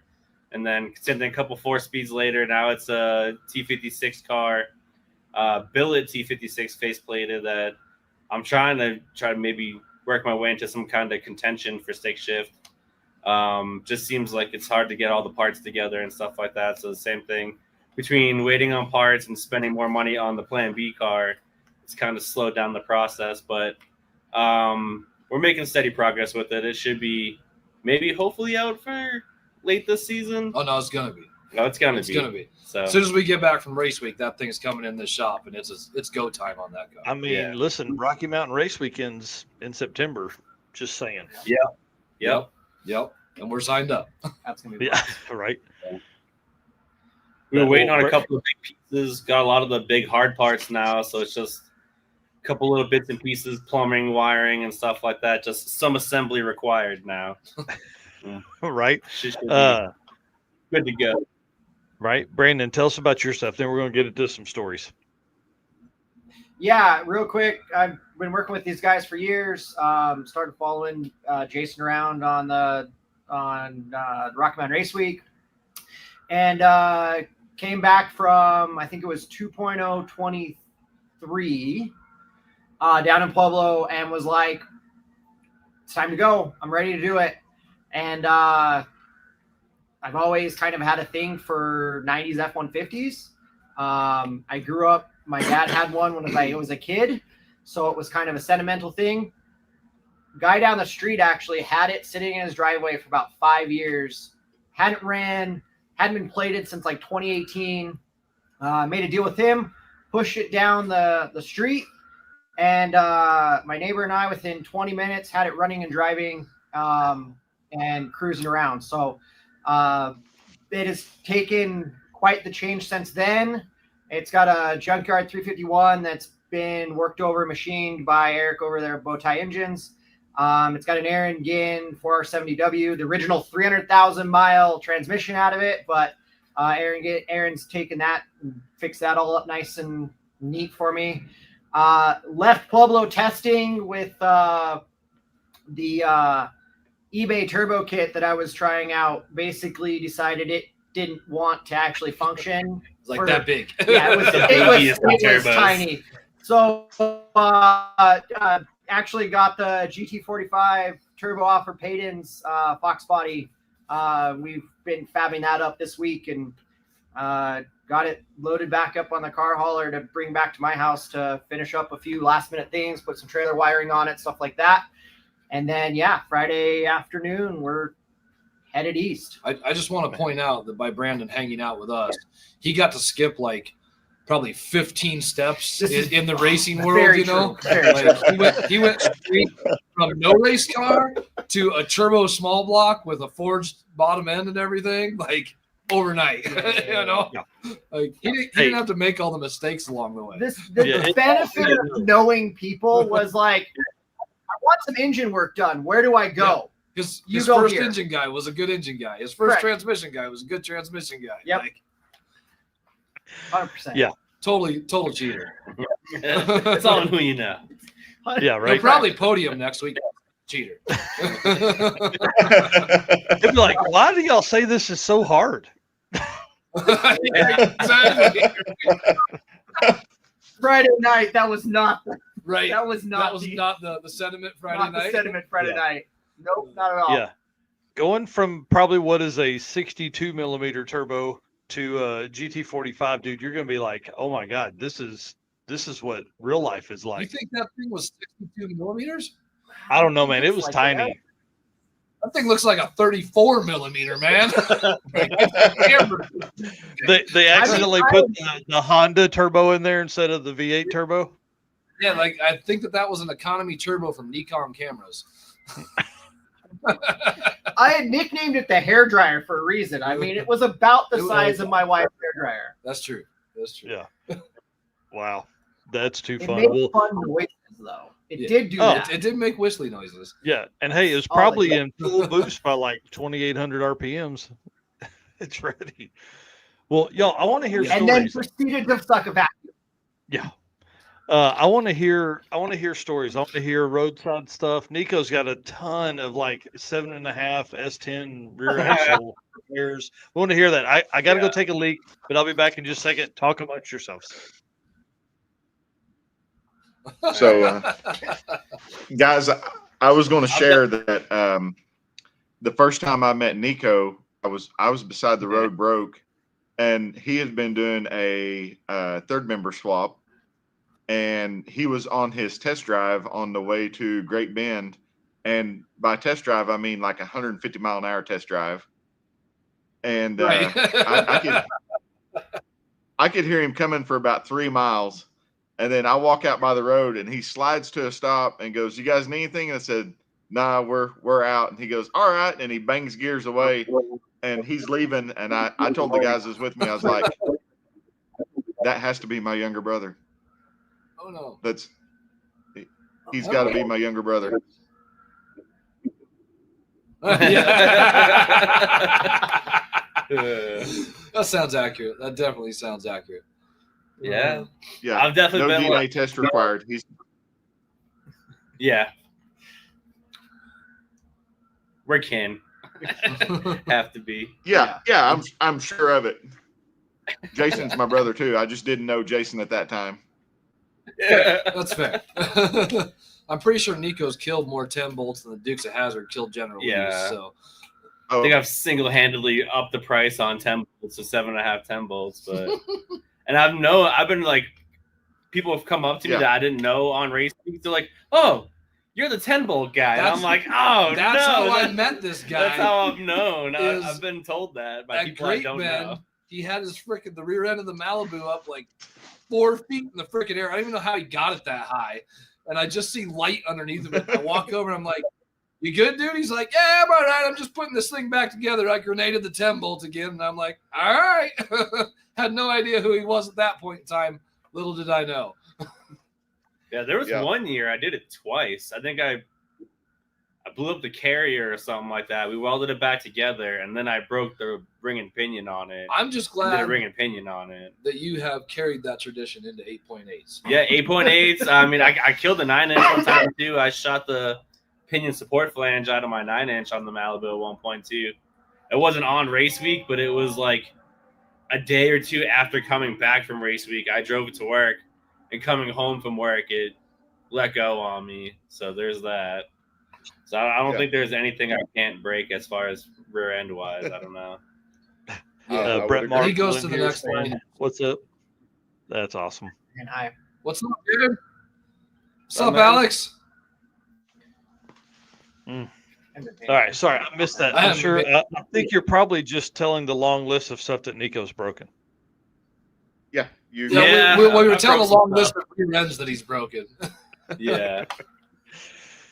Man, oh man. Okay, well, what about Jason? Tell us stuff, man. You've the last couple of times have been pretty tough, but there's been some times. I mean, like, listen, tell the Kmart parking lots or Lowe's parking lot story to win. Cole's parking lot. So let's Cole's. That's when we first formally met. Almost every crazy story I have involves Nico. I just want to point that out. Okay. Yeah, like when Nico and I mean, I met him when he was rebuilding his rear end in Great Bend, kinda. Like, I mean, I poked my head under his car and asked if he was okay in passing. Yeah. And then the next time that I met him was actually was that Adam's show or Michael's show? That was on Adam's, wasn't it? I'm not sure. No, it was on. No, Michael's it was on show. Michael's show. It was when you he first had us started both it. on together when you Yeah. first started your show. And I was, sitting there at my kitchen counter looking at the camera, and this dude sitting over there going, "That's a big son of a bitch. I don't want to fuck with him." And then the next time was we kind of started rolling together that year a little bit. Yeah. And yeah, that was this car. Yeah. I don't even remember where the hell we were. Like, gosh, do you remember? I don't know. Was that Oklahoma? It was probably somewhere in Oklahoma. And we just got onto the interstate, and all of a sudden I just started hearing rod knock, something awful, You know that sound, like when all the rod bearings are out. That was the one. And I pulled over and shut it off, and Eric McEwen was riding shotgun with me, and we started it back up on the side of the road. And we're like, nope, rod bearings are definitely out of it. Shut it back down. Got on the phone to Nico and was like, hey man, can you come give us a tow?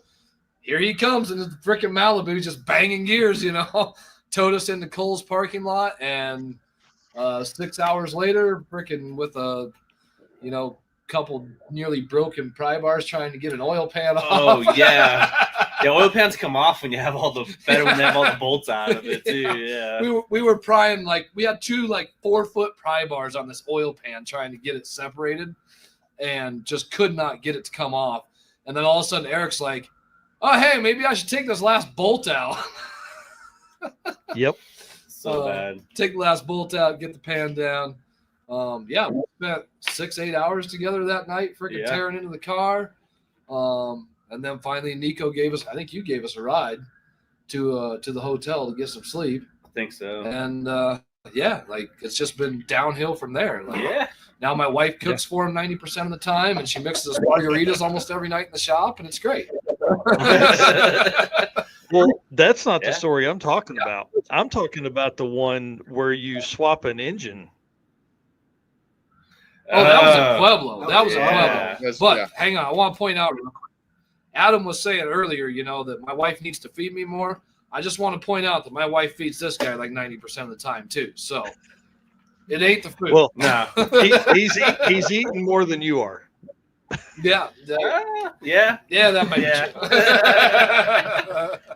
be He's a growing boy. Yeah. Yeah. Right? Out and not up, but yeah. Right. So that was let's see, that was race day 4. Was that 2.0 or was that 1.0? Is 1.0. Had to be 1.0. Yeah, 1.0. Yeah. 1.0 23, race day 4 in Pueblo. We have made a good enough pass to lock up the overall win, and something just wasn't right with the engine. Your third overall win in a row, I do believe. I think you're correct about that. Yes. Yes. And something wasn't right with the engine. Got to digging in on it, ran compression. Number 4 wasn't looking hot again. Got a hold of a borescope, I believe, from Jared Gwynn. Yep. And I literally stuck the borescope in and turned my head away. And who was next to me? Was it you or Eric? But I was like, I think it was Eric. And I was like, look at that, dude. And yeah, that piston was way not happy with life. So we ended up, kind of pulled back. I was like, oh my God, what are we going to do? Can we limp this thing? No, it's not a good idea to limp this thing. This was a brand new engine and everything at that point. Ended up pulling back. And I swear to God, honestly, saying some prayers. And then my brother came over to me and was like, what are you going to do? And I was like, I don't know what to do, dude. He was like, well, I ain't never known you to quit, so this ain't no time to start. I was like, okay. We need a big block Chevy and a carburetor and whatever else we need, you know, some sort of exhaust system, you know. Yeah. And we put out feelers and hang looked on, all over Facebook. Craig. So just so Yeah. everybody understand, he's staring down a 400 plus mile drive, but he has Yes, the win, overall win locked up, but a 400 plus mile drive. This isn't some bullshit 150 miles. This is like a commitment, and he has to find and swap the setup. Right, which and I guess, you know, to expand on that, like these are Big Chief heads, so our exhaust will not bolt up to a conventional head engine, right? I mean, it'll bolt up to the head, but everything's going to be all crooked, and it's not gonna fit up to the turbo and all that stuff. So it complicated things, to say the least, you know. Yeah. So we put out feelers and everything. We were looking scrounging all over the place. And a guy that we know back here in Greeley was like, "Hey, I've got a fresh engine at Bowtie.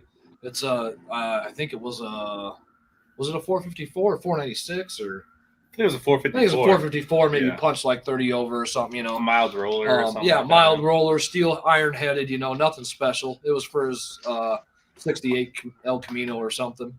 And It was going in a truck. Yeah. Yeah. But he was like, "Yeah, you can use it, you know."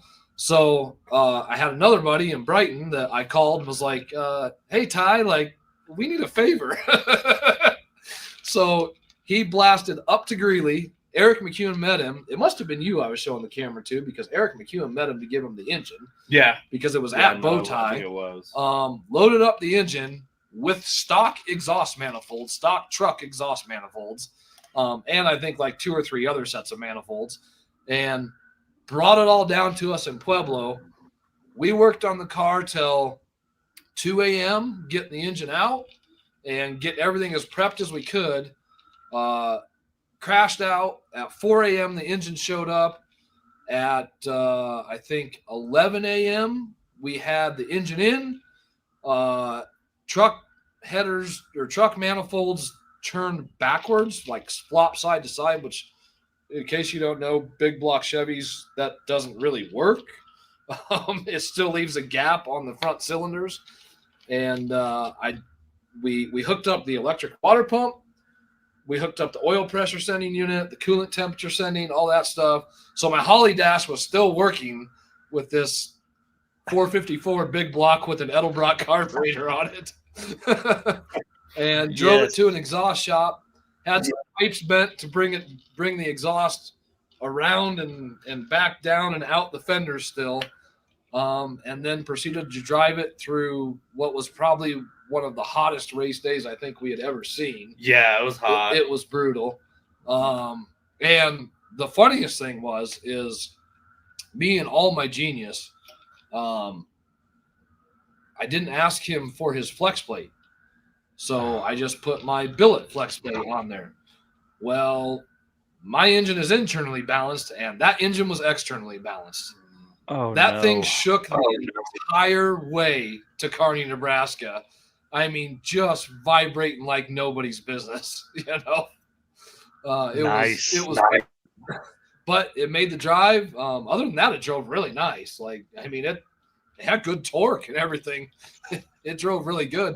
My converter was super tight on it because, you know, that converter was built for like, you know, 2,500, 3,000 horsepower, and it had like 400 in front of it. And yeah, it drove really great. We made the drive, got it there, cleaned the car up because there was oil everywhere. And, you know, everybody was like, "Oh, that's awesome. You know, it's too bad you're not going to be in the shootout." And I was like, the hell, I'm not going to be in the shootout. So we went out first round against Aaron Schaefer with his car limping, actually. Man, I think that's one of my favorite stories. Yeah, I still around like a 12 something. Damn, that's awesome. How did you get the fuel from? Might have had some. Right? How'd you get the fuel from EFI down to the carb setup? Oh, okay. So my rear fuel cell, my drive fuel cell, actually still has like the 2 lower sump bungs on it, you know.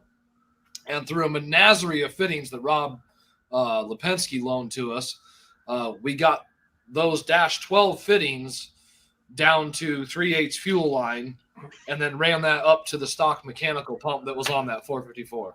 That's awesome. Yeah, I'm not entirely sure it even should have passed tech at that point. Like it was that sketchy. There's nothing sketchy about that. It's fine, man. That There's has only to be 20 one of feet of the rubber. yeah.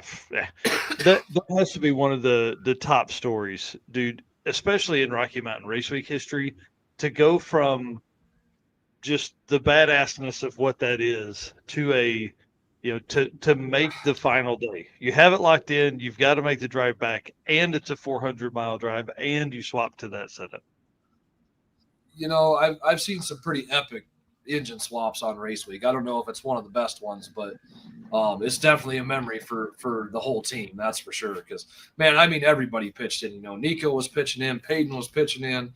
My brother was pitching in. Obviously, we have friends driving, with engines and donating engines and everything. Like it was pretty epic for us as a group, to realize just what kind of a commitment we have to the entire program and how much people are willing to help out, and I mean, 4 a.m. the engine rolls in and like nobody even had to say anything. Mom comes out of the camper with cups of coffee and breakfast for everyone, Dad's right there with her and whatnot, it really amazing the tightness of the family and the entire group, and I mean everybody was offering to help. Gracie offered to take the freaking engine out of her truck to put it in here, like she was like, "You're finishing no matter what," Yeah. So, well, because there's some real money on the line. If you had not made that trip, that's $7,500. Absolutely. I mean, it absolutely is a major contributing factor to our race program. We're not winning, we're struggling financially. That's all there is to it. But that wasn't what it was about. And that wasn't what it was about for anybody that was helping us, Like that's just, if you're going to be a part of Team Meltdown, you better have a no quit attitude because we don't quit, Yeah. I got in a little funky spot last year and we've taken some preemptive measures to make sure we don't get into those funky spots again this year. Well, and I remember having the conversation with you at, I think it was Texas Motorplex when you guys kind of pulled the plug there. You were like, I can finish it on this cam. It's just going to ruin everything. And what's the point in ruining everything, to do that? And dude, I get it. You know what I mean? Yeah.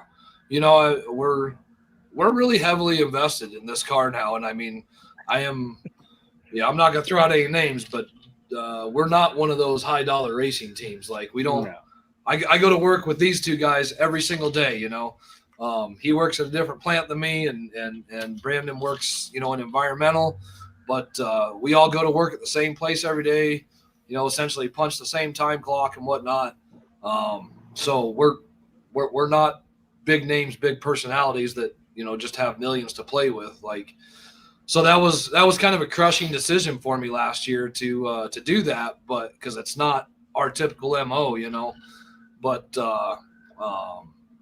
yeah, I mean, I don't even know how much money I have in that engine. I know it's insane, it's $15,000 we have just in the heads, Yeah, we don't talk about that's all money numbers that's like been, that. If my wife is watching, which she's not, everything's $300 that I gotta buy. Yeah, that's just we pinch pennies to make this program work. There's no doubt about that. So,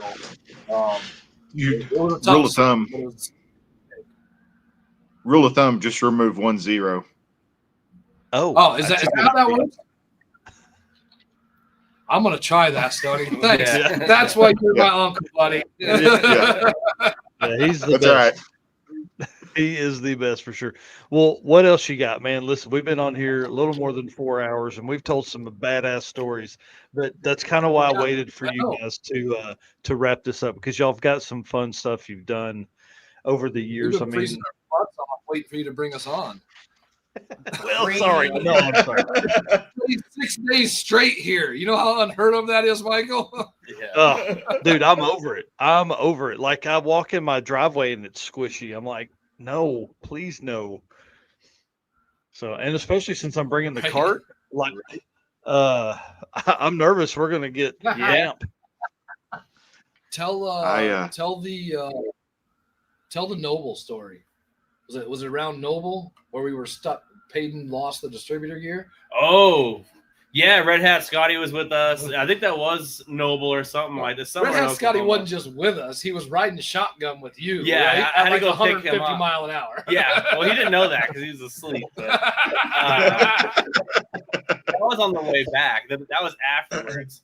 Yeah, I'm at the hotel, and then we're in the group chat, and they need another torch or some way to get this distributor gear on his cam sync, and I had a torch on me, and they had one, but it wasn't enough, and then something to just ream it out to try to get it on the shaft.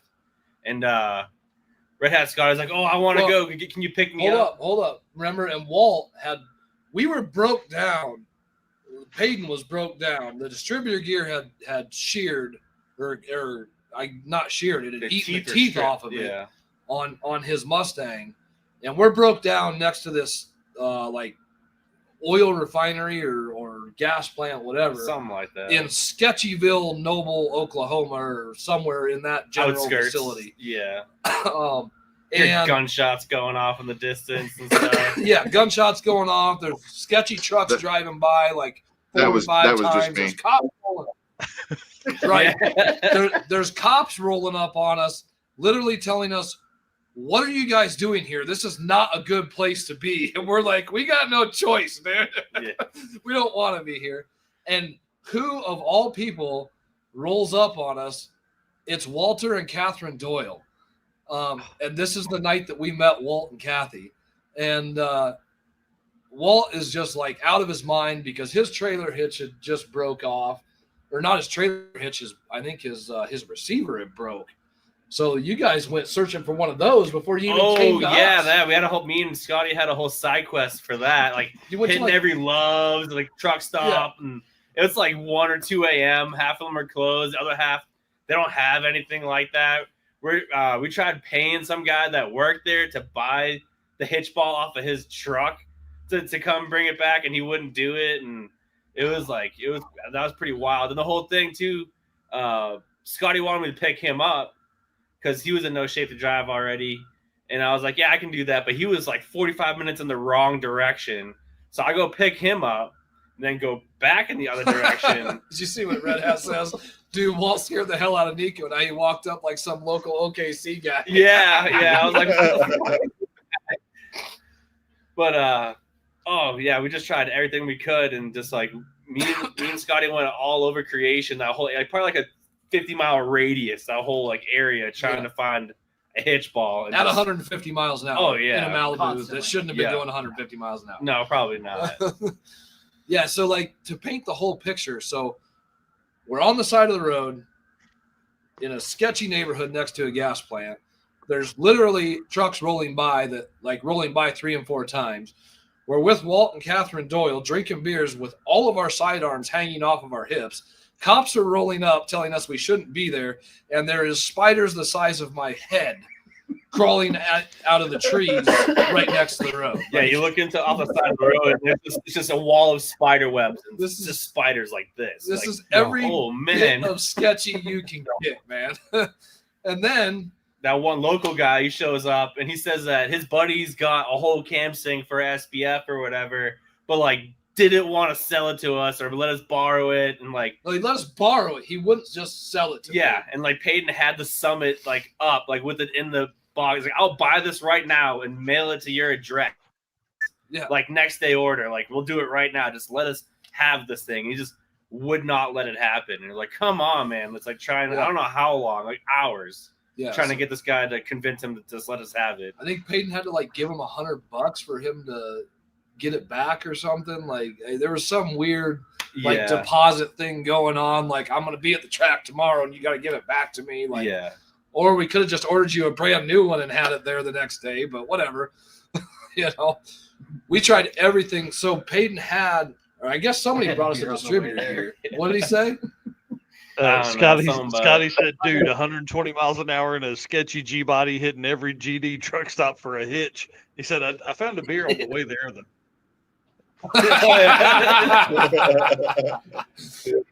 All better or tolerable. Yeah. So we got our hands on another distributor gear, but it was too small. Yeah, so we're trying to ream it out. We tried to drill it out, and then we ran out. We didn't have drill bits big enough. Yeah. So then we were trying to like emery cloth it out. Like we had cut up a screwdriver and put emery cloth around it, to try to ream it out and everything. We were trying to heat it up and hammer it on, and eventually we just destroyed Peyton's cam sync trying to do that. And then luckily found this local guy that was able to get us one, even though it was a way weird deal. Got it all back together. I think we probably left there at like 6 a.m. Yeah, because then we spent another hour trying to figure out how to resync it because he couldn't. Oh, that's right. There was a fire popping out the intake and then out the exhaust and all kinds of stuff trying to get it lined up right. That's right. So we left under sunlight, and I think we broke down at 8:30, 9 p.m. Oh, something like that. Dude, and this was another race week where all I had to do was make it back, right? Like all I had to do was finish making it there, and it was done. It was a wrapped up deal. Yeah, and then I had to leave there, drive 45 minutes past my hotel, drop Scotty off, 45 minutes back to my hotel. I think I took a shower, laid down for maybe an hour, hour and a half, and then it was like checkout. I was out of the hotel, so it was, that was pretty wild. Yep. Well, and then that's all. Were you with us the last year of the OG car? No, you weren't. No. Who was with us? Because that was, I think Eric McEwen, I think was with us. Yeah, and I left him and Peyton at Noble while I went to Travis. Gosh dang, I can't remember his last name now. Over there by Noble's the track in Noble. Travis Cannon. Yep, thank you. Yeah, I went over to his house and welded up headers. After we went and had breakfast, which I thought was really weird after I'd slept on my fender, and they come out and they're like, "Hey, let's go get some breakfast." I'm like, I just want to weld up my headers and get back to the track, but okay, whatever. Food? Okay. Yeah. Coffee. Yeah, and that was another like gigantic spider incident too, where I left Peyton and Eric at Noble, and they were trying to get some sleep, and all of a sudden a gigantic spider crawled across one of them, and that was the end of their sleep. So we were up for like 38 hours straight on that one. That's awesome. Great Travis Cannon story. Jonathan and I leave to do, I guess, one of the 2.0s, 22 or 3. It was 22 2.0. Yeah. Yep. We leave. You were there. You were there. Yeah. Stoney? After I remember after talking him to you and that my week. brother, they had to cut the bolts off the extensions for the headers. That took like an hour and a half, and then we end up at Travis's place because you were having troubles with the alternator. But why did we go to Travis's? Because I was too tired to drive any further. I'd been up all week working on the car. I'd been up for 48 hours at that point. Yeah, like that's right. And then we had been there at the track, and like it takes 45 minutes to change my car over, and we're 5 hours in. Yeah, and yeah, Steve and them were cutting bolts. It was insane. Yeah, so I just couldn't go anymore, and I knew Travis really well, and we seen them, and we stopped. We went over to his house, and then I took a shower and went to sleep. Yep. In a trailer, we slept in one of the haul trailers, and y'all, when I say it was cold, I'm like, dude, no, I didn't have any fun. It was great, but I don't know if you guys have ever stayed in a all aluminum like an ATC trailer. If you don't have something under your air mattress, you'll freeze. You'll freeze. It's cold. Then the trailer that we were parked out there, they didn't have it plugged in. There was no heat, and it was cold. Yeah. So yeah. And we were dumbasses and left the door cracked just a little bit for airflow. Whew. Yeah, big time. It was a great experience. One we'll tell. Yeah. Yeah. Red Hat Scotty here says, Nico, tell the Fox Body Jesus Spider Gear deal from Noble. Oh my Hey, gosh. guys. Oh yeah. I'm gonna have to duck off here. All right, buddy. Thank you. Okay. Hey, thank you guys. I appreciate you. All right. I'll see you guys in a couple days. All right. I'll see you guys in a couple days. Sir. Bye. All right.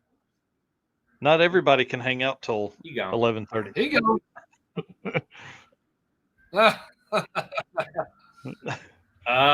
So yeah, Fox Body Jesus story at Noble. So I was already on no sleep because that was right after the camera transmission. Was that 1.0 or 2.0? That was 2.0 after I think that was 2.0. Was that the transmission then? I think that was the transmission. Yeah, I've blown up the transmission. So I remember I stayed as long as I could. Yeah. And finally, when I called it, I was like, just go, dude. Like, Yeah. I'm not going to make it. Just go. So then me and Peyton drove all through the night from Ennis to Noble. I want to point out right there, that's because he's a homie, right? Like, he hangs with me no matter what, and that's freaking awesome. And That's awesome. It's one of those, I mean, we were racing the next morning or whatever, so it wasn't a drive day. We just had to go from Ennis to Noble, and it was already 10-something, 11 when we left there. And so you're not getting a hotel or anything like that. So, it's like, all right, let's just drive. And we drove until pretty much sunup. I think we showed up at the track at like 9 o'clock in the morning or something like that. And same thing, I think we laid around for a little bit. Then we went and we got food and then got the cars ready for racing. And it was when it was super hot. Everyone was showing up, but nobody wanted to run. They were like begging people to make passes. That was on 1.0. That was 1.0. Yep. Yeah. All right. So it was 1.0. But they're like, can anyone free run? That's the only time I heard free run in the afternoon. Like not like at the end of the race. It was at the beginning because it was so hot. Nobody wanted to race. And me being the idiot I am, went up for some passes just to figure out try to get the car dialed in. And it was so greasy, it would like shake the tires really bad. And I did it like 2 times. I'm like, all right, I'm not doing that anymore. It finally cools down. I think there was some shutdowns and stuff like that. And I go to make an actual pass. And I remember like pulling into the lanes. And as like making that turn to get up to the water box up there, I felt the rear end like clunking. I'm like, oh, that's not good. Something's broken. But I'm like, we're already in here. I'm not going to back out. Might as well just make the pass and let go of the trans brake and just instantly it blew up. And it broke all the spider gears in it. And I think I limped it off the tracks though, because it was rolling. I think I popped out, wasn't leaking anything, rolled off the track, pull it apart. The spider gears are obliterated. And then this dude rolls up on us. He's like, what happened? I was like, oh, the spider gears is gone. I don't know. Trying to figure it out. He's like, oh, I got some of those. I live like 15 minutes away or whatever. And it's Anthony Watson, who's also known as Fox Body Jesus in those parts, I guess, because he does a bunch of different Fox bodies and all kinds of Mustangs. Like he was riding with his wife's like anniversary 4th gen or something like that, like super clean car. And they were actually like, I think in contention for 14-0 or something like that. He's like, well, we need to get a couple passes in. And like, once we get the car changed over, we can run up to the house and you can get whatever you want. I have a stack of just stock carriers in the corner of my shop. You can pick out whatever you want. I'm like, all right, cool. Right. And we roll up there. I take Peyton's truck and go up there, I'm pretty sure. And he's got like a dozen different Fox bodies in all different stages of being built and stuff. And go in the shop and yeah, lo and behold, there's a pile of just 8.8 carriers in the corner. And honey pick out one of them. He's like, take whatever you want, man. I'm like, all right, cool. And he didn't want any money, wouldn't take my money. Go back, put it back together. I think we finished the week, but that was the 3rd or 4th time I've done some kind of rear end repair, like at the track or on an 8.8. Yeah. No, I think that was the first time on the 8.8. Oh, gotcha. But that we just put spider gears in it, and then I ended up welding that together at some point in time too. But that wasn't on race week. I think it was right before the circuit, the first one the car actually made. Yeah. So, That's awesome. But he's a pretty cool dude. I still talk to him on the regular and stuff like that. Just one of those, like, you meet some of the best people on these events and stuff like that. Absolutely. He's definitely one of them. Absolutely. Super down to earth guy and everything like that. Some of the best people I've ever met in my life is usually on these type of events and stuff like that. Yeah, you hang out with me. Yeah. But like, yeah, the sense of the community is like second to none, I would say, like in any other thing. Like I've done off-roading, four-wheeling, all kinds of other stuff like that. And I just, nothing holds a flame to like what this kind of stuff does for the community of the people that do it. For sure.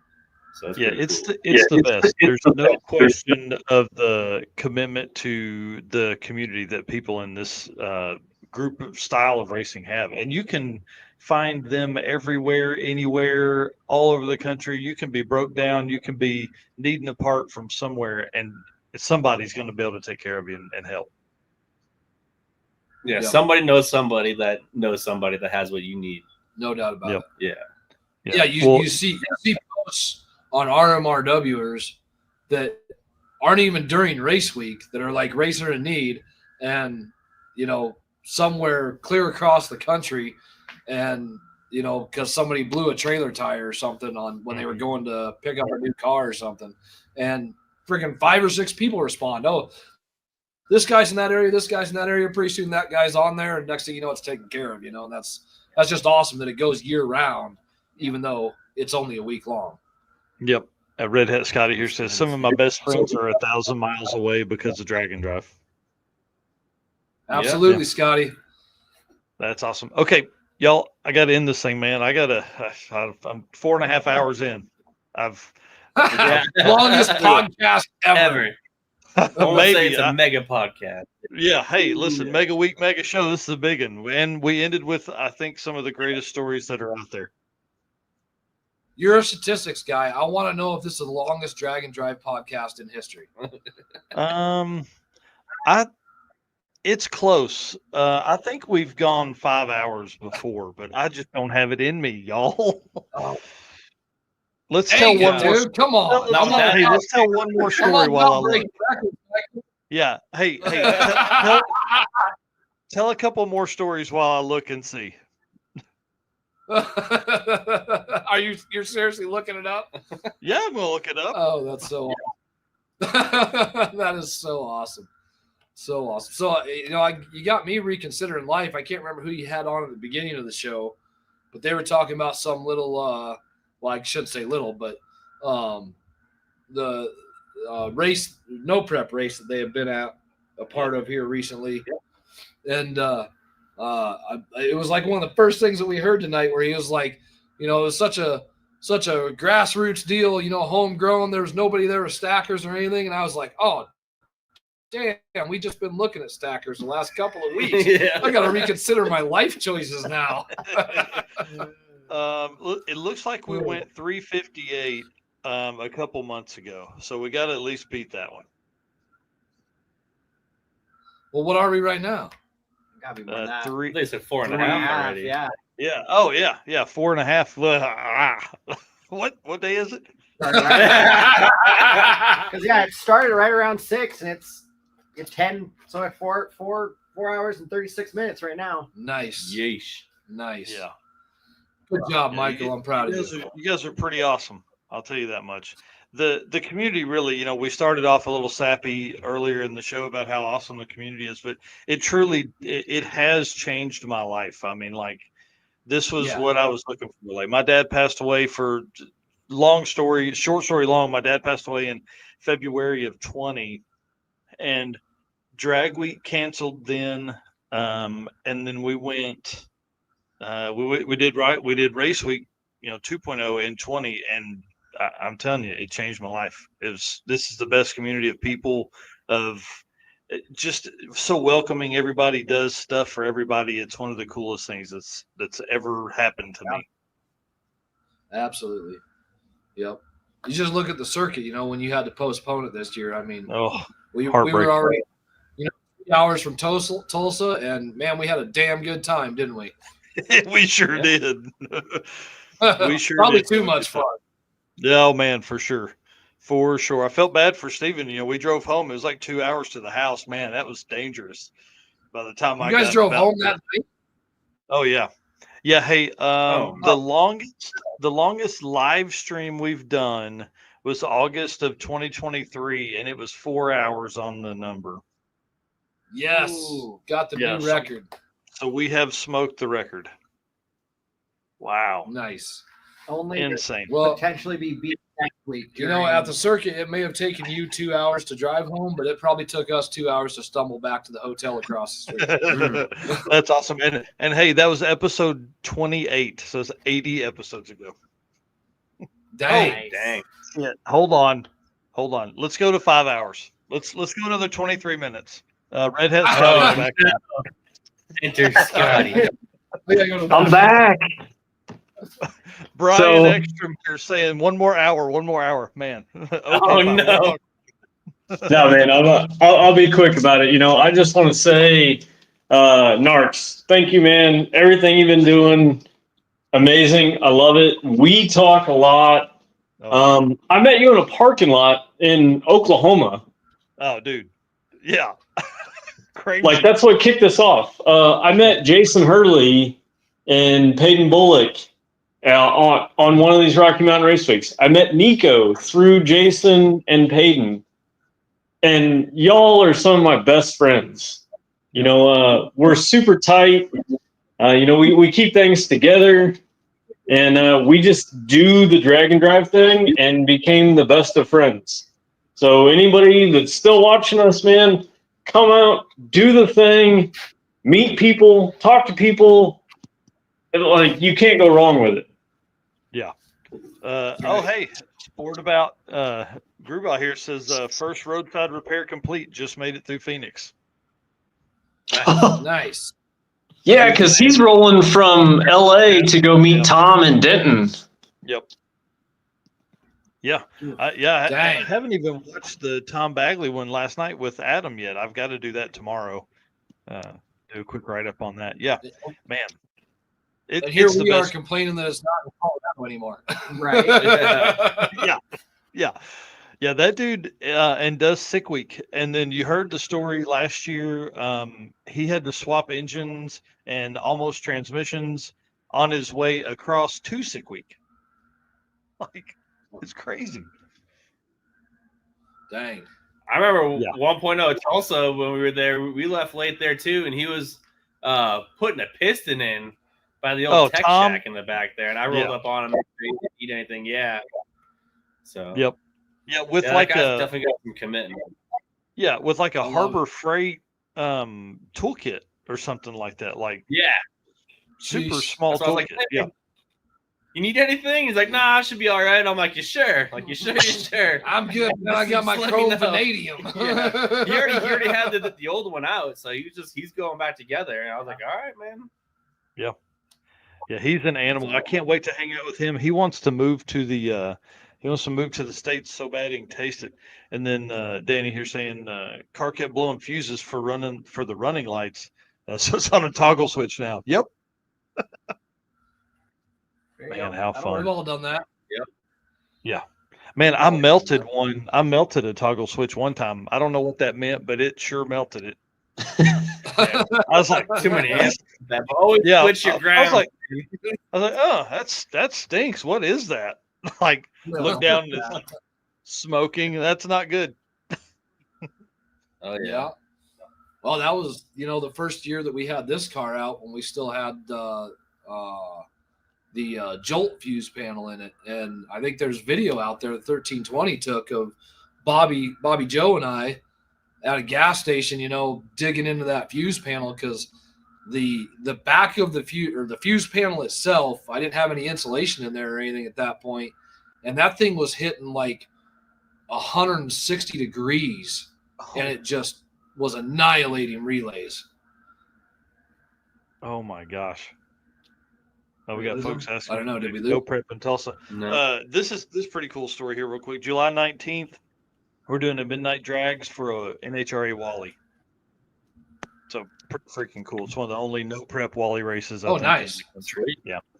Yeah. So July 19th, bang, be looking for the Tulsa midnight drags NHRA Wally race. It's going to be great. Last time we did it, we raced until 9 a.m. till 9 a.m. Scotty, are you in the house? I made it back to the house. The car started, and I'm here. I should be in bed, but drag, drive, repeat. I got to be here. Well, we certainly Water's appreciate all that. where it's Okay. supposed to be. Yeah, hopefully. Good. Good. We'll take that. I mean, it started, it ran. I'll put it on the ground and drive it tomorrow. We'll see what happens. Yeah, it drove before. It should be yeah. fine. I mean, it's all new. I don't know if new is always better, but it's all new. Yeah, what's new stand for? Never ever worked. Yeah, pretty much. Yeah, it'll be fine. It'll be fine. Is it new trans and stuff, or just new engine build? I can't remember. It's a new fresh trans. So when I put the fresh motor in, I pulled the trans down. I was going to do like a drain and fill new filter, and there was a lot of clutch material in there. So I was trying to find somebody local to do it, and everybody gets busy and things happen, and it wouldn't work. And so I ended up, my parents, cracking dude, took it to Lincoln, Nebraska, and Corey Petska, another, Rocky Mountain guy, went through it and freshened it up for me. So like everything is new. Nice. Yeah. There's that Yeah, community that'll be coming back in for people. I'm telling you. Absolutely. I'm telling you. And so you said you're joining 9.0 this year and just looking for any 9-second average, or are you going to run 9s every day? Is that your goal? So that's the goal, is I want to run a 9 every day at every track. I don't care if it's 9.99 or 9.0. I just want to do a 9 at every track. Yeah. Nice. That's awesome. Yeah, I want the old truck to be, I would love for it to crack an 11. If it would run like an 11.99, I would be happy. I'd be really happy with that. We're not racing the cart this year. We're using it as a media rig, so I'm not doing that load and unload anymore. That was fun. If you guys remember racing 2020 and 2021, we'd have tires on the roof and shit everywhere. Thing, man, it was brutal to load and unload that thing. We're not going to do quite that much this year. I'm excited to see the cart. Have you looked at the forecast at all, Narx? No, dude, we're taking it. Fuck it. Okay. Hey, bring your cardboard, bro. Okay? Hey, Steven and I drove it to Indy, and it torrentially downpoured for about 20 minutes. There, we had some side panels built out of it's like a plastic cardboard stuff. I don't know what you call that anymore, but that's what we had. Like, it lined the bottom of between the frame and the window or the bottom of the door bar, and it worked, man. It kept the water off of us. So nice. Well, you might want to go pick some of that up in advance. Just saying. Yeah. Nah, man. Listen, dude, I scoured the forecast yesterday, and it looks like every day we race, it will rain the day before or the day after at that track. Nice. Come on. That's what I'm talking about, man. That's what we're I'm going to talking drive about. through a lot of it. Yeah. Coroplast. That's what Racing it is. hot Thanks. humid. Yeah. And I've got to get tires put on Definitely it. happy The to put tires the wipers on the Mustang. Yeah. I got to get tires on the cart, at least on the back, because the ones that are on there will not make it out of Tulsa. We're going to do so many things. Not with that attitude. I know. I'm telling you, we're going to destroy them. It's going to be a lot of fun. It's going to be a great week. All right, I'm gonna end the show, guys. It's 4:46. I got to, if we end now, that'll give me something to shoot for with 5 hours. There you go. Okay. It's All right, crazy to think that we've been on and told so many stories. I want to say thanks to everybody that's been on here. Thank you guys for hanging out. Y'all were backstage for like 3 hours. It's crazy. We were thrashing in the background, dude. So I was listening to you while I was on my back fixing trailer lights. So yeah. Still so much work to do. That's awesome. All right, I'm gonna put you guys backstage. Red Scotty, thank you so much, man. I appreciate you coming back on. Dude, you've been on 3 times tonight. He was on once to tell the story, on the second time to start the car, and then on now to have fun. So, all right, I'm putting you guys back there so I can end this thing out. Thank you so much. That's got to be some kind of record too, I'm sure. Oh yeah, 3 times in one show. Yeah. All right, hang on. All right, guys, listen, thank y'all so much for hanging out. It's been absolutely crazy night. When I told you 4 hours and 47 minutes ago that we were going to do a mega show for Mega Week, you didn't think I was serious, but now you know. I don't play around. This ain't no joke around here. When we talk about a big show, we definitely got one. I just want to say thank you so much for being our race car friends. We've had huge numbers tonight. Lots of people have been watching. A lot of folks are on their way or packing up their cars or working in the shop to get their cars ready. Thank you so much for the comments tonight. Thank you so much for all the stuff that you guys do. Our race car friends are the best thing that's ever happened to me, I promise. And thank you so much to our sponsors, y'all. This has been a crazy show. Can't wait to see what the number count is tomorrow for views. It's crazy to think we've been on here almost 5 hours live, running through, talking to so many different racers. But thank you so much to Summit Racing, who's going to be at Mega Week. Can't wait to hang out with them. Deech Works, going to stop by there when we come through Oklahoma City. Molly Motorsports, make sure you make it by and say hi to Eric Grillo. Driven Racing Oil, they're going to have a team there with oil on site. And some dudes that answer questions. Howard's Cams, J-Wire Solutions, WAF Racing, Performer Built Transmissions, Car Chains 3D, Power Tube TV, Sweet Patina with the best hand cleaning wipe out there. You got to have that if you're going to be in this drag and drive game. The TKO hand cleaning wipe is the way to go. And if you're needing parts, the Racing Junk Classifieds may be the way to go for this next month. We have an absolutely crazy 12 events over the next 5 weeks. It's going to be nuts. If you're needing stuff or even a car, Racing Junk Classifieds is great for your pre-owned stuff, and Summit and all these other brands for that stuff. So again, if you're spending some money, please try and spend it with folks that spend it with us. All right, we'll see you guys soon.